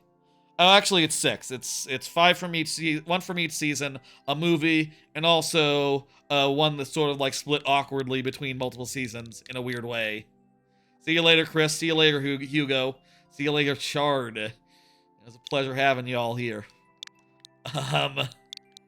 Here's the list. 'Tis Time for Torture from Winter. I think that's the best one I haven't featured from Winter. Salad Bowl of Eccentrics from Spring. Elusive Samurai from Summer. Blue Box from Fall. Look Back as a movie. And Shangri-La Frontier as Winter and Fall. Sort of like the second core of the first season in Fall there. And the current core, the first core of the second season, this one in Fall. Last winter, this fall. That makes sense. Really thinking about all those, I think each of those would be a good fit. It really comes down to, like, which one I think looks nicer on the list, I guess. And which one I feel most strongly about. Code didn't work. Sapphire Jack, it didn't work. I'm gonna need a correction here, or we'll move on. I mean, I could see if there's any... Again, Sapphire Jack, need a correction. Let me see if, I don't know if this goes back long enough. It's been a while, Sapphire Jack, since, you were around. I don't know if I can scroll back far enough to see a level that you previously submitted.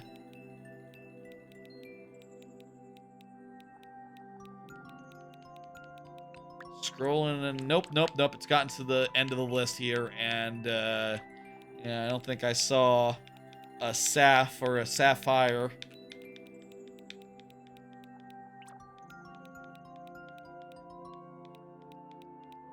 Sapphire, you're gonna have to confirm and give me a corrected code if you want me to play the level. I'm sorry, that's just how it is, you understand. Anyway, anime season's wrapping down. As is the year. I can't wait to finalize my list and, put it out and, have it be a nice list everyone can look at and appreciate. I'll say I'm really not sure what anime is number 1 yet. There's a couple I have on the tip of my tongue. There's, like, a safe choice. This is very popular and everyone likes it. There's an unsafe choice, which is, popular, but risque as all hell. And, it's like, one that I look at and go like, well, do I want to say that's my favorite? It might be. I don't know. There's one that's sort of a little bit obscure, but I did really enjoy the fuck out of it. And, I think I could probably talk myself into a fourth choice if everything, if I thought too much about it, right? I think there's a fourth option there that is like just a sequel season to a immensely popular show that is still immensely good. I could talk myself into that one being the number one if I really thought about it too much. Though I do think the season 2 wasn't as hot as season 1, and that one lost to 100 Girlfriends. So, you know, does that tell you about like its chances like of getting the crown? If it has to blow us, so it has to blow me away perhaps a little more to be the number one, perhaps. I don't know. I don't see Sapphire Jack. The code, I'll just try one more time and make absolutely sure I didn't type it wrong. 2KM DVG 9MG. Are any of these characters ones that could be easily swappable? Like a 9 for a G? No, that's not how it works.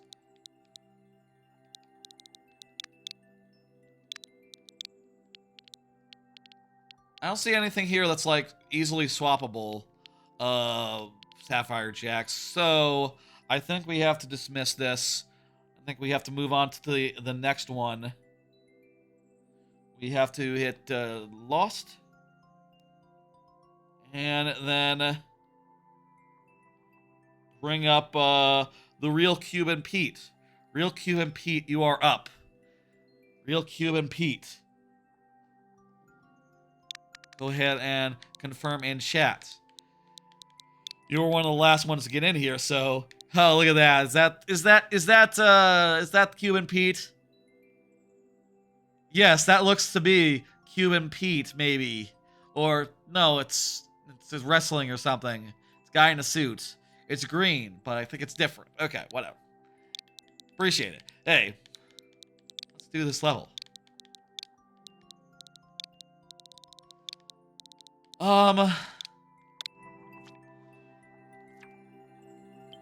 I always like spending too much time thinking about this stuff. I'm sure a good amount of the holidays will be spent thinking this all over. It's fun to look back at the end of the year on all the shows and, you know, one thing I think about Game of the Year that is great. Oh, I see what we need to do here. We need to land on them and, like, refresh our flight. Wait, can we refresh? We can refresh. Okay, it's not over. We have a reset. One thing that I think that is great about Game of the Year time... What am I doing?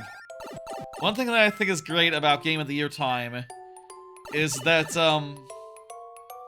I would say, and I would say it's true, that, like, for most of the year, you don't need to compare shows, like, quite directly, right?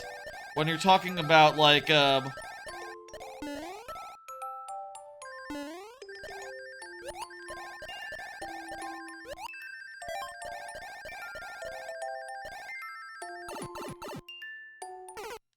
I think we need to get these coins. I think these coins are non-optional here.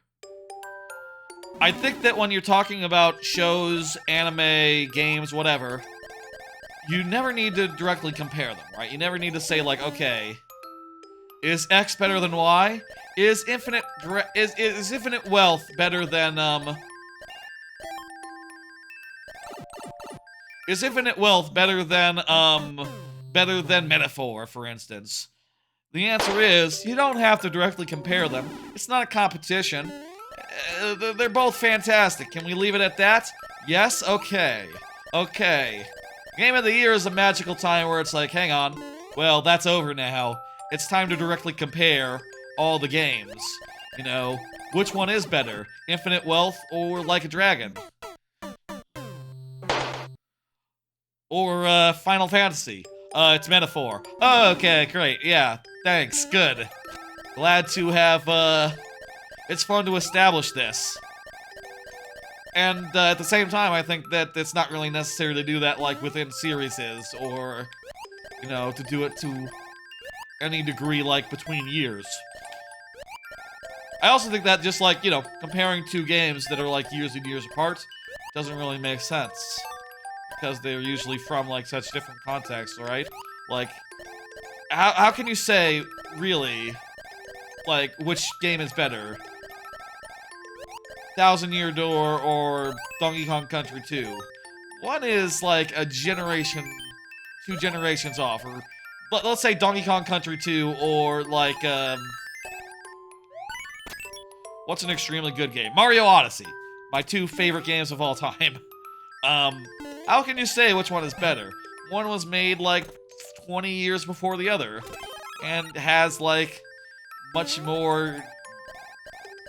less technology to work with, much less wiggle room, much less, like, design language has come about. They didn't have things like, you know, there's a lot of things that we have now as far as, like, game design goes, where, like, yeah, no. Nowadays, it's very common to see a very scripted section, you know, a very choreographed, cinematic bit. But, like, back then, wasn't as much of a thing. I think I might have miscounted here. This was, our 3rd time through. In fact, I'm sure it was, so let me just get that to be correct.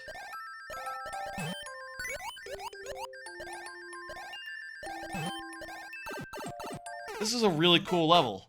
I like I like the gameplay here of maintaining the flight by bopping on the guys. And it's all pretty pretty generous, pretty reasonable. No shit, I think it's a very fair version of this. I've seen much tighter versions of this where it's like more of a like Kaizo, more of a, you know, going towards full Kaizo, you know what I mean, going towards, like, difficult. This is very, very reasonable.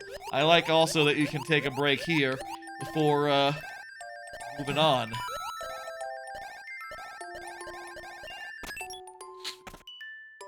Ooh, that's good.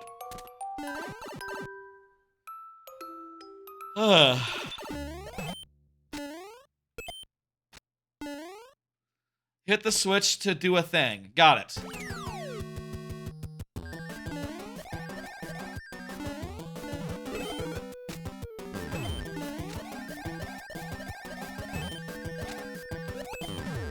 Wait, so this is, you gotta refresh the thing on this guy who only pops up on occasion. We got a checkpoint, though, so that refreshes, and we lost one, so there we go. Down to, 6.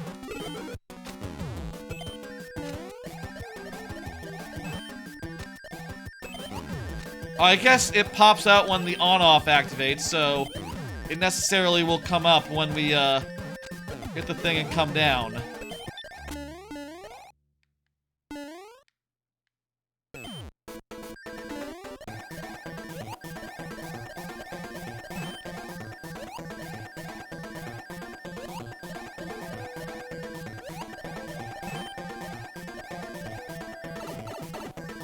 God dang it.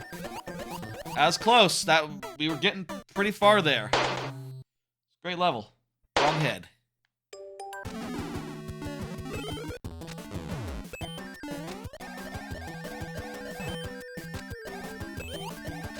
Let's go. Fuck. No, you can't refresh it once you're until you hit the switch, because the guy only comes down when the on-off activates.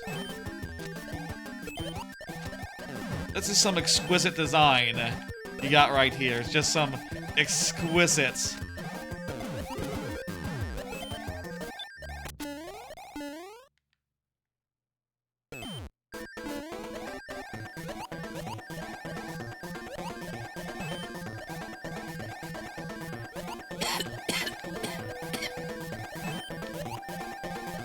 Some exquisite, like, difficulty I guess. And it feels like, you know, it's fun, interesting, etc. to skip over one of the bops when you're not sure if you need it. Makes for an interesting challenge. Last flight here. It's just for fun.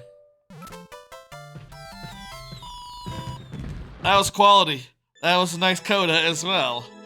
GGN, thanks for playing. Fly around and find out. I did fly around and find out. That did happen. Thank you, Cube and Pete.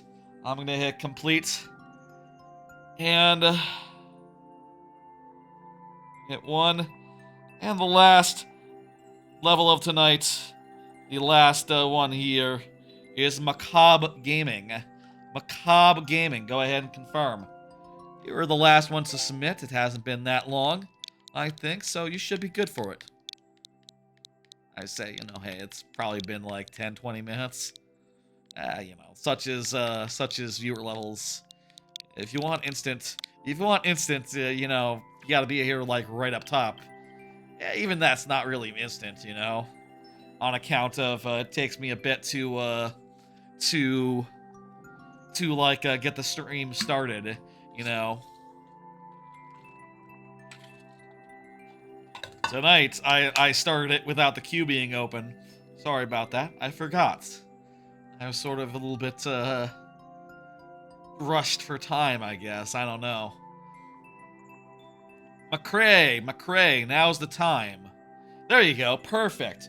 We have the full allotment of lives. Let's do it. This is a cavern of trolls, so every life is likely to be taken from us in a comical fashion.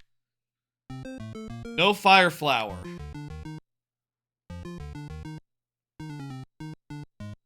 Rule number 1 of trolls: I don't trust. I don't trust it. Okay, I should have trusted it.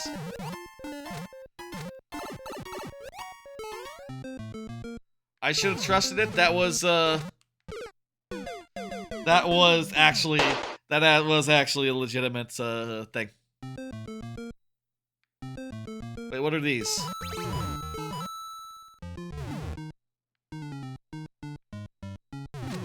Wait, what?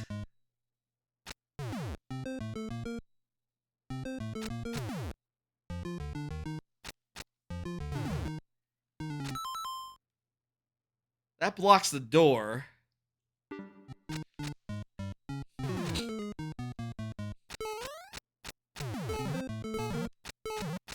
I think maybe that thing doesn't drop if you jump up this way.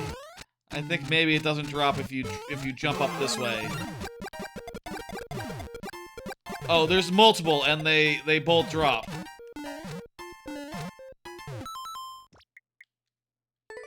Okay, second life. Thank you for this follow, McCrae Gaming.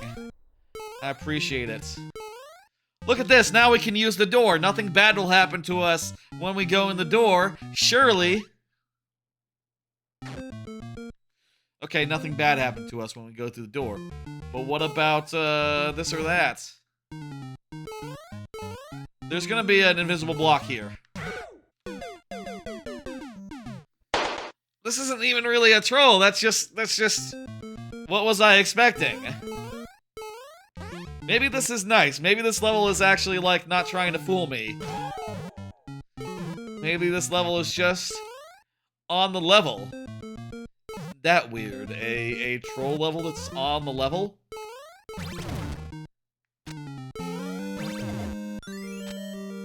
Quite odd for a troll level.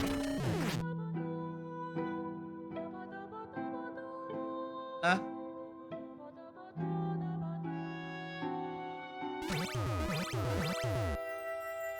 Huh?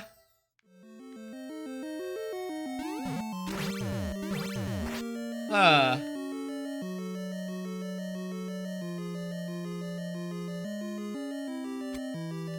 I don't think there's anything I can do about that. Yeah, that's that.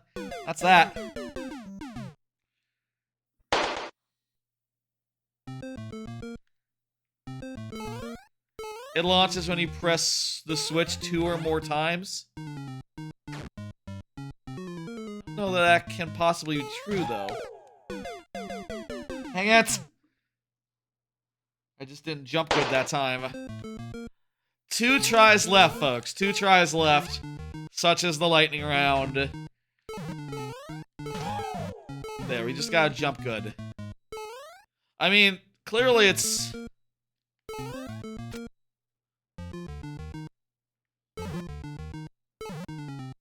It must be based on the enemy limit.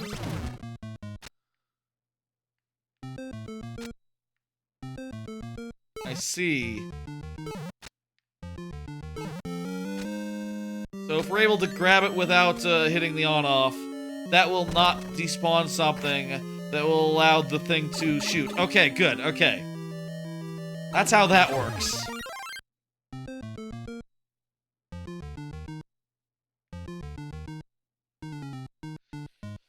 Well, my only choice here is to go down. I see no other option. And then die.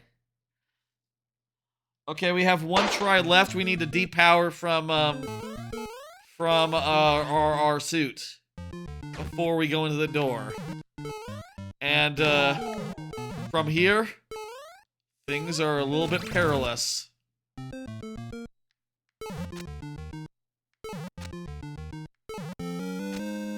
A little bit perilous, I mean... I feel like if there's any other door where we get a power-up and then we can go through the door... I feel like the correct answer is going to be to depower up before we go through. I feel like that might be a safe thing to do.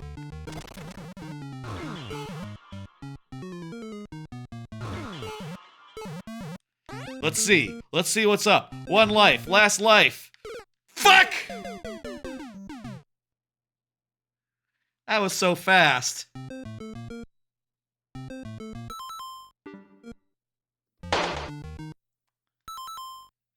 Thank you for the level. That was the last life. Well, anyway. That was the last life, that was the last level. We weren't able to do it. I think we made some really damn good progress, though. I think we got a good chunk in on it. And I'll say you can always resubmit another week. You know, hell, you give that to me outside the lightning round, like in the first half of the stream, first hour or 2 of the stream. You know, I'll have a better shot of it, I'll say. I would not mind giving that another crack. I think we can do that. I think it's perfectly doable. Just we struggled a little bit today on it. I'm hitting dismiss. I'm dismissing the level, and also it is time now to say goodbye to this and goodbye to that because the stream is ending. I'm going to make myself big, and I'm going to pull up the schedule. Usually there would be a Tuesday stream next week, but having just done a whole bunch of fucking streaming this last 2-week period, like 3-4 streams per week, depending on like how you cut it, how you cut these weeks up, whether you include Sunday in 1 week or the next week or yada yada yada. Also, having just finished Half-Life 2 on Tuesday, I'm gonna be taking a break for a bit. Next Tuesday will be a break. The following Tuesday is Christmas Eve, so I think the schedule is gonna be a little variable that week. The following Tuesday is New Year's Eve, I think, so again, another probably not going to be streams on those days, maybe, but we'll see. I'll figure out what makes sense when I want to be streaming on my 2-week vacation.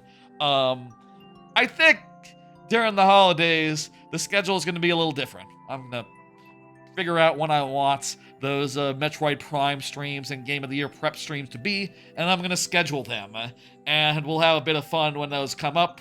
But otherwise, Friday will always be viewer levels. That is going to continue to be the plan for Friday. I'm going to do some viewer levels next Friday and the Friday after. And in fact, that'll be the next stream, viewer levels. Like today, but a week from now, at 6 p.m. Central Time. I guess because I'll be on vacation in 2 weeks, maybe I could do, like, early morning viewer levels at a different time, get some people from different time zones a chance to join in. Well, I guess people in other time zones, they'll also be off on Christmas break, so maybe they could just stay up and ruin their sleep schedules. People seem to already do that all the time anyway, huh? I don't know. Well, I'll think about, like, when I want to do those streams. That's, like, a problem for the future. Let me, send the Twitch people off on a raid, and, let me see who's online right now. Bunch of people. It's a Friday. It's a Friday. Let me see. Scrolling.